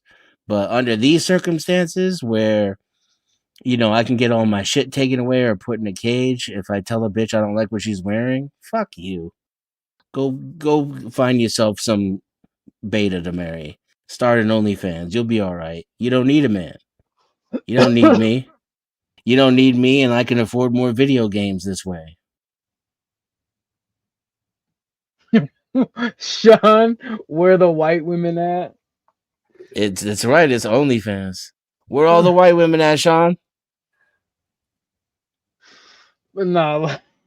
God bless them and their OnlyFans. Well, see, my thing is, man, I feel like there's been a fuck up in the balance between men and women. Not just the balance, the relationship in general. Like I said earlier, things are seen as transactional instead of as a partnership and trying to lift each other up. And maybe that's a fairy tale. I don't know. That's part of the transaction. Not being able to admit the transactional nature at the basis of all relationships is part of this faggotry I'm talking about. That's Disney bullshit. What's part of the transaction, Denny? Uplifting one another, helping each other out and growing together, setting goals as a couple and achieving them. And also, maybe we might want to admit that coupling isn't necessary. We couple to raise children. The average age of a relationship is the same age of a child that's able to not kill itself by waking up every day, right? Like 7 years. That's about how long it takes to rear a child to the point where they're not automatically going to die just by getting out of bed in the morning, by sticking their finger in a light socket or crossing the street without looking or walking up to a stranger. Once, I'm not saying they're self-sufficient, but it's that age where you can leave them alone on a Saturday morning to watch cartoons and they're not going to kill themselves or burn the house down. That's about the average length of a relationship. Are human beings really monogamous? Are we really? I see no evidence for it. And this, no, don't get me wrong. Monogamy is my kink. I'm all for it. I don't like free love. I think it's gross. Casual sex bores me and disgusts me. But it's probably how humans really are. It doesn't seem to be that we're monogamous by any stretch of the imagination. Even when human beings stay together for years and years and years, they usually cheat on one another.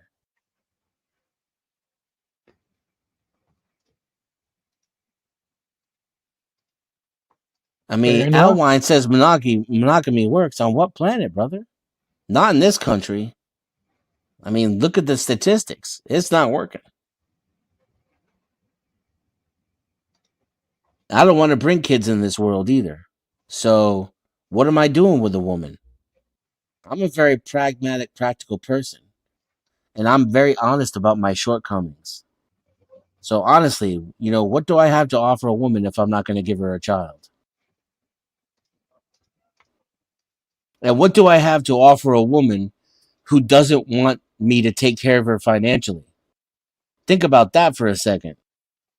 A woman who'd rather go out and work every day than take my money and stay at home, not have to work. That's how fucked up the game is. Now, women want to be corporate slaves. They want to be used and abused by capitalism. They fucking fight for the right to do so in the streets. And if you offer them a way where they can stay home and do whatever the fuck they want all day, it ain't good enough. As a matter of fact, they consider that slavery. Having to put up with my ass while I pay for everything, right? And make me happy and make me a sandwich, that's oppression. But getting up at 4 a.m. every day to go work for a fucking stranger so that you can put in 90% of your labor and get 2% of the profit, that's fucking liberation in this world. Come on now. What am I supposed to do? You expect me to even attempt to compete in that environment? There's no way. Pussy ain't that good. It's good, but it ain't that good. Like Bill Burr said, I got the champagne of victory right here in my pocket. I'll just rub one out. All of a sudden, being single ain't so bad. Damn. Tell them how you really feel. Super said Coochie literally is that good. I mean, to be fair, you're right. He right though. Like, I'm on the outlier here.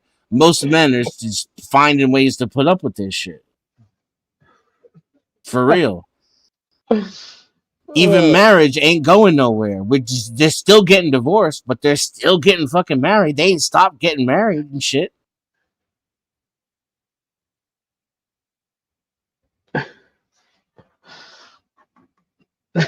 I'm just of the put a bitch back in the street doctrine, all right?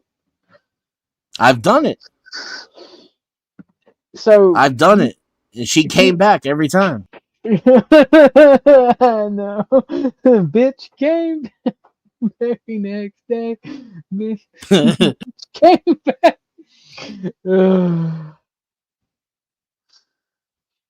No, it's selling the gospel's a sin, so anyone in religious places will. Well, that's crazy. That's above my pay grade. Yeah, no. If somebody with a wrench, get rid of that, please, before we get implicated or something. I think these solutions are perfect for our current environment.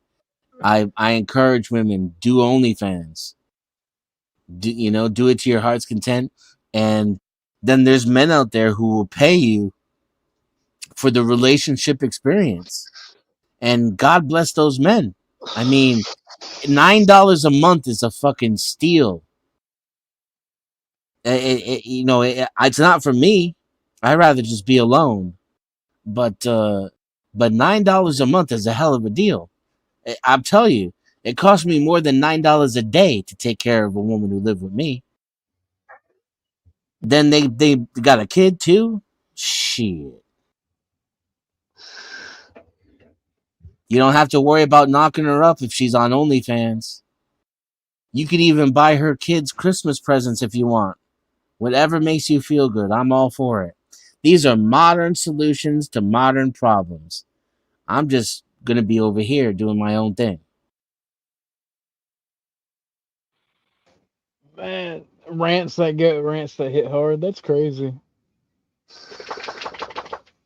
Elijah, Jesus are women. Then God's real people will celebrate, shine with light, and live on earth forever. That sounds based. Was that Tucker I heard flopping? Yeah, he's a good boy. He's getting big as fuck. I got a short where I'm walking through the woods with him, and you can just see him jumping around. He's happy. He's looking at me like I'm retarded. He can't tell I'm talking to him, so he's just looking at me, head going side to side. He's a good boy. He. Oh, okay. I know what you want. Well, in a few minutes, I'm gonna have to end the show because my boy wants to go. My boy wants to go OUT. So I'm only gonna go for a few more minutes. But no, I mean, I don't know, man. This I've been scrolling through the chat because while I was ranting, I wasn't, I was in the flow there. See a lot of people saying I blame men. Men are the problem. I mean, sure, maybe you're right, but you're still making my point. And from my perspective, that's feminist bullshit. You're a feminist at that point. Like Yeah, but you got the feminist philosophy, it boils down to this: everything bad that happens to a man in his life is nobody's responsibility but his own. It's not society, it's not his family, it ain't his mama. And if he complains about any of that shit, it doesn't mean it's because it's real. It's because he's a fucking pussy and a loser. And everything that's bad that happens to a woman in her life is also a man's fucking fault.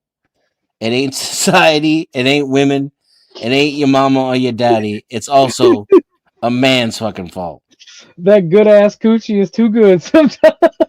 Zoomer, I'm saying you gotta push yourself away from the table sometimes. Look, Dennison, I don't think you have the coochie's best interest out. I do not. That's my point. I'm out here trying to advocate for men, and y'all are calling me feminized. You got the game all twisted. No, I'm not calling you feminist. I'm just speaking in general. Well, I don't think any. I do blame men though. Like, yeah, that's definitely feminist thinking. Everything that's fucked up about men is a man's fault, and everything that's fucked up about women is a man's fault. That's feminism. Oh no. Dumb bitches have autonomy. Dumb bitches have autonomy. I'm talking about we choose not to be there for our fellow man. We don't call. Like, when's the last time you asked your homie, is he all right? I don't do that shit though. I ask my homie if he's okay all the time. I'm here checking up on you every day. And then I got the homie in Florida that he's like me. He keeps to himself and doesn't want anybody to talk to him. So I wait like every couple of weeks before I hit him up. And I got the home girl over in Tennessee that I check on every week because women like it more often. And I should be checking on her every day, but sometimes I forget. Like I said, Denny is cooking. Let him cook. So, I am starting to realize that though, Ortho, like seriously, a part of my blind spot may just be because I'm not one of these faggot ass men out here and I don't see it. None of my homies are like that. But now that I'm on YouTube more and I'm trying to talk about serious issues with these people, I might be starting to see it. And maybe this is what women are complaining about. But I was here for the etymology, right? For lack of a better term, the origin story. I'm old enough. Some of the younger people aren't old enough. I'm right at the age where I was right in the middle between anybody older than me wasn't putting up with this shit, and everybody younger than me has been subjected to it. And it ain't go down the way they say it went down. Women did this shit. They demanded we do this shit. They rioted until we did this shit. And then they voted for all the fucking shit that we're under right now. And it's because they don't know how to handle responsibility. Now, granted, one could argue that's a man's fault because we always took care of everything and didn't let them think for themselves. Well, now we got a new world order and we're going to have to live with it. And women are going to have to learn how to yield power responsibly. I don't see any other alternative. It's not like you're going to turn back the clock and go back to where they can't vote or own property or have bank accounts and shit like Not that. with that attitude, Dennison. America as a nation just needs to pick every bitch up and put her back on the court. I'm just saying. It don't hurt them. They understand the error of their ways, and sometimes they even apologize and take responsibility. That part's very rare, but when it happens, it's like a really great feeling. It's true. I've yet to. Some would say it's better than the sex. It's at this point, yeah, yes. Once you can once you've had the, Yeah, I prefer once the you've had some apology. sex, I prefer the apology blowjob myself. Absolutely. I mean, it's like, I'll tell you, I've never come closer to God than when a woman who realized her own fucking bullshit. Now, my problem is, I've never been able to meet one who can stay in that mindset. They're too, they need constant supervision, and I ain't got time for that shit. If I would have kids if I wanted to do that shit. Oh my god. They weave in and out of insanity at the very best, or they're married, like they're taken. Dennison's like, make domestic violence great again. I don't think you need to hurt a woman, I've never laid my hands on a woman in my life. I would never disrespect my mother, and I would never put hands on a woman. I just think there needs to be an ultimate authority there. Otherwise, who's gonna, they literally don't need a man, OG. You understand? Like, literally, they don't need a man. So why would they put up with your authority? I mean, no, I get what you're putting down. They can dress however they want, act however they want. See, there's a good woman, in my opinion. She's married.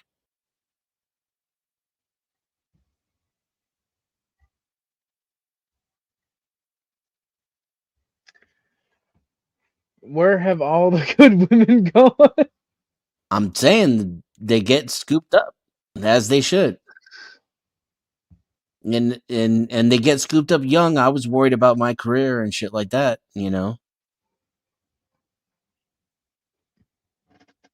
So what you were saying is, now that you're done dipping into the coochie carousel, you ready to settle down, Dennison? Nah, I came out the other end like MGTOW. I'm all about doing my own thing. I couldn't imagine having to put up with a woman. It's too much. But I will admit that I can't predict what would have happened if I had gotten married young. Well, see, to a good woman. Well, I used to watch Raging Golden Eagle, and I like the thought of MGTOW because, bitches be crazy and dealing with them is not worth it. And I was like, man, that's cool. And then all these guys started talking about sex robots, and I'm like, nah, that's not for me. They started talking about how men should buy sex toys and sex robots. I'm like, nah, that's kind of gay. Yeah, that defeats the point. And if you're that horny, go get laid. It's not like it's hard to get laid.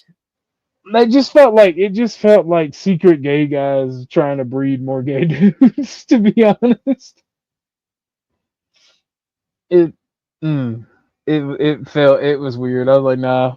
Once I saw that Raging Golden Eagle talking about that, I'm like, nope. Bye. No, yeah, that's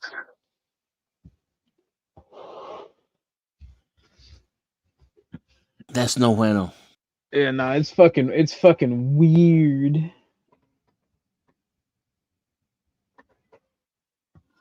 I don't know, bro. They like something. They like something, but it wasn't pussy. Google how to get laid.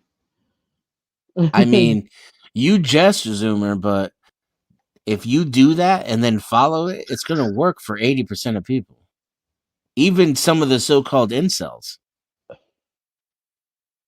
This is, like there's only the bottom percentage of men that can't possibly get laid.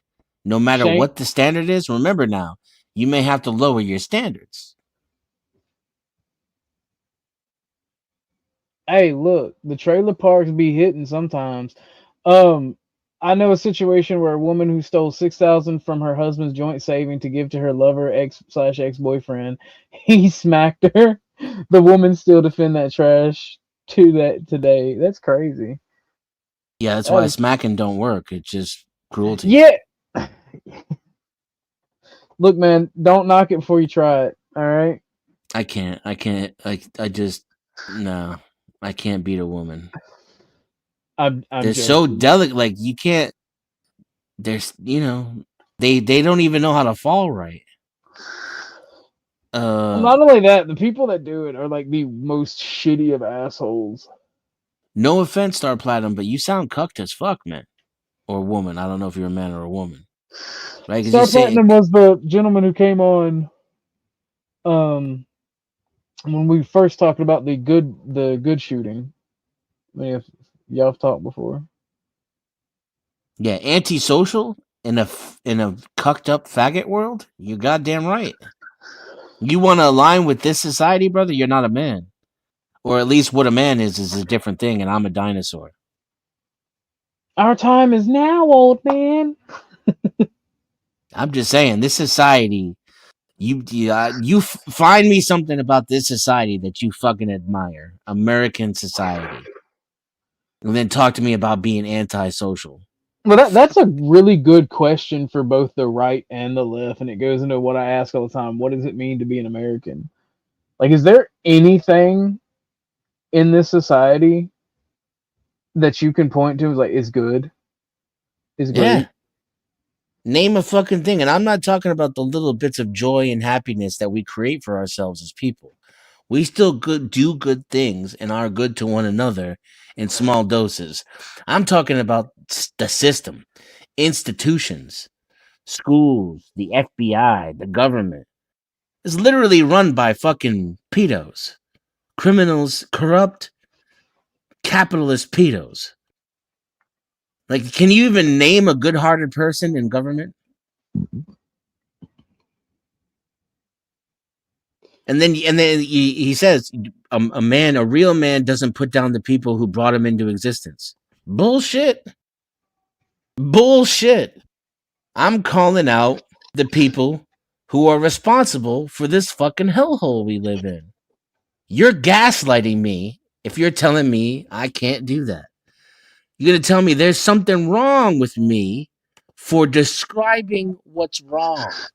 Hold Fuck it down. you. Hold it down, Denny. I'm liking these rants. I'm gonna be listening on my phone. I gotta go take Tucker for a walk. Are you enjoying? That's why the women rant? behave this.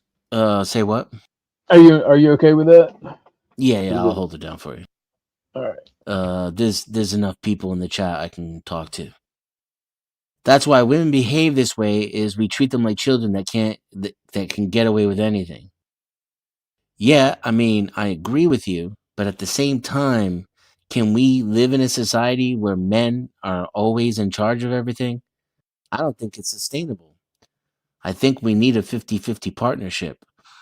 And it's not really going to be 50-50, right? It's going to be men doing what they're good at and women doing what they're good at.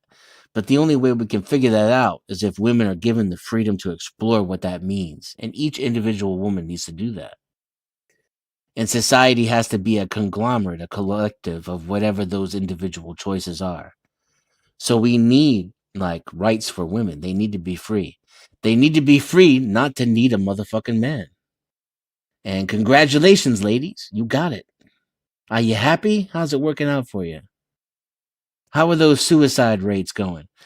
Because I know single women who have never been married are now outpacing married men in wages.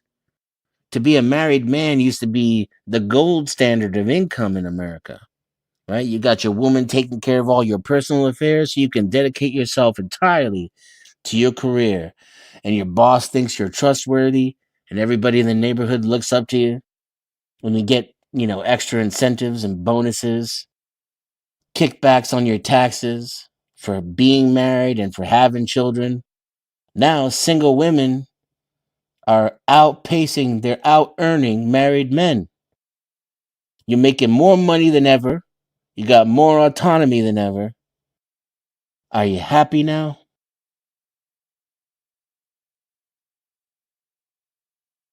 How's your relationship status?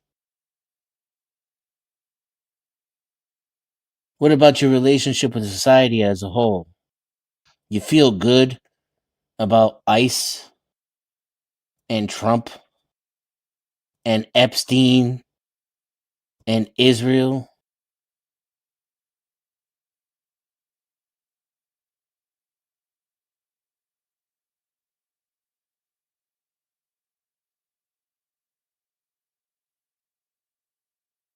That's always been the case, Nate. What did Nate say? Only if you have a gay scout leader.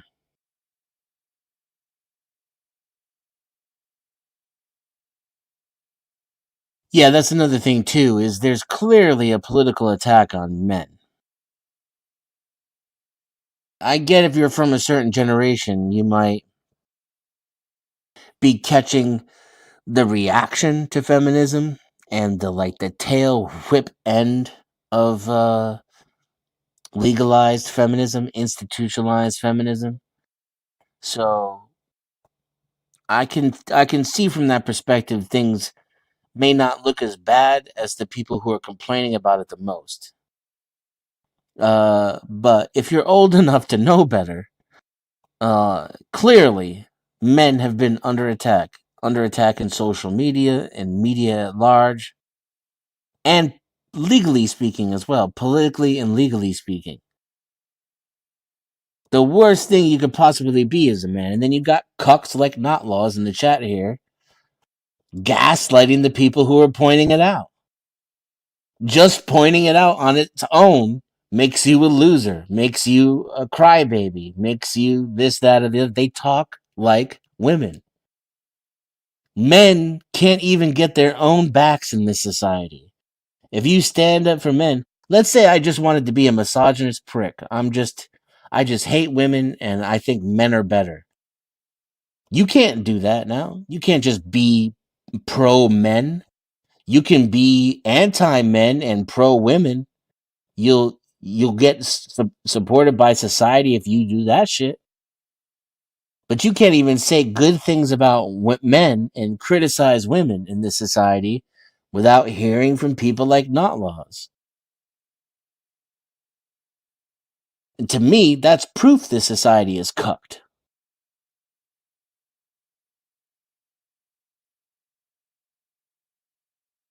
Nobody's reading X headlines.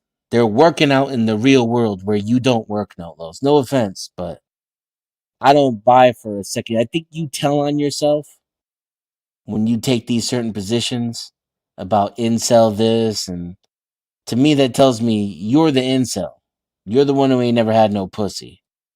You're the one who really hasn't had to work out in the real world. These are the things that are evident by the way you describe the people who are complaining about what the real world is like. Now, granted, I've been retired for shit. What's it going on? It's over shit. It's going on 7 years now. So I've been out of the workforce for a little bit. So let me just add that caveat. Perhaps everything in the last 7 years has completely and utterly changed. I don't believe you, no. Oh, sorry. Don't believe you for a second. I think you're all the things that you call other people, you're just projecting. But let's say everything in society has changed in the last 7 years, and now all of a sudden men are equal again, and we're not I'm being back. completely shit on in every sector of society. Then just take that with that caveat, with that grain of salt. I'm talking about my time.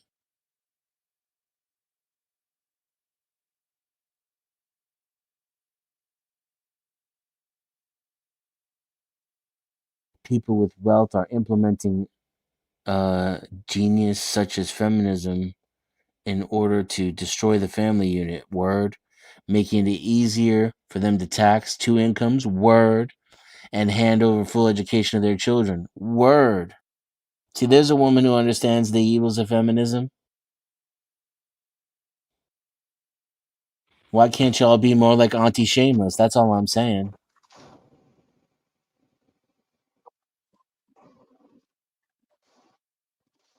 Not laws. Again, buddy.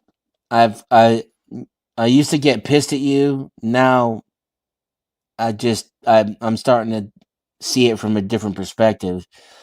I'm pretty sure you're talking about yourself.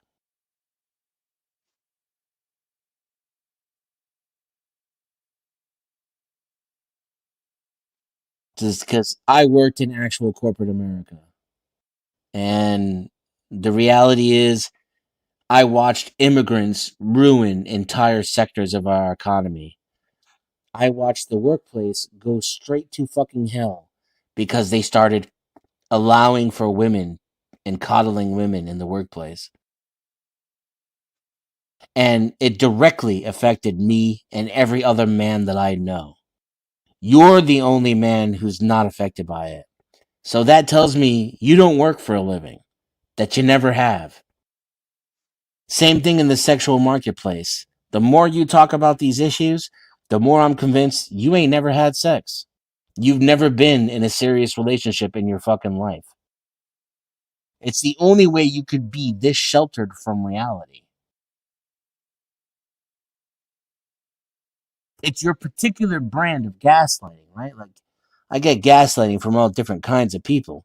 I just got gaslit the other day by a married man whose wife was calling him on the phone while I was arguing with him. So I know he's married. But but by the arguments that were coming, the defeatist, just lame, cucked arguments that were coming out of his mouth, you'd think he was what people call an incel. Men still have it better than women, Denizen. Wrong. We live in a gynocentric society where even when women had no rights, their quality of life was still better than a man's in most ways.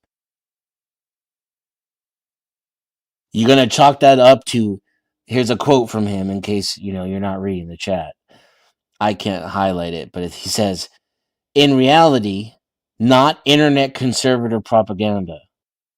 He thinks internet conservative propaganda is the only place where inequality towards men exists. I can't see that one. It may be too far up, but I'll bring this one up from Crab. See, so I'd like to have a chat with Crab because I could be easily convinced to change my mind about the cause. So I'd like to hear his perspective on that if he wants to come up.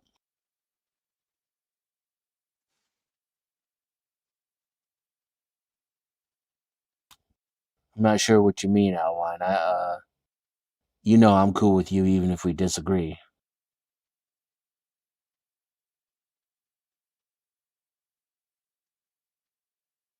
I was muted. Oof.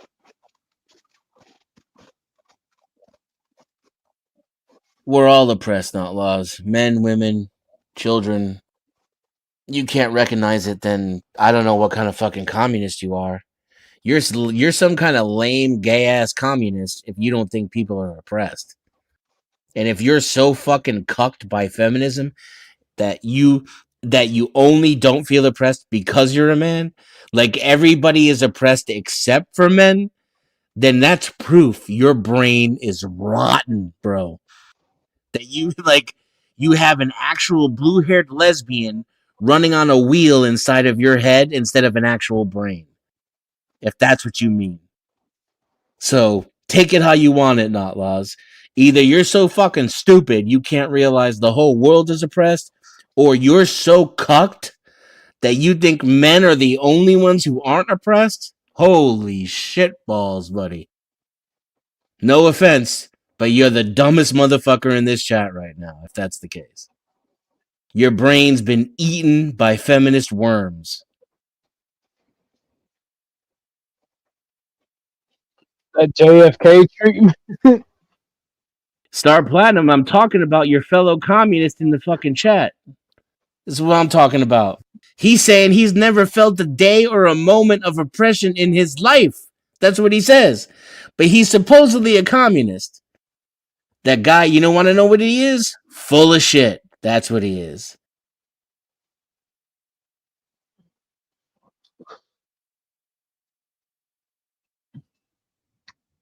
I mean, I can't argue against what you're saying. Oppression where? He says to read it again. Holy shit, I click back and find myself agreeing with 100%. Sorry about that, Grid. My bad. I have never felt a moment, let alone a day, of oppression for being a man.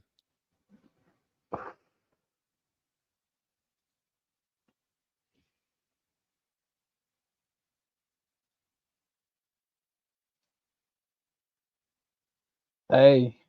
So in other words, you're oppressed for every other reason except your gender. Only other genders are oppressed by their gender. Grid, if you want to hit the panel, anybody, if you want to hit the panel is open. And this isn't Ask Me Anything where anybody on the panel can be asked any question. If you want to join, the link has been posted and it's pinned at the top. It's about 5% less retarded than what I thought you said. What? In other words, he's saying he's never felt oppressed for being a man. Okay. So there is oppression, and he as a man is also oppressed, but none of it has to do with his gender. It's only the other gender that's oppressed. Well, help your oppressed brethren out. Consider donating to the channel or the GoFundMe.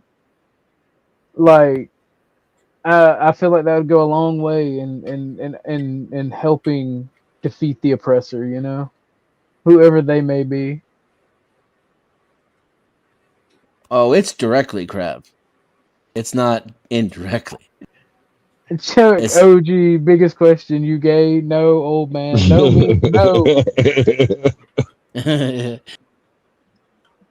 I grew up in an era where it was legal, actually legal, to take white men and exclude them from opportunities based upon their gender and their race. Still is and being done more and more.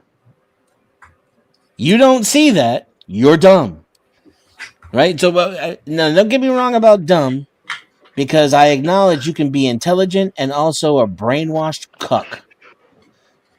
So, granted, given your ability to discuss things that don't have to do with gender politics, I'm going to go with you're not dumb, like, intellectually, but you are a brainwashed cuck.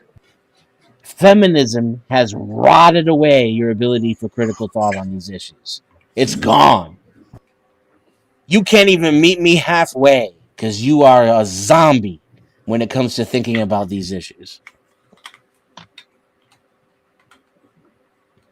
What the fuck up is it? What the fuck is up, guys? Yo, what up, dude?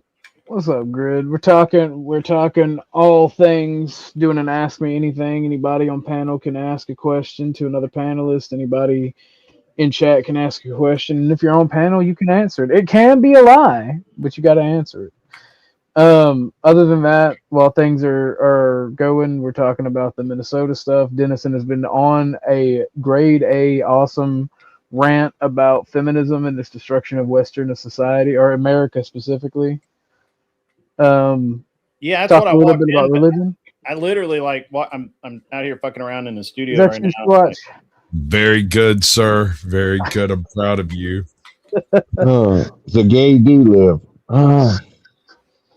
There's a highlight, Dauntless's last comment there. Delusion. Any white working man knows how deluded this person is. That makes me want to ask. It almost makes you think he's trolling, right? He's on. I have seen his troll slip twice. He actually made two base statements 8 months apart without meaning to. I think he was typing in bad. Yeah. What up, and I'm gonna lean into it, Dauntless. I'm gonna drag you. By the troll hairs. If he wasn't being dragged, he wouldn't know what to do. Are you saying he's another leftist with a pain kink or with a humiliation kink? I don't know specifically what his kink is, but he will toe that freaking line all the way up to kissing the wall, bro.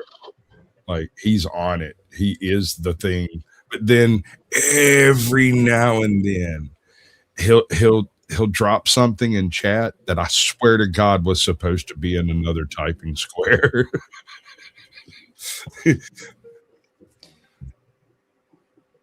It's crazy though. It's become so comfortable for some companies that I've actually experienced being told straight to my face shit that technically is illegal. Like I you have a need question to for OG though. like we don't need to hire any more white guys in the department. The IT department is too male.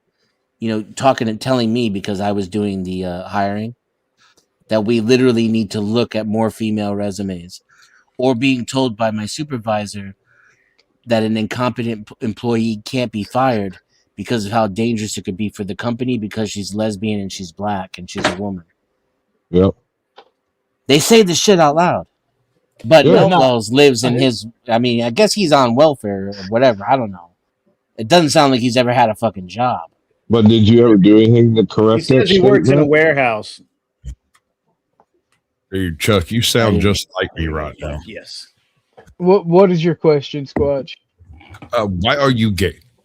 I already did that earlier. I had to. I didn't have any choice. Dennison is just saying stuff, bro. Why are you saying stuff and things, Dennison? I know. The problem is you're making them think a little bit. They keep hearing these words and they have to wonder what the words mean because, you know, you don't seem to be using them the way they use the words. And you keep saying the word white in the place of oppressed individuals. And they're just so confused by that. I'm afraid it might rattle something loose and create a base thought. Shameless elegance is definitely a mother to sons. Yes. And let me tell you something. I have so much respect for this woman that, like, when I finally met her husband, I automatically respected him just because he was able to fucking marry this woman. You know what I'm saying? Like, I didn't even know him. I knew her first. But I automatically give props to her husband because she's a real one. I mean, a rare exception. Oh, there's more out there than you realize. Yeah, I think a large minority of women are actually pretty decent. Yep. I think that there was even less before I came to the internet. And now that I've come to the internet and I've met a lot more people and a lot more women, there's still not that many. I'm not convinced. But I'm open to new data sources. You seem to be living in a negative connotation of reality. Nah, I'm just willing to criticize it openly in ways that make people uncomfortable. I'm fine. Isn't that what all the serial killers say right before they do serial killer shit? It could be. I couldn't tell you. All I can tell you is I've never hurt an animal in my life. I've never hurt a person in my life. And my life is filled with love and joy. I even go out of my way to try to love my enemies. Is that why you've been nice to me lately? Love you too, Denizen. I mean, you know, look at here. Look at how close I am to Chuck right now.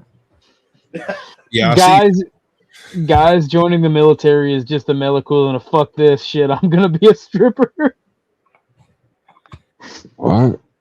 I said, guy. This is from a post. Guys joining the military is the male equivalent of fuck this. Fuck this shit. I'm gonna be a stripper. How does that make you feel, Chuck? That make me feel anyway. How would it make you feel if you hadn't had breakfast? Emotions? What are you talking about? That is the greatest question to ask anybody.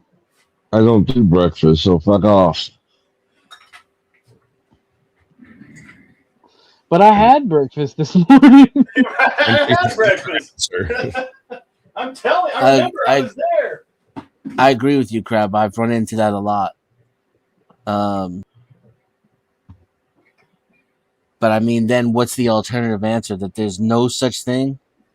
That they don't exist at all? I wasted the first half of my life chasing after what I was attracted to. And, you know, those kind of women just don't make for a good relationship. Yeah. Not a good monogamous one. Yeah, you got to take what's inside besides what's outside. The inside was always more attractive to me than the outside. It's not what I'm talking about. I'm talking about personality types. Yeah, okay. I've always been blessed to have very meaningful, funny conversations. A lot of the times I was being a misogynistic asshole because I thought it was funny.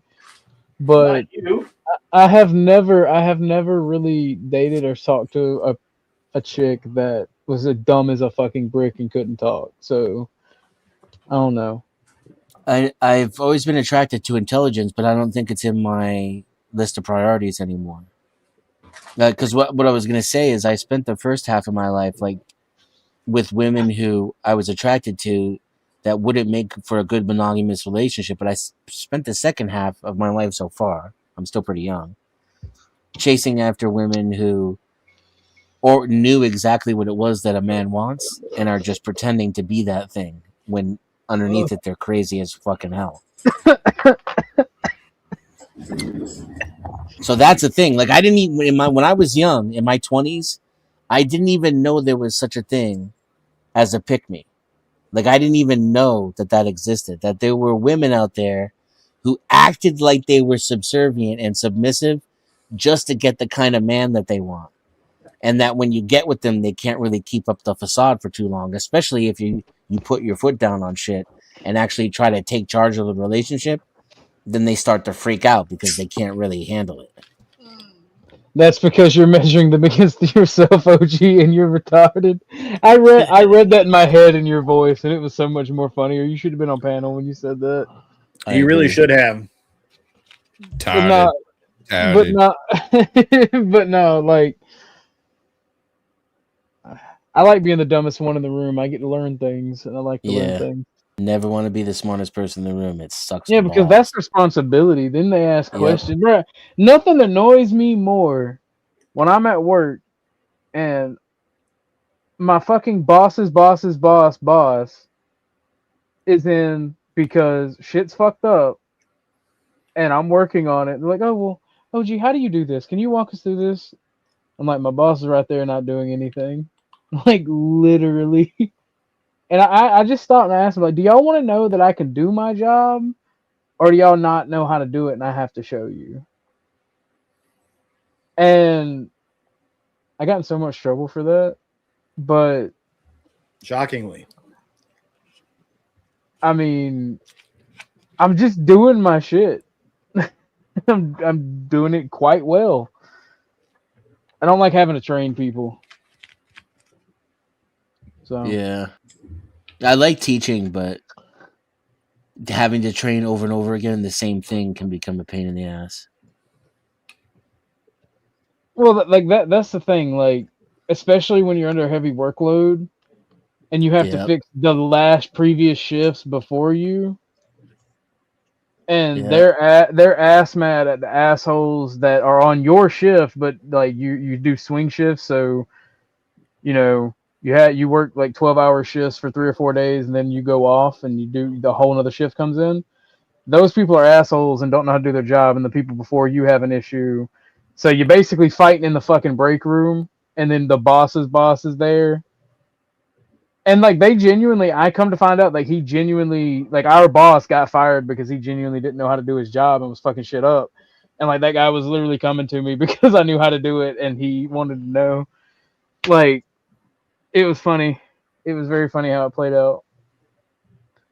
But your boy did get props from the bosses for knowing what he was doing and fixing the issue. Still got a write-up though. Well, that sucks. I once had a guy come to the plant to a pipe manufacturer, right? Make HDPE pipe. Anyway, dude has no business being on the property, but he showed up to tell me that he had met my girl and that they were going to be together. And I was like, I'll tell you what, when you get out, y'all can be together. And he's like, what the fuck? And I grabbed him by his belt buckle and his collar and picked him up over my head because he's kind of a little dude. And I walked out to the back of the plant and threw him over the fence into a bunch of briars, like some cat claw briars. And yeah, That's I never rude. heard no, I don't give a fuck. I never heard from him again. Apparently, he ended up in jail like a couple of days later, which is hilarious. Me. Story goes, he broke into some dude's house and was like trying to give that dude's wife a rose, like just some random guy, as far as I know. So I've always wondered. Wow. I did, and I always thought it was weird that I didn't catch no charges and didn't get fired. Like I was on camera. God, I wish I could get that footage. They were just like, oh. You just yeeted a full-grown man. Did you feel powerful? No, I was pissed because the machine I was fucking with at the time was fucking up. It wasn't working mathematically. Damn it. Chuck, you have the best work stories. You were in the military. What was your biggest fuck up that got you in the most trouble? Let me think about that for a minute, because I had military and industrial.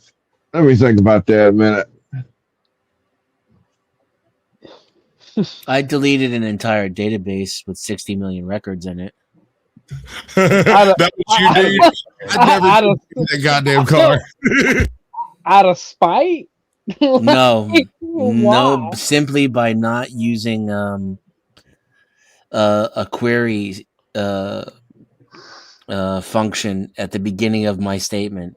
So I instead of asking the database what if, I said do this, and so it updated all the records and blanked them out. Again, no, I didn't get in trouble, really. And we had so much backup and replication in place. Ultimately, what happened was, in the 20 minutes it took for us to fix it, like whatever work anybody did got erased. So we got a few calls from the floor managers about random glitches that was just for the last, however many tens of customers. And we just played it off. I knew it, you tech motherfuckers. You bastards. I hate it. Talk about storming the fucking Bastille, bro. Working with computers for a corporate structure and then having to go through fucking IT when you know how to fix it yourself. And then the IT person just like, oh yeah, no. If you unplugged it, get back in. Yeah, you restart it. do y'all be fucking with us? I never made mistakes too, and I was the guy always preaching about how to always run the query at the beginning instead of the update. Never run update, right? Like it's the singular most embarrassing moment in my entire career, for sure. There was one time, and having to tell people that too, who were like, you imagine what it's like when you work with people and you're the one who never fucks up. And now you fucked up worse than anybody ever has in the history of fuck ups. Sorry, Chuck. Go ahead. Oh, you're fine. You're fine. There was actually a couple of times. One time, the soldier came out of the little PX store, and he looked like a shit bag from hell. And I started screaming at him, laying into this motherfucker. He turns around and he's got 2 stars. I got 3 stripes. He looked at me like I was crazy. He said, uphill. Yeah. So he said, thank you, and went about his way. And I get a call from the battalion commander to report to him, and I go see the colonel. He said, well, we want to commend you for doing the right thing. You were right in everything you said. However, next time, look at their collar first and see what rank they are. Now, another time, we were on a mission to the Middle East. I'll just put it like that. and we had a layover in Fort Bragg, North You had to Carolina. go drop stingers off to Bin Laden. We understand. Yeah, but this is at the point where we were just integrating women into our unit. So we're out here in the field. We're waiting deployment orders. So in the meantime, we're out living in the woods. And we was about 5 days in, and this female that worked for me came to me and said, I gotta go back in the post. We got a multitude of other issues going on. And I said, for what? She said, I got to get some of them girly things. I said, hold on a minute. So I ran over to mess hall and grabbed a whole pack of them table napkins and brought them back. She went to the captain. I got called into the captain and says, you cannot do that to females, da-da-da-da-da. So as punishment, I personally had to drive her back so that she could get the product she needed from the store, take her back to a building where she could get a proper shower, and then bring her back. Oh, I was pissed. Sounds like time off to me. I'm like, this is how we're going to fight when we get to where we're going? Jesus Christ. What time is Marte and Dusty's debate? 7:10. And an Last hour. I heard. Yeah, it's in an hour. So for those Central. of you who are making coffee, make that about 7:35. Because Dusty is perpetually late. Yeah, it's true. I can't argue with that one. He'd be late for his own funeral. Dusty was late. Dusty was late for his own birth. What you talking about? Yep. And then when I was at the steel mill, I was an apprentice working for this journeyman. Holy shit. And there was this problem, and I'm trying to explain to him how to fix the problem. And he sits out on this catwalk, stands on this catwalk all night with his thumb up his ass, not doing a thing. So next morning when the boss shows up, he wanted to know what the hell was going on. So I explained it to him, but by then I was irate with this guy, even though he was my journeyman. And I got told, he's the journeyman, you're the apprentice, shut the fuck up. And I just stood there with the most dumbfounded look on my face. It was just unbelievable. How do you fix stupid? With a hammer, of course. It's like one of those with the punch on the end of it, so that when you swing it, it like immediately kills the cattle. Well, it's Maxwell Silverhammer. You got to give him a lobotomy. What's up, Grid? What's your most fucked up work story? You know, you got to have one. Grid work?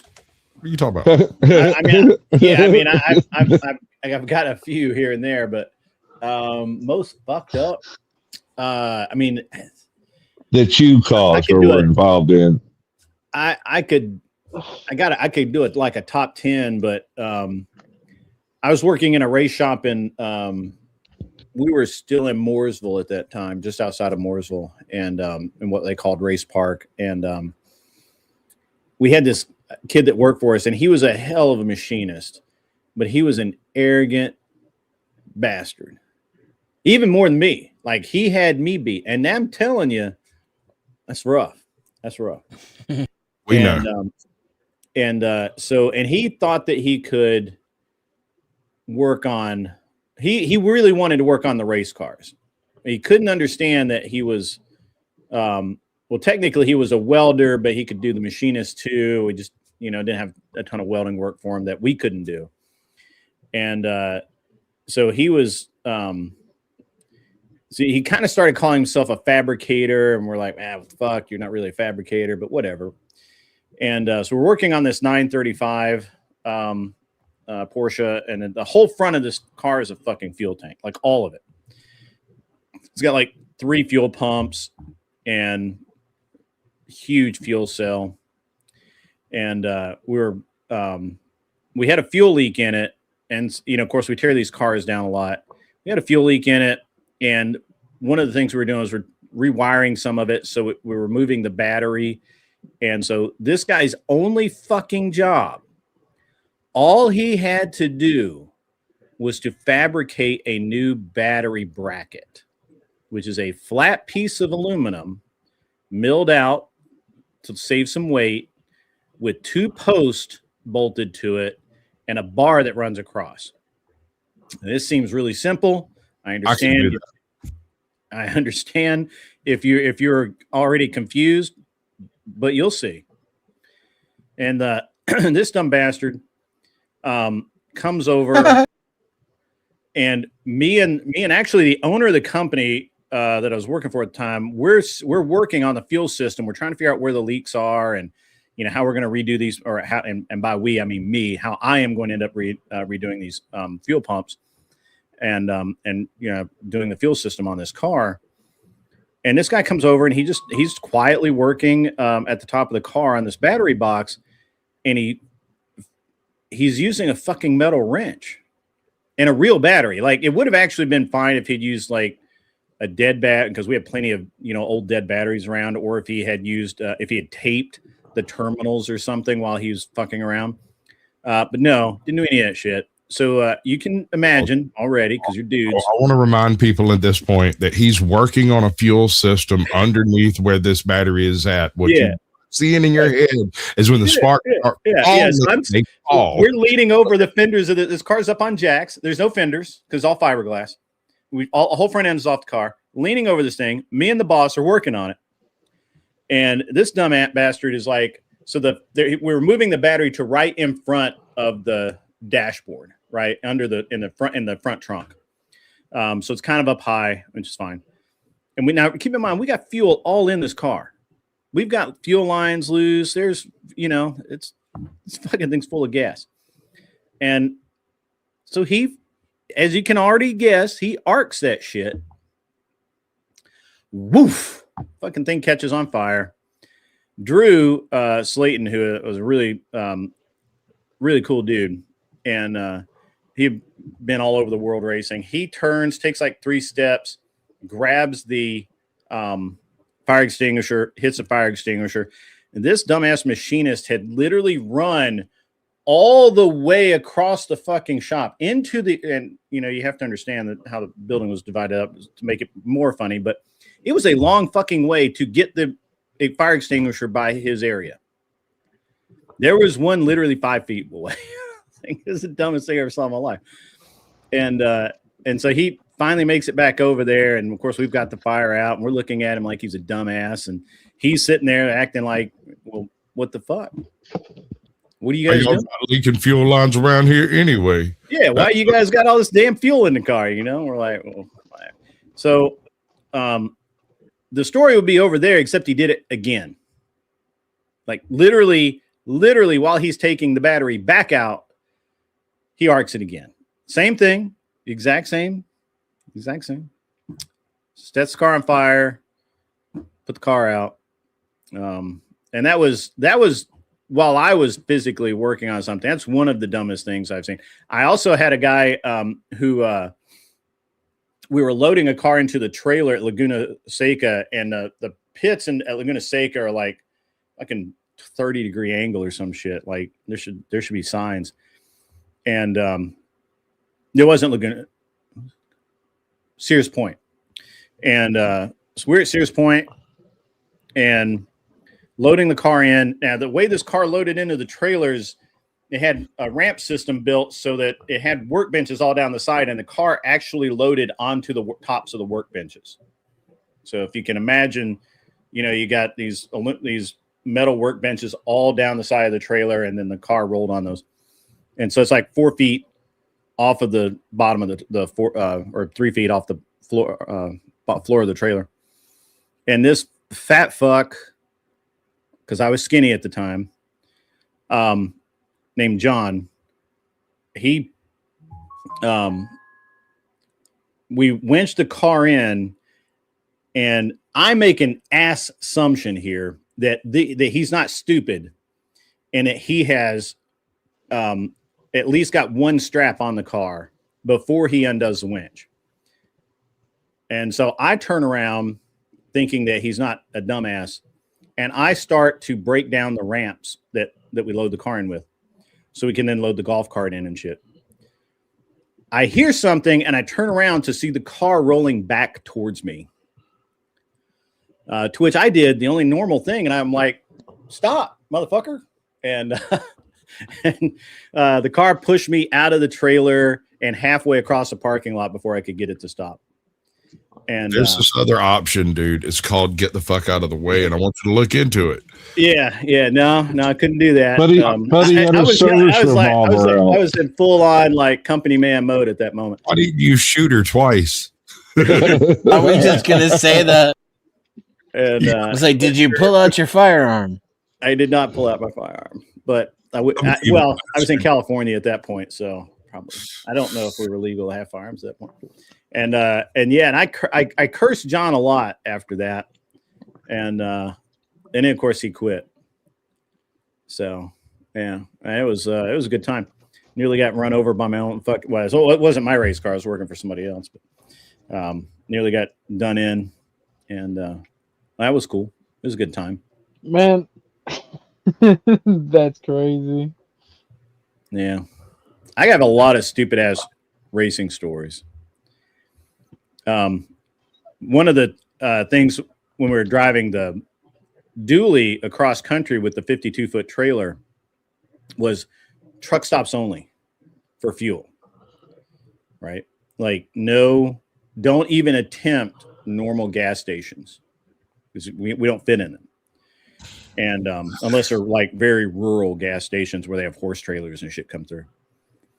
And so we're driving through fucking Arizona, and you get far enough south in Arizona and there's nothing there at all. And I wake up in the middle of the night and I'm like, have we stopped for fuel? And he's like, no. I'm like, have you checked where the next fuel is? That's going to be a problem. Right. Have you checked where fuel is? Oh, yeah, it says it's a gas station up ahead. And I'm like, gas station or truck stop? So we ran out of diesel on the road. I still had that highway in Arizona in the middle of the fucking night, in the middle of fucking nowhere. So what we did is we rolled one of the race cars out, strapped a flashlight to the dash so that people would see us coming because we don't have any lights on the car, and put an empty 5-gallon jug in so he could go get diesel at the next exit that had fuel. And somehow he did not get arrested. But yeah, it's always when you least expect it. He let like when you're doing some shady shit, you always get away with it. But when you're just doing normal shit, but one of your T's isn't crossed, that's when you get fucked. Yeah. That's when you get fucked over. That's for sure.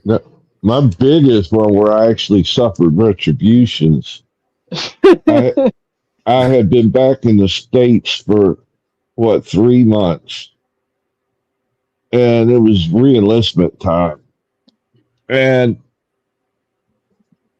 a set of orders came down that I was going to have to go to Italy. I said, you guys just gave me grief for being out of the country too long. I'm back 3 months and you want me to go to Italy. I said, I'm due for a re-enlistment. I'll do what I want. Because you can choose wherever you want to go or things like that. One second, Chuck. Yep. Perel Gotcha. Aquitius Brown. I don't know who you are, but that sounds like a porn bomb name. Doesn't it? So thank you for coming, but I'm not playing that game. If that's not El Perro, don't let him up. That's what I'm saying. Right? If he don't show up with a Hitler mustache immediately, like. Yeah, just to give you an idea of the truck, OG, I put a picture of it in the back. Boy, he got the extendo on that motherfucker. I'm just saying, It doesn't prove that you're compensating for something. It's suggestive. Look at how small the truck See it, looks bitch, in from the front. space. Yeah, that was legit. Yeah, that's why we couldn't get into gas stations. You know, like just don't even fucking try. Drop, take that bitch off the fifth wheel and just drop it right there and go get gas. Yeah. Oh, man. Driving teams as a trucker, you do a bunch of sketchy shit. I'm sure you do. Yeah. So I quit using a damn. I had a semi and I quit using it because I don't have a CDL and I didn't want to get one. And so I got a fucked up story. My very first job. Yeah, go right ahead. My very first job, I got my license and was a short haul delivery driver for a window manufacturer for about 7 months. And so the first day I go to work, I've only ever really driven on a farm and like my dad around while he was drunk, that kind of stuff, dirt roads and shit my whole life. So I know how to drive. I just never actually been driving through cities and shit on the regular, and poof, my ass is delivering the shit downtown Atlanta, uptown Macon, fucking Augusta, Savannah. I'm talking like hardcore immediately in the shit. It's actual traffic. Yeah, actual nightmarish bullshit traffic, like in Macon, where at 3:30 the fucking lanes swap directions. Brother, my brother in Christ, I've had to drive in LA traffic in a non-automatic That semi. traffic's different though. That's like 36 fucking lanes of traffic in it, and they're all nuts. And I get what you're saying, but It's like Mad Max out there, brother. I had to kick people off. shit to the South Atlanta Cloverleaf over there, that fucking I've done that too. That Yeah, fucking no. place, dude. I was going to deliver some fucking bacon one day, and I got to one of the interchanges just below there, and I couldn't find the fucking exit sign, and I drove around in a loop like 7 different directions, came back to the same spot, was like, fuck it, I'm going to a convenience store and I'm gonna get out a fucking paper map and I'm gonna figure this shit out. And I pulled up at the convenience store, pulled out the paper map, turned and looked at the highway DOT truck next to me, and it had the exit sign on back of it that I was fucking looking for. I walked in, I said, which one of you low-life motherfuckers took my goddamn exit sign and put it on a parking lot?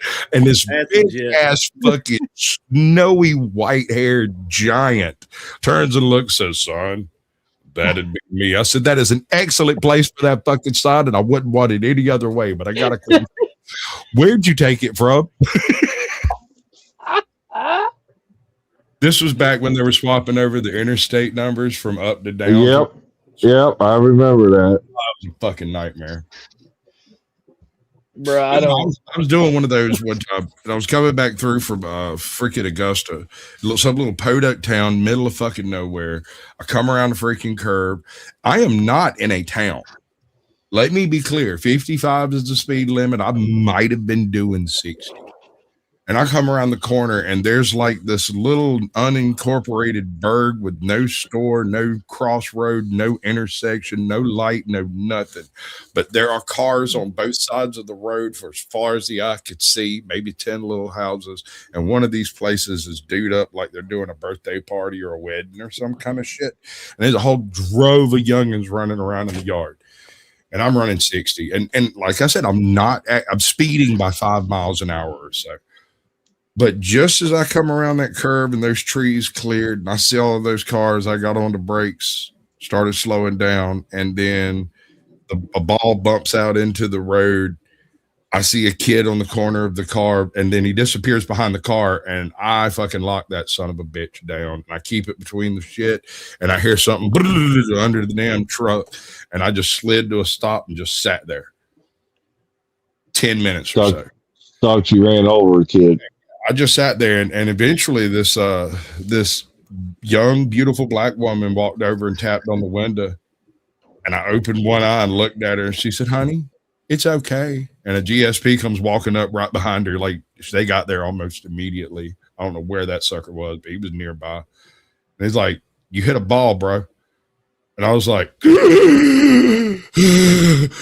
oh, my dear fucking monkeys. And I pulled down and pulled over on the side of the thing. They kept trying to give me champagne and shit. They was trying, and I just sat there and shook for like 30 minutes and eventually got my shit back together and all my grits back in a bowl, and I cracked up, drove home, did what I had to do. But Well, fuck up your best day. dude, I have zero memory from the second I saw that ball bounce from behind that car until that nice young lady tapped on the glass. I have no idea if anyone tried to talk to me during that time. All I could hear in my head was that ball bouncing under the car. And in my head, it was a ball, then it was a kid, then it was a ball, then it was a kid, then it was a ball, then it was a kid. Yep. All like Schrodinger's murder, right? That was probably one of the most stressful things I've ever dealt with. Brother, all right, look. I'm ashamed of this story, and I know a lot of times I say there's things you couldn't waterboard out of me, but I just got to get it off my chest, man. I was backing the truck up at a truck stop, and I was just having an off day, and it sucked. And I was like, I kept asking myself, can there be one more thing that goes wrong? Da, da, da. My partner that was driving, well, I did it, and like my partner that was driving with me got out and was spotting because there was no fucking lights whatsoever in this parking lot. He's like, stop, and I stopped, and like somehow I had gotten the fucking I had gotten the fucking cone, like the big ass pillars, in between my tandem tires. That takes effort, bro. I didn't break anything. Nothing broke. Nothing. I've seen it happen. I'm aware it's possible. I don't know how. It's one of those days where that's just one of those days where like God, the universe, Ishnu, everybody, it just woke up and said, "Fuck that guy in particular." Wait, did you not ask for it though? I mean, I must have been wearing something. I guess I don't know. When you woke up this morning, did you throw a pinch of salt over your fucking shoulder? Did you make sure the shoe was the right way up over the door when you walked out? I was a trucker. Did you make that wish upon a star last night? Stop victim blaming. I failed the parallel parking portion of my driving test because the instructor didn't say to parallel park.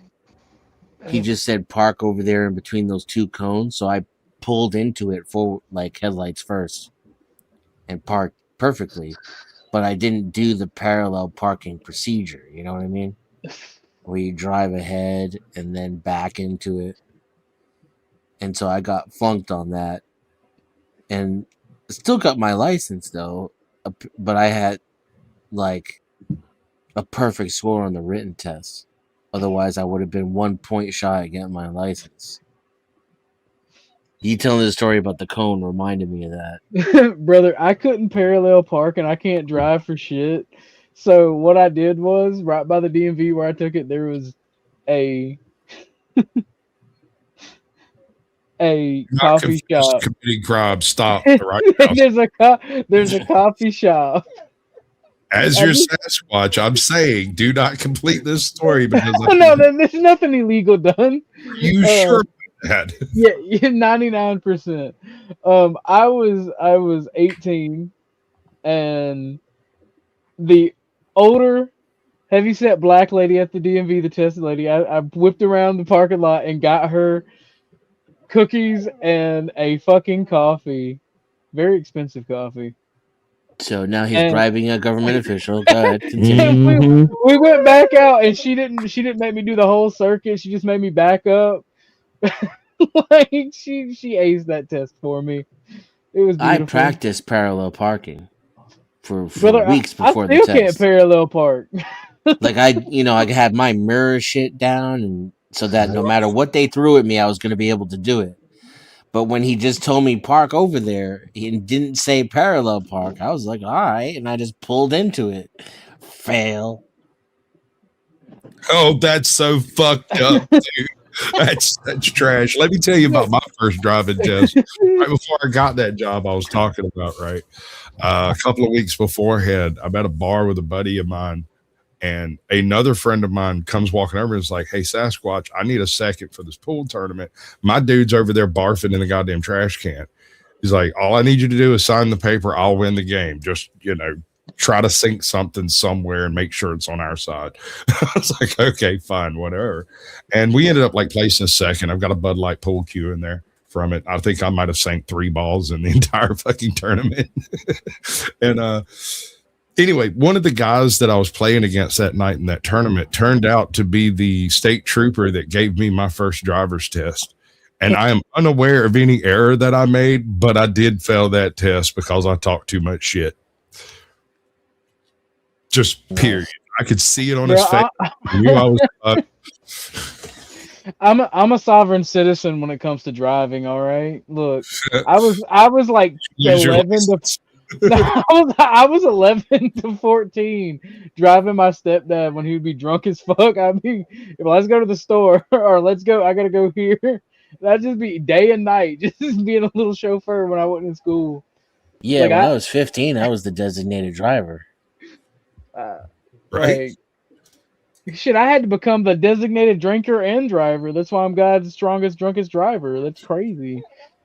Like, I was chauffeuring the fuck around people for the longest and never got caught. We were running. I legit remember leaving the bar with my best friend, and it was his car, right? And then he throws me the keys, and I'm like, what am I supposed to do with this? And he's like, you gotta drive, man. I'm drunk. And I was like, I just was in the bar with you, nigga. I'm drunk too. Like, what are you? And I didn't drive a stick either. So that made, complicated things. Oh, that makes it very interesting. Right. So I get the car started. Right. He's telling me how to operate the vehicle now, drunk. And I'm drunk listening. And I'm about to pull off. I get it, I actually do it the first time, not a lot of trouble. And then a cop shines a spotlight right on me. He's parked right there in front of the bar the whole time. Watch both of our drunk asses leave. And then over the speaker he says, your headlights aren't on. And then he turns the spotlight off. And I was like, holy shit, I think I just lost 10 years of my life. Turned the headlights on, kept going.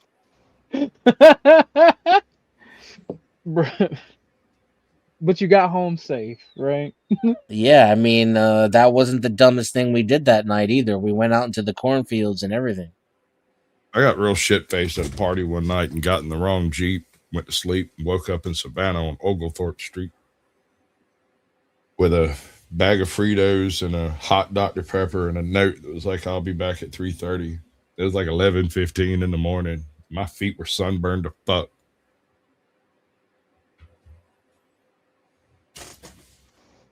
Oh, man. That's crazy.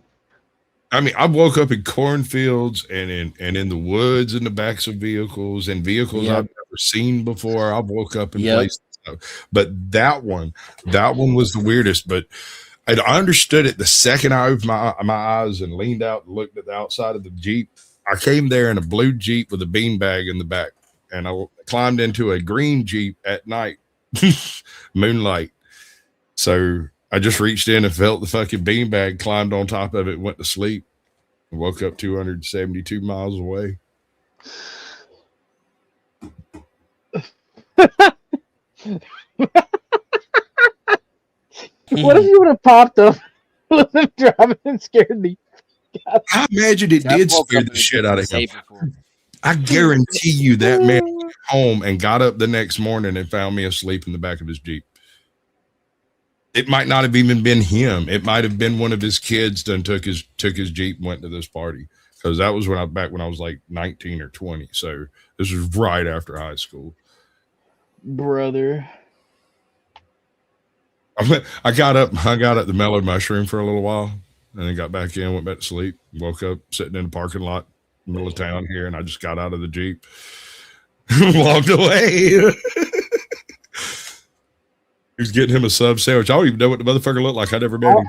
I remember my first time blacking out drunk, and like we decided to go somewhere. Sir, that is not possible. That is a contradiction in statement. I remember That's No, bullshit. I remember bits and pieces. I don't remember the whole thing. Like I remember The slideshow.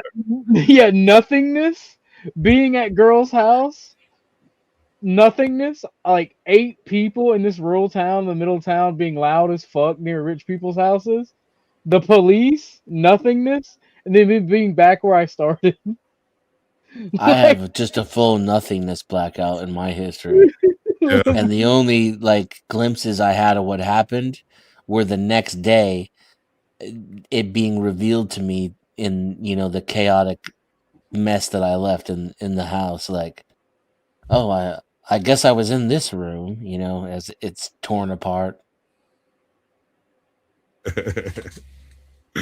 Dude, Bro, I ain't even gonna tell you my family. shame. When I was like doing the whole teen angst thing, I just stayed fucked up all the time. I literally walked around with a lever Cash bottle. Clutch be like, tonight will be the night that I will fall for you. I don't know, man. I didn't want to deal with none of the bullshit, so I didn't. I just stayed fucked up all the time. And I remember drinking Mad Dog just because it was easier to steal. Look, you don't know the teenage angst until you're fucking drinking Iron Worker, all right? Right, you're sitting over there slugging down a bottle of McCormick's with no chaser. Damn. I'm sorry, not Iron Workers, it's Steel Reserve, bro. I'm fucking stupid. We used to say that about Bush. Everybody about the drinks Bush Bush Light. though. Everybody drinks Bush Light though. Like we used to say when times are hard, and then, you know, tip cans. Nah, but motherfuckers be drinking Bush though. Like Here they is know this it's Milwaukee choice. Beast.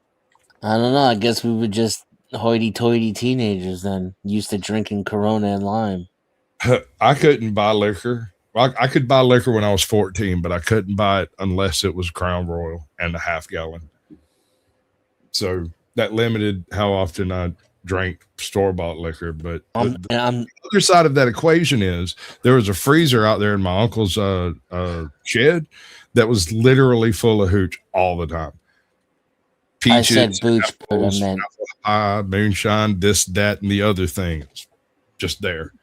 Bro, I remember when I was a teenager and I started stealing alcohol from my parents and grandparents. And my grandfather lived up in Noonan, where nothing but fucking bonfire weird. parties ever. Strange. I said And- Bush, but I meant Blue Ribbon. And I remember stealing his Jack Daniels, just pouring it, like making mixed drinks in like the to-go fucking cups that you could screw on the tops. And I thought I was so smooth with it, thought I wasn't going to get caught. But he knew. And instead of beating I thought I was going to get fucking beat to death. And now he was cool with it. He made me a drink. We drank and talked. So he taught me about Vietnam. It was weird. When my uncle realized I was getting moonshine out of his freezer up there, and keep in mind, I used to go work for him every summer, and I never got paid for any of it. And this was well up into my 20s. All I ever did was like occasionally, if I happened to be in the neighborhood, I'd go by and get me one of them quarts, assuming it was full. Like if he had like 6 or 7 left, I ain't fucking with it. But if he had like 30 cases in that motherfucker, yeah, I'm gonna grab me one and leave a note, be like, Raymond was here. The fuck you gonna do about it? But it helps to be a favorite nephew, you know. I remember getting caught by the police drinking. Well, I guess again. And it's funny too, because we were saying how it's always when you're doing shady shit you don't get caught. Like that in front of that bar that day, I was 15 or 16, so I was underage drinking, and I had no license, and I was driving drunk. But this other time, we were in front of a friend's house, drinking and waiting on him, and we saw a cop car pull up behind us. Officer Murphy gets out. We all know him. He knows. He's familiar with us too, right? Kind of knows all the kids in the neighborhood, and so we hid our shit. Like I stashed my beer behind the tire of the car.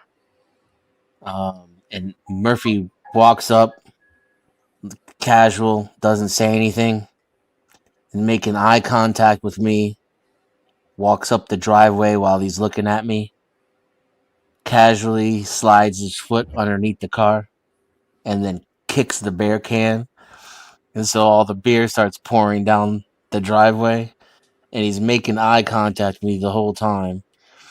Then he reaches over and grabs the joint that I didn't even remember I had in between my ear and my cap, takes it, smells it, puts it in his front shirt pocket, doesn't say a fucking word, says, "All right, now you boys behave now," and then just walks off and gets into his patrol car.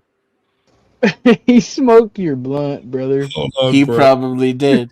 This is some He probably did. And I'm scared. I'm scared shitless the whole time, right? Like, Bro, he was on a power trip, but it was a whole different level, bro. Yeah. Reminded me this is some seriously small town stuff. Not far from where I Yeah. live, there's a town with like 600 people max population. Most of them are over the age of 65. This place used to have a cop. And this dude was like the most retired, non-retired cop you've ever seen in your life. I'm not going to name no names, but he bought a personal vehicle from one of the one of my old LTD Crown Vics they used to run, and just used it for the quote unquote official police for this tiny town over here that there hasn't been a murder there in 37 years. And so if you were out fucking around over there and he knew who your parents were, and of course they know my parents, right? They know my brother, my sister, they know everybody. I am no mystery to this man. And he catches you out drunk in the world. This motherfucker would make you drive him around while he sat in the back seat and told you what to do. And like I said, there's no traffic in this place. After 9:30, there's not a vehicle on the road that's not actively fucking up. Only grandchildren come here to visit, you know? And so we'd end up riding around over there in that small town. There's like this whole section of little roads where there used to be a neighborhood, and it got wiped out in a flood in the 20s. And so there's just these roads in the middle of the wood. You just go right around. There's nothing over there. Nobody lives there anymore. It's all owned by this one dude. And they just, you know, you have to do left turn, right turn, and signals. I mean, I never saw anything strange about it because it was sort of a legends and lore thing locally. When you get picked up by old boy, you know, you just kind of let it happen or you will get arrested. Like you can fight or you can drive the fucking car. And I know it sounds shady. Are you telling us about you losing your innocence, Sasquatch? Yeah, I was going there. That's where it would go, right? You'd expect that. But no, I've never heard a single word of him doing anything shady to girls or guys at all.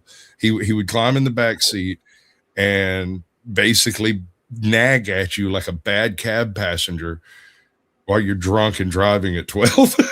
I mean, he would like bitch you out. He'd be like, "How you doing at school? How's your mom and them?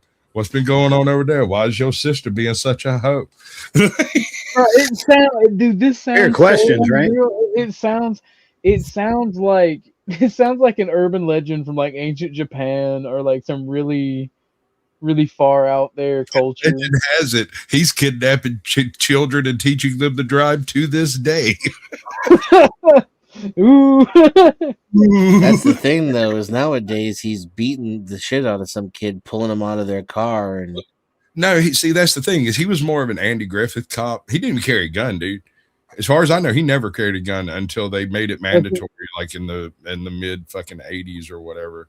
And even then, when they issued it to him, he had a holster in the glove box and one on his side, and he had to take it out and put it in his holster because he figures. And I heard him explain it to somebody one time. If you need a pistol to resolve a situation, you probably shouldn't be getting involved in that situation. And even as a cop, when you see shit going in that direction, you're supposed to do whatever it takes to stop it from becoming a shootout. You're not supposed to be rip roaring to jump into the fucking battle, right?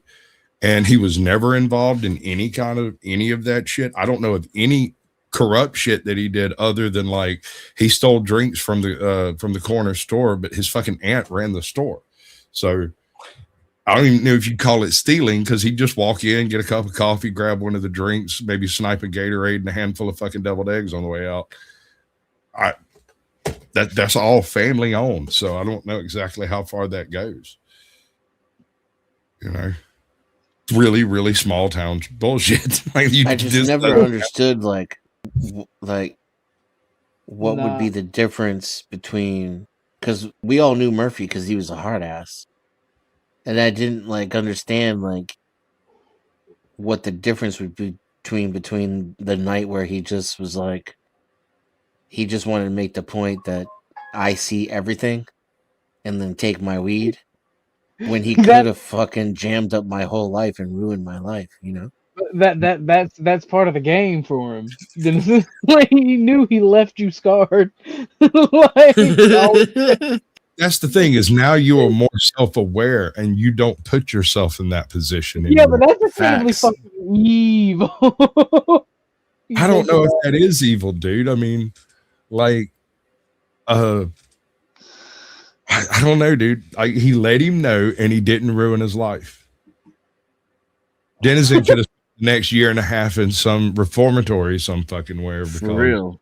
You know. Yeah, but he had to do all menacing and shit. And shit was just starting to go my way at that point, right? Like, I got a job at the local music store. I was teaching guitar. I was kicking ass in school. First time I did mushrooms, I broke a molar eating a runny egg sandwich. That is. Here's the thing. Back activity, brother. Oh. I know. I was tripping so fucking hard. No, dude, I don't know, man. I have no idea. I had bad teeth.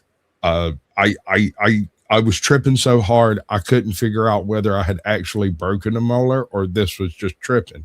And so I took it out of my mouth and set it on the edge of the plate, finished eating, and then pulled it to the side, washed it, looked at it, opened my mouth in the mirror and stuck it in the place it was supposed to be in, pulled it back out, looked at it, and went, okay, I think I've broken a tooth. And everybody else in the house was tripping balls, and they're like, nah, I don't think so. Everybody below a certain economic class in the South is missing at least one tooth. It's a curse to being in the South. Yeah, well, you can take care of mine extracted. I mean, I'm just saying, if you're from the South, like, I'm missing one way in the back, so you can't see, but my teeth are like pearly fucking white. Technically, I'm missing all of them. When my molars started to grow in, they didn't fit, and they like started to break each other, and so I had them all yanked out in the back. And I remember the dentist telling me that it was a bad idea because your mouth is not designed to have a gap you back transfer there. force from one tooth to another, and it just breaks the next one. And I was gonna have problems, you know, later in life due to how my mouth would compensate. And I mean, it took 20 years, but he was right. Like, it's like the top teeth came out longer because there's no teeth underneath them. Mm-hmm. And so it's like a meat grinder back there. You know, I'm lucky if I don't bite my tongue. You obviously 20 times a day. Half as much as you should. That's Bruh. I have the exact opposite story of Sasquatch and Dennison about small town cops. All right, look, there's a small town that has one fucking cop, one guy, and I was driving through there one night, high as hell. We had hotboxed the car, and I'm a passenger. All right, this shouldn't have happened to me. This should have happened to the driver. All right, and I just drew the short end of the straw. He stopped the car, got everybody out. Basically, eeny, meeny, miny, mode. Like, somebody's going to jail. I'm like, but why, officer? Damn. I'm just fucking bored, bro. What did I do to you? Like, no, brother literally said, I'm bored. I have nothing to do. I got this really nasty speeding ticket. and I was pulled over by a janitor. True story. I was coming back through a little town in Georgia called Stillmore. Don't go there. There's nothing there. But And still, you gotta steal more. there's about 7 houses and an old store that used to be there. I'm not sure if anything's there anymore. I'm never going back. It was a $145 speeding ticket. I'm cruising along, and in my head, I know where I'm at, but I was wrong by about 20 miles. So, like, the little town that I thought I'd just come through, the little town I come through wasn't the last one before I get to where I'm going, right? And so there's one more tiny little town, and I'm running 65, fucking 1 o'clock in the goddamn morning. There's nothing on the freaking road. And I come around the corner, and I'm like, was that a fucking town sign? I get down on the brakes, and about the time my lights light up, I see blue lights in front of me. This motherfucker saw me coming. Like, he was blue lighting me before I got to him. He already had me clocked. And so I just pull over.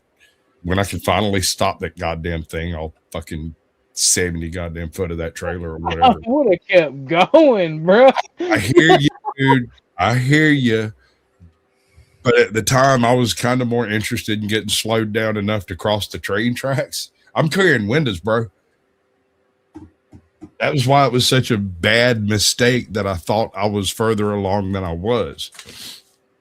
Because there was a set of train tracks I was going to have to navigate, and I thought I'd already been What across. would have been the repercussions for breaking your load?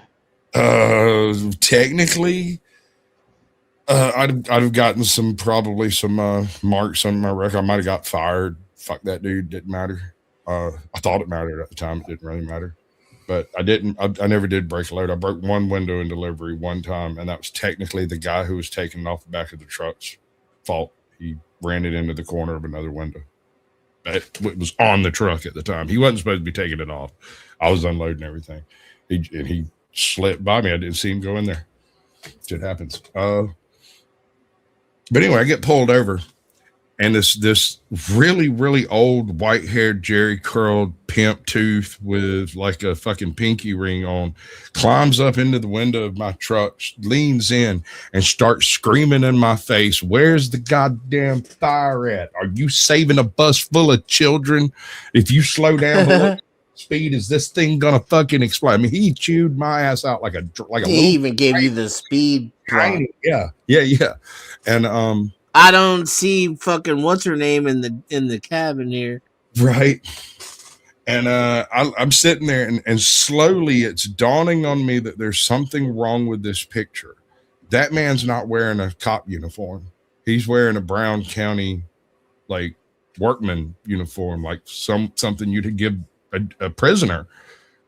Right? It was like a brown jumpsuit, and he had like 2 wrenches in his fucking shirt pocket. And I was like, there's something really weird going on here that I don't understand. And then Officer Johnny shows up. Now, I don't know Officer Johnny's real name, but he comes walking over to the truck, and he looks at me.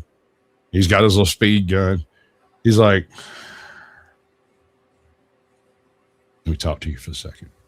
And the black guy mid-scream stops and goes, "Huh?" "He talk to you."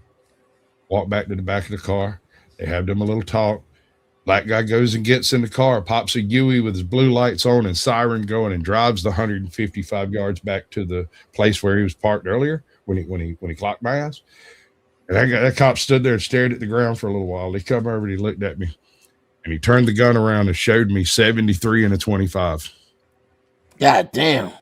Now, I want you to understand that the gentleman that pulled you over was chief of police in this town up until last week.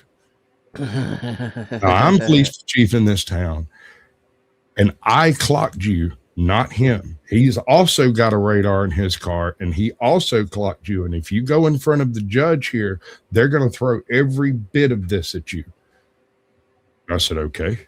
He said, "We don't have to do that."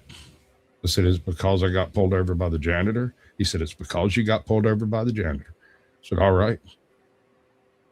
$100 bill, 45 and a 20, or it's like 42 and a 25.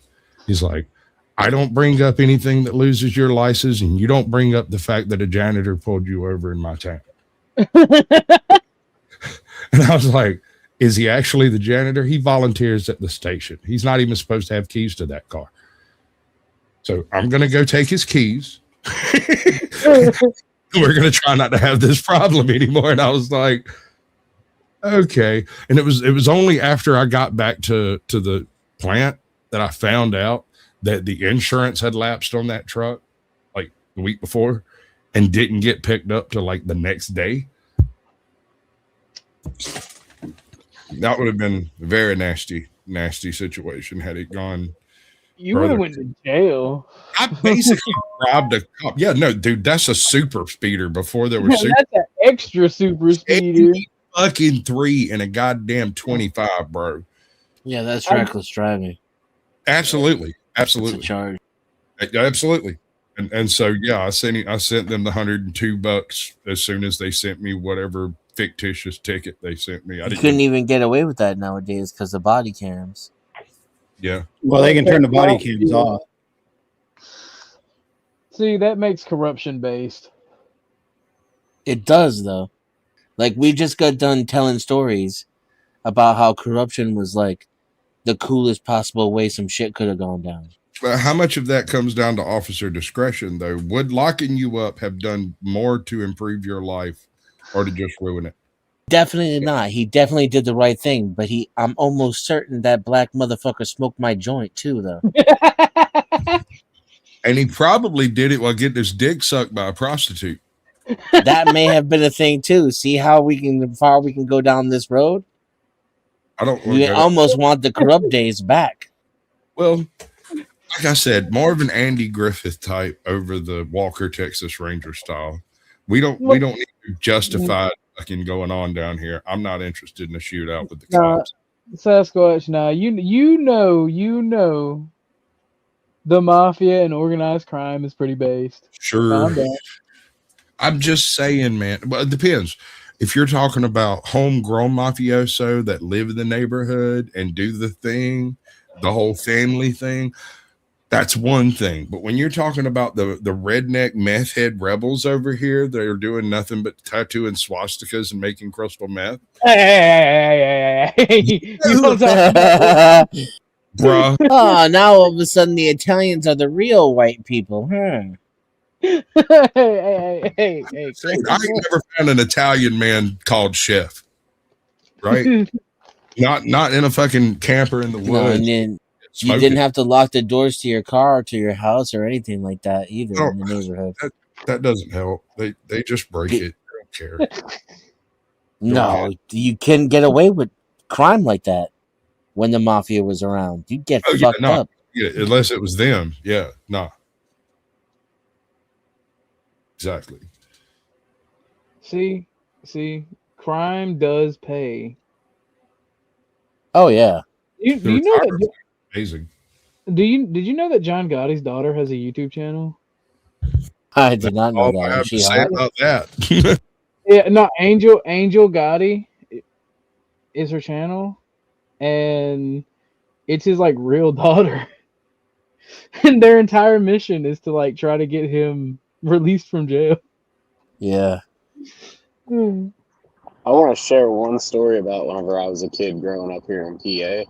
I remember the Gotti days pretty clearly. I gotta go do Sasquatch things in places. Much love. Don't let the man get you down. Go ahead, Adeline. Peace. So, whenever I was a kid growing up, my grandfather was really big into the fire hall, like the local volunteer fire hall. So, my whole family is very well known within my hometown. So I can't hide or anything from anybody. Cops, volunteer firefighters, EMS, it don't matter. Like if I'm out and about, they know where I am and who I am. Well, we used to ride across the one interstate up here, and we'd go up to the plateau, and there was a place we called the playground. We'd dirt bike and 4-wheeler up there all the time. Well, you had to cross the interstate to get to where you needed to go. Well, I was crossing the interstate the one day, got up to where we were going, and the one local township cop saw me. and saw my uncle and my cousins and all of us riding up in the woods.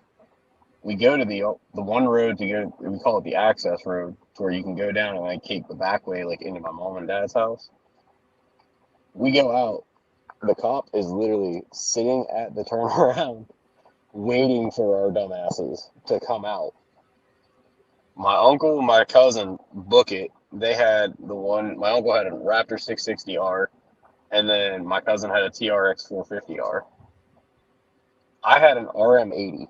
Like, I had a 1986 RM80 two-stroke. As soon as I got to that cul-de-sac, the bike fucking died. They took off on their quads and left me fucking stranded with the cop. Well, luckily, the cop knew my family, but he made me push my dirt bike the whole way home while following me with red and blue lights behind me the entire time. And it was about a mile and a half for me to push this bike. It fucking sucked. It was so embarrassing.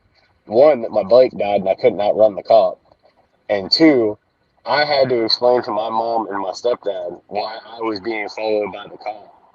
And the cop was cool. He didn't give me a ticket, like he didn't take my bike or anything like that, because he was a friend of the family's. But legit I was the laughing stock of our neighborhood for like months because I got caught.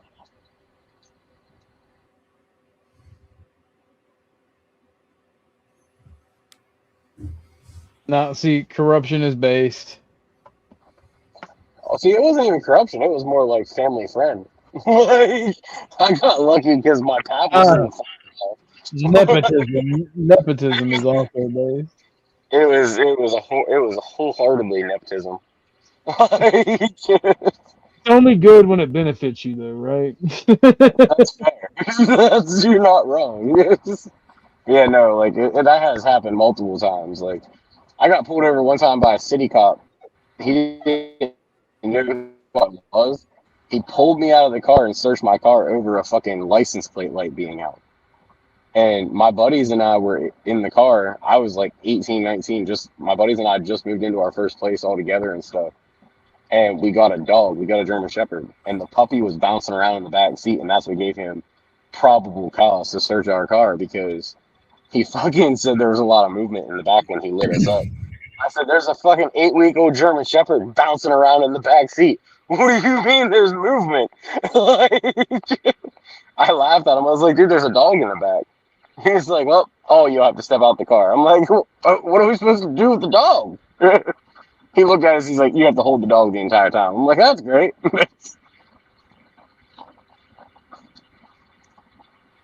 I'm sorry, but that dog was making furtive movements.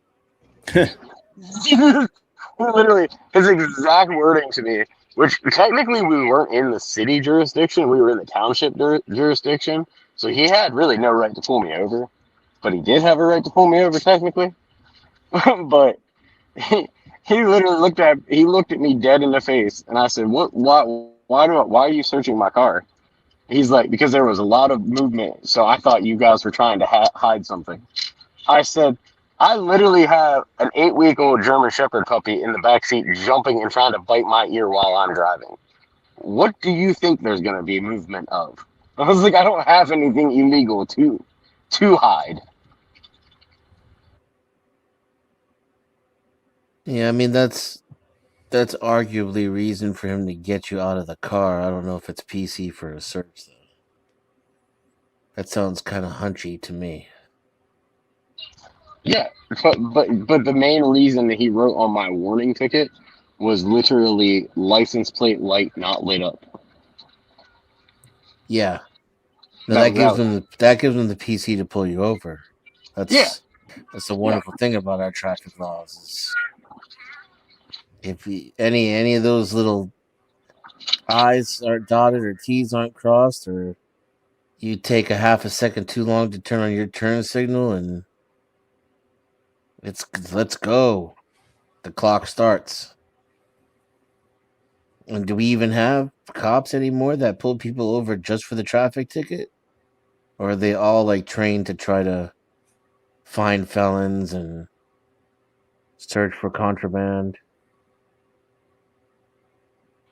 Fair enough. Any final thoughts, gentlemen? I'm about to end it. Yeah. No, I don't have any Ice. drunk stories because I don't drink, so I can't add to the conversation. Fair enough. Dennison, any final thoughts? Yeah, Ice and the feds are fake and gay. I was just about to say nothing you can say will make me change my mind. Justified shoot. OG,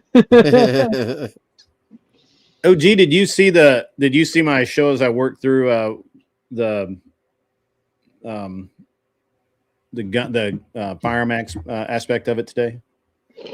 I did not. I stopped in, started watching, and then Yeah. I was like, "Fuck, I have a live scheduled." That's all right. All good, man. Yeah, I stopped in and I was checking it out too, and then I think I got like a notification or something, and then I saw OG was live and having a panel. Are we gonna go over and watch Dusty's right now? I was Isn't thinking it about starting? it. I have a live starting in like 45 minutes or so, but I'm gonna watch Dusty a little bit at least. See what or Marte. Marte is still a friend of mine. So I'm just gonna give him. I'm gonna rate everybody over. I'm just giving him hell about. Oh, his- I know exactly why you're giving him hell. Yeah. I'm mad. I'm big mad, bro. Like accosted, victimized, even. That was some pretty specific shit, that's kind of the universe throwing up a fuck Well, you, it's my rule, right? That you need to be cammed up, right? And I was like, and I was kind of leaning towards letting OG slide, because I just didn't think there was any real danger of somebody being there or anything like that. So, I was like, well, it'll be fine. And then, Marte kind of made the case of, it wasn't just Marte, but Marte was pretty loud about He was leading the charge, brother. He was bearing it is down. the rule. And I'm like, yeah, it is the rule. Yeah, I'm like, and then the very next day, I see this man use a chat GPT. I'm like, motherfucking son of. I think it was the next week, but yeah, for sure. Did you end up changing the rule? It's not Grid's fault. Grid's had these rules. I didn't. No, I'm change just the curious. Rule. Yeah, I did not change the rule. Actually, you need to be cammed up to take part in the debate. I just think that's the right thing. And I actually had a debate recently where it was with Destiny and this guy Dev, who apparently does cam up, but he was too much of a prima donna to cam up. And I hate that shit. I think it's low. I think it's, and nothing against you, OG, right? But you're not a debater, right? You're not going around starting shit, and then debating it, like these guys do. And I'm like, if you're going to legit debate, and it's a planned debate and it's big, you should cam up. You should just plan on it. And so I was, I don't know. So I'd say I haven't changed the rule. What I did though is when that happened, I wasn't convinced. Well, all right. So I'm going to tell you just really quickly, because I want to go watch Marte, see if he does well or not. When that happened, I had somebody from Marte's stream actually send me a message saying, hey, we think Marte might be, using ChatGPT or Grok or whatever, and thought you should know. And I'm like, okay, that's fine.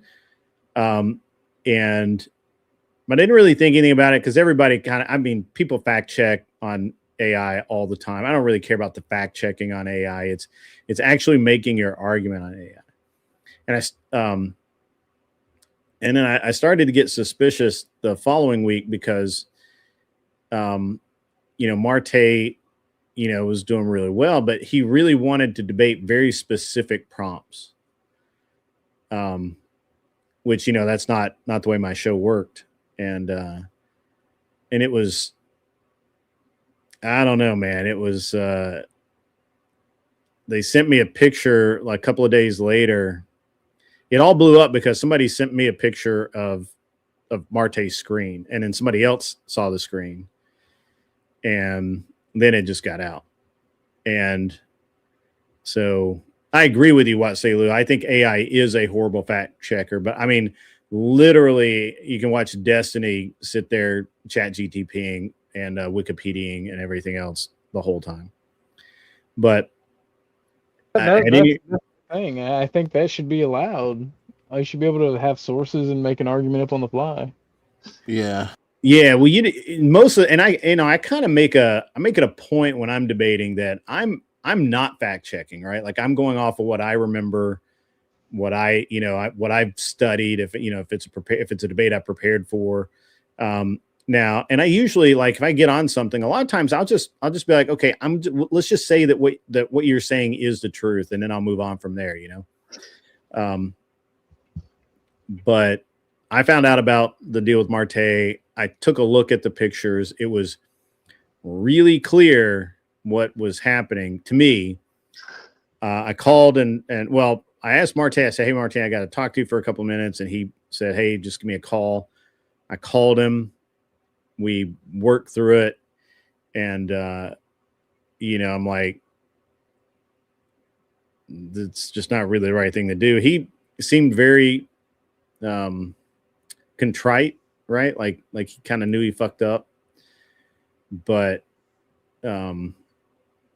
yeah, I that's how that all went down. And yeah,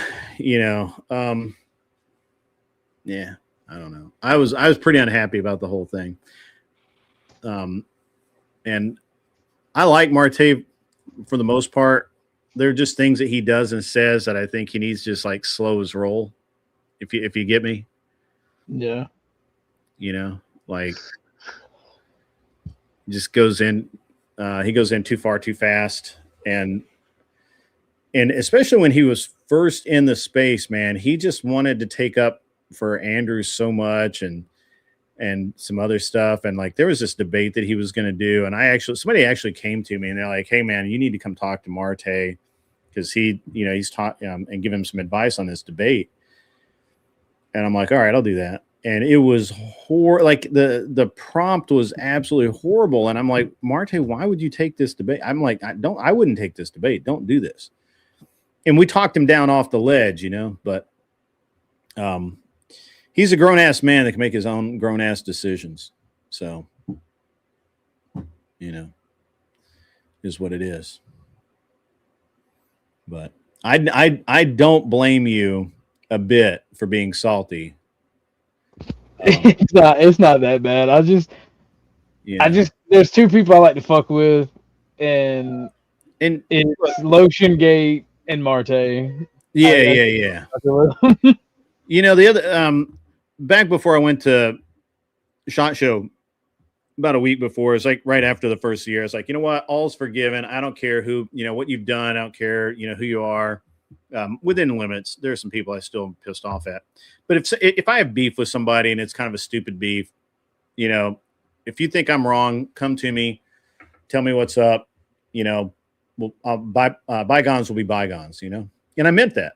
And like, are we not men? I had a real serious problem with him. Bygones are bygones. He's back in my chat. If he fucks up again, you obviously, we'll throw him up to the wolves. Ahimsa, I am not mad at you. I actually like Ahimsa, even when she gives. Look, I don't mind opposing opinions. I don't. Pardon me. Like the only problem I've had with other people is when they're acting in like total bad faith or they're pussies and talk shit and then try to be my friend. So, like other than that, I don't give a shit. Yeah, I like it. I like Ahimsa a lot. Even when we disagree, it's a good disagreement, right? It's like, Dusty. I don't agree with the things that he says about Andrew. I don't agree with some of the things he does and the way he does them. But that's cool. He's a grown ass man. He can do grown ass man things, right? So I don't know. I think people are especially online. Retarded. People are Yeah, retarded. fucking retarded. Like 100% fucking retarded. You know? Now, like, there's a line, right? Like, I was on a panel with this FBA dumbass who was also a You want to say it. You know you want to say it, Grid. he's also a what's that shit that's gematria? He's a gematria too. I'm like, motherfucker, tell me who's gonna win the Super Bowl, you know? And I went at this guy for a while, and he said something about my wife, and I said, motherfucker, I will find you. Like, there's a lot of people, there's a lot of things you can do, but you don't talk about my wife, right? I can talk about my wife because she's my wife, but that's it, right? Like, there's a line in the sand that you don't cross, you know? And I have a very good, I have a very good humor about most things.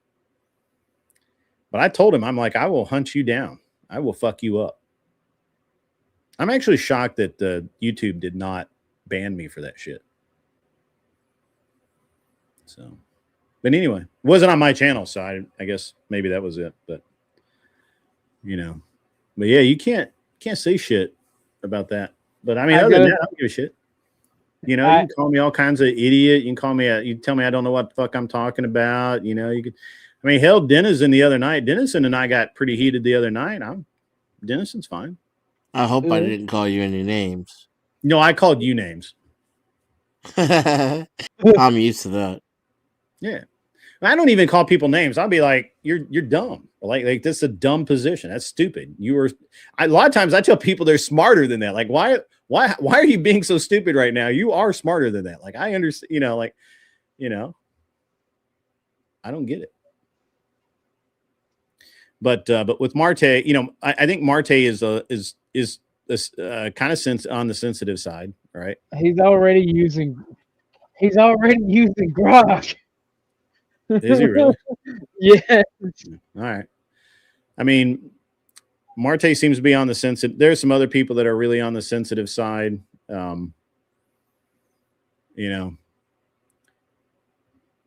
Whatever.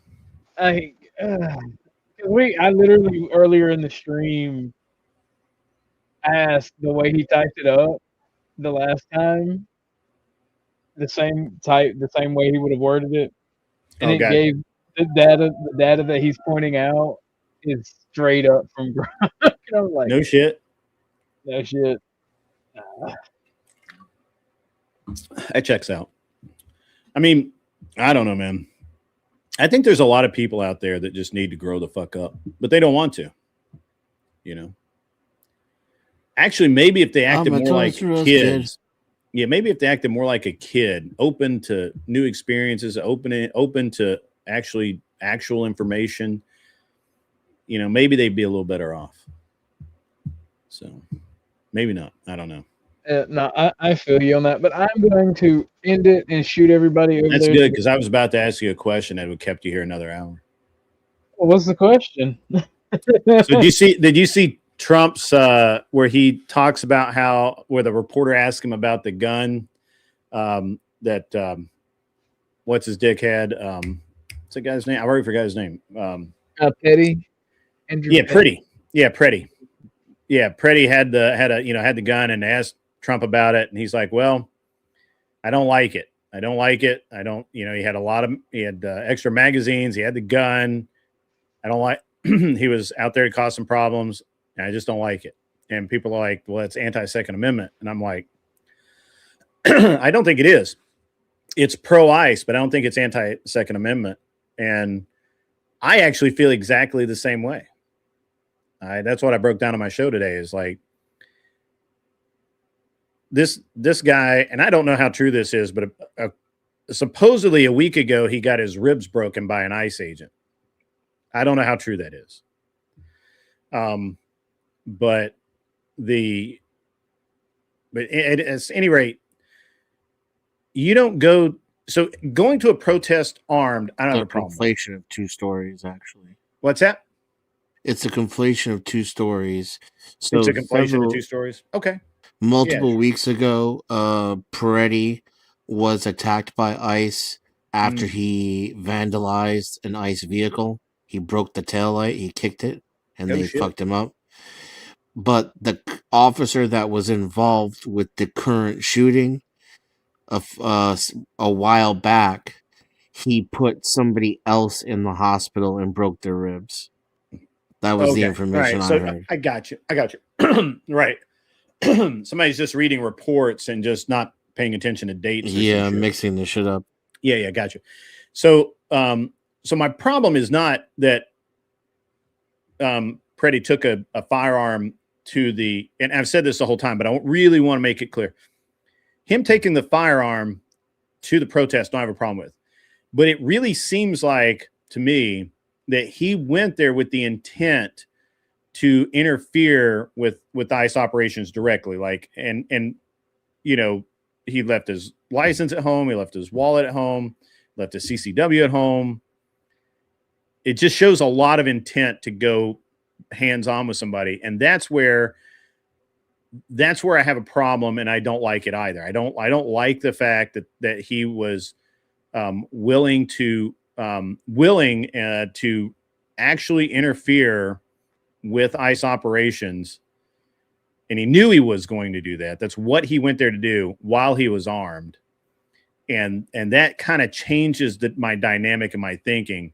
And while I'm sure that Trump is not thinking the same thing I am about it, but to me, Trump's statement, actually, I don't have a problem with his statement on that. I have a problem with the fact that he went armed, never told the cops he was armed. He didn't back when you're, you know, again, we go back to that when you're armed and confronted by officers, you know, there's a very specific way to handle it if you don't want to get shot. And he didn't do any of those things. As a matter of fact, while he didn't specifically escalate it himself, he certainly was intervening when he probably should not have. And he should have, even if he was going to intervene, even if he was going to yell at the officer, hey, don't touch that woman, he should have said, I'm armed, don't shoot me. You know, like I do have a firearm, officer, or whatever. So, yeah. And I think that there's some other people, some lawyers have broken it down now. I need to watch. Somebody sent me another stream where somebody broke it down. I watched Coleon Noor's, or Coleon War, however you say his name. I watched his, and I watched the civil rights lawyer. I watched Officer Tatum. Officer Tatum has probably the best breakdown, although I don't necessarily agree with his opinion. So anyway, that's where we're at. That's what I said. What did Tatum say? Tatum says he's torn because it kind of, for him, it matters. The officer who fired the shot, it's gonna come down in his mind. It comes down to what did that officer know before he pulled the trigger? Did he see the gun removed, or did he believe that Preddy still had the firearm, or may be reaching for a second firearm? And since we don't have a statement from any of the officers, we can't know, right? What we do know is that the officer pulls his gun, he walks around. It's not until he and again, Tatum breaks this down really well. It's not until you see Preddy's hands move back towards his waist that the officer starts firing. And that's really clear in the video too. That's like really, really timeline wise, that's really clear. The question is if he saw the officer remove the firearm, which is very difficult to tell in the video whether the officer could have seen it or not, because the officer's head's facing like this way, and the officer removing the firearm is like to his side. So peripheral could have seen it, but you know, obviously if he's tunnel visioned on, you know, watching this guy trying not to get hit or whatever, I don't know. We don't know because we don't have that officer's statement, but that's where it comes down to for him. If that officer saw the gun removed and shot, then he thinks it's a completely unjustified because the gun was no longer an issue, or he needs to come up with another reason why he felt like it met the bar, right? The problem kept shooting, and then his buddy shot some more. That's going to be the second round of 6 shots is going to be pretty hard to justify. Yeah, I don't. I think if there was more than a second or two in between them, I think you're right. I don't know. I don't think that's going to be hard to justify. They're going to have some expert witness come up there and say, yeah, once you go kinetic like that, you don't stop until the threat is ended, or you're reasonably sure. I think it's going to be problematic. Still, I don't think it's clean. I mean, again, I'm clearer on it than I was the other night because I did. I told you guys the other night. I'm open to having my opinion change, and I watched the civil rights lawyer. That's 2 lawyers talking to each other in that review, and they come up with a slightly different perspective that I don't agree with. I think they're lawyering too much. Well, if I know him, I haven't seen it yet, but John's going to use Graham v. Connor, and he's going to point out that the entire interaction was unlawful from the get-go. I'm sorry, what? The last part, the Graham v. Connor and what? That the entire interaction was unlawful from the get-go because the initiation of force was excessive. So the escalation from there is going to be excessive. And in Graham v. Connor, you also have to take into consideration I don't think that I don't remember them taking it in that direction. They actually, I think the biggest question for them is obviously several officers could see the gun when the guy's shirt came up. That's why they yelled gun. The question for them was the mere presence of the gun enough to escalate? And that's kind of where everybody's getting hung up on the same point, right? Like they didn't have control of the guy's hands. So, he's reaching for his waist. Where do we go with that? So, you should watch it. It's again, it's the civil rights lawyer. It's a dual stream with somebody else. And then, I got it saved to my watch later. Yeah. Watch that. See what you think. I don't agree with their evaluation. I think they're just being a little bit too much lawyer coming out. Well, they're defense attorneys, so. Sorry? They're defense attorneys, so. Yeah. That's why I'm not like, I just disagree. It's not like trash or anything. I understand their perspective, right? Today I was looking at it more from what Bovino said and what Trump said and some of the other officials have said about the presence of the firearm, because it's been spun as Trump and these guys are all saying anti-Second Amendment stuff. And I was like, it doesn't sound like, but I wanted to hear the actual quotes. And I went and listened. I couldn't get all of them because I just didn't give a shit enough to spend an hour and a half looking. But Bovino basically says the same thing. Trump guy had a pistol, multiple mags, and then go with the pardon me. I'm sorry, I need to drink some more water. But it just seems like he absolutely went down there to fuck with cops while he was armed. Actually, if he had fucked with the cops and he was unarmed, I wouldn't have a problem with it at all. Because at that point, I understand, all of the First Amendment auditors and all those guys have their ducks in a row when they're dealing with cops. They know what they're doing so that they, hopefully they don't get shot. They don't get, beaten or anything like that, because they know what they're doing when they're interacting with these cops. I'm not sure this guy did. I think he went down there and maybe he had an axe to grind. Maybe he was mad that he got beat up because he vandalized a car. I don't know. It does actually change things. If one of the officers somehow recognized him as having previously vandalized a car and caused physical problems for the officers. If that is the case, if there was a officer there that knew that, that could also swing it, because that guy could have had a kind of a predisposition there, right? Like he just already didn't like the guy. Doing to others, I don't always listen to lawyers, especially defense attorneys, because lawyers are professional liars. That's what they do.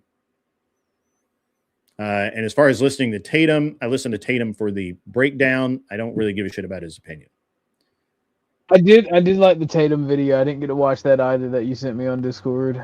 I don't like Officer Tatum. I'm gonna be real. Yeah, I don't like the guy. But I he's full of shit.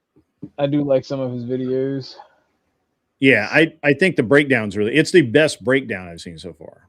He's got all the videos. He's combed through them. He's got really good angles. Really, everything's pretty good. No Chaser, I'm pretty all right. Another day in paradise. Anyway, that's what we were talking about. So, have you seen Brandon Herrera talk about it? I like Brandon, but I don't know what he's going to say because I haven't seen. I saw a thumbnail for it. I saw somebody mention it today. I had not seen it. I need to go. I say I need to. I'm about tired. I'm kind of over the subject right now. Like, I understand what everybody is going to say. I understand which direction they're going to go. At this point, I think things are cool. I think things are cooling down. Personally, well, I think so. I think it would have made it. Look, every little thing changes things, right? When I thought that he, when I didn't know that he had had an altercation already, that influenced my opinion. I was a little bit more charitable towards him. I was never really that happy about him being armed. I think that makes a huge difference. And now I really feel like that he went down there to fuck with those people directly, not just protest, right? Now let's make a distinction here, right? Like him protesting, standing there, blowing a whistle, videoing, that's one thing, right? That's protesting. But going over and harassing the cops, inserting himself in their operations, whether you think that he was coming to the aid of that woman or not, I don't know how many men, because Flow State kind of mentioned this the other night. I honestly don't know how many men would go to the actual aid of a woman who's getting pushed down by cops, because they understand that that's a cop doing his job, and you don't know everything there is to know about it. So you're going to stand over it. Now you're going to watch, right? You're going to video, and you're going to make sure that they don't start punching her in the damn face for no reason, right? And then you might, there may be an issue then, but I don't know, man. I think the cops fucked up big time. I don't like what the cops did at all. And I keep calling them cops. They're agents. They're not cops. But I don't like what they did at all. I think that they could have handled it a lot better. But going there, intending to get involved with a firearm, I honestly don't see how he didn't expect this to happen. I just don't. Because I would, and I guess the reason is because I wouldn't do it, and no responsible gun owner I know would do that. I agree with you, but that's because I know we live in a police state where cops don't have to justifiably shoot you. They can get away with it no matter what.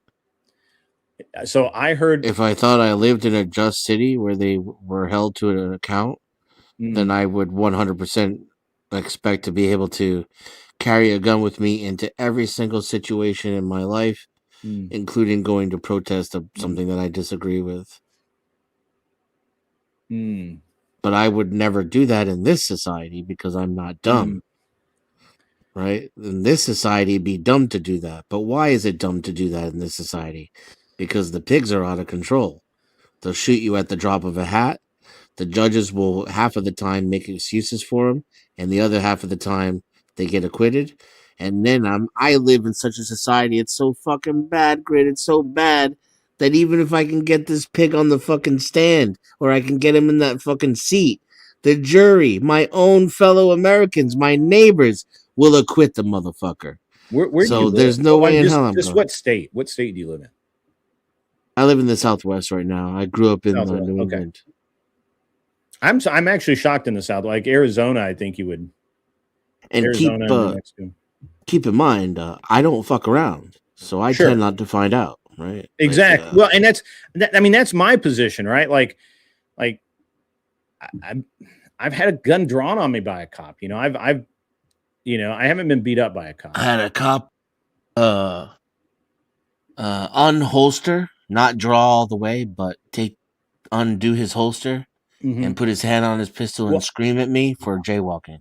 I've had, dude, I drove up to a car a cop was doing paperwork, and I drove over to ask him if it was okay for me and a friend of mine to my friend was didn't drive very well and just wanted some pointers on how to drive a manual transmission.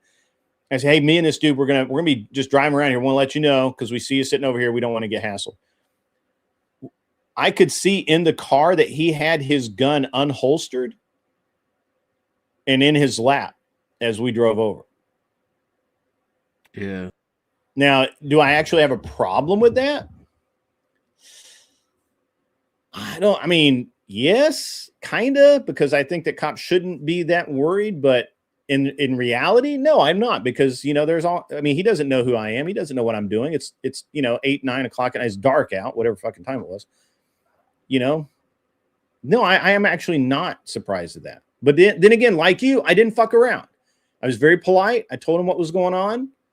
And he's like, yep, okay, no problem. Have fun. And, we sat there and watched my buddy stall my car for like, I don't know, 30 minutes or so. And then we left. So where do we really draw the line here? Right? Like what is, I know that they keep writing policy trying to say what is the correct procedure, but I don't know, man. Doing other says he lived through the first interaction with CIPS armed after kicking something light. I'm not really sure. To get fucked up the first time? He actually vandalized the vehicle. Yeah, he vandalized the vehicle. Why wasn't he in jail? They just roughed him up a little bit and let him go. They didn't even take him to jail. I mean, yeah. After kicking the taillight, I got you. He lived through the first interaction with cops armed after kicking a taillight. It looks like they may not have even really roughed him up. They may have just yelled at him, right? No, they threw him to the ground. Did they? Gave him a good once over. Mm. Not a bad one. The standard beating. Is there video of that? Yeah. It's came out today. Okay. All right. Well, it's good video too. It's a lot clearer than the other video. Okay. All right. Well, OG's gone quiet because he wants to get the fuck out of here. I think he went AFK. Yeah. So I think he had to take Tucker out. Yeah, I'm gonna quit. I'm gonna quit running my mouth so much, I guess. Josh, you still here? No, he's been gone for hours. Yeah. I had to take a piss. Nah, no worries, man. I just, I started talking, man. You know how it is. But yeah, I don't know, man. I keep my headset on. I just muted. I heard most of it. Yeah. Okay.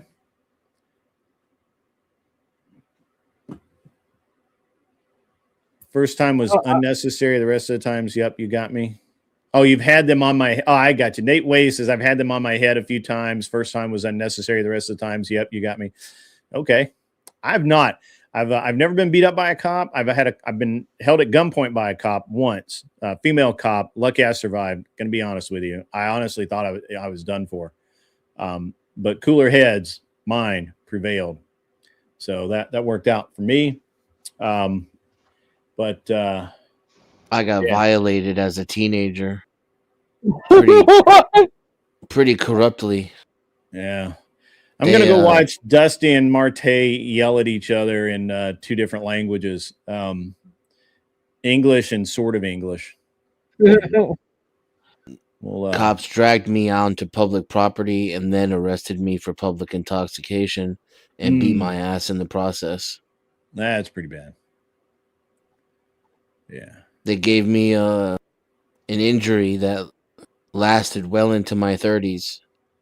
I thought it was going to be lifelong, but yeah, I was able to get rid of it the last few years. Yeah, Do Unto Others says he got piled. That's how you can see his holster then too. I'm going to watch that. I'll get Dennison or someone to send me the footage. But you would think the first time would have taught him the lesson of not doing that shit. But whatever. Anyway, I'm going to go watch Marte and what's his name debate. OG, you've been cool, man. Really appreciate it. Thanks for coming, Grid. It's always a pleasure.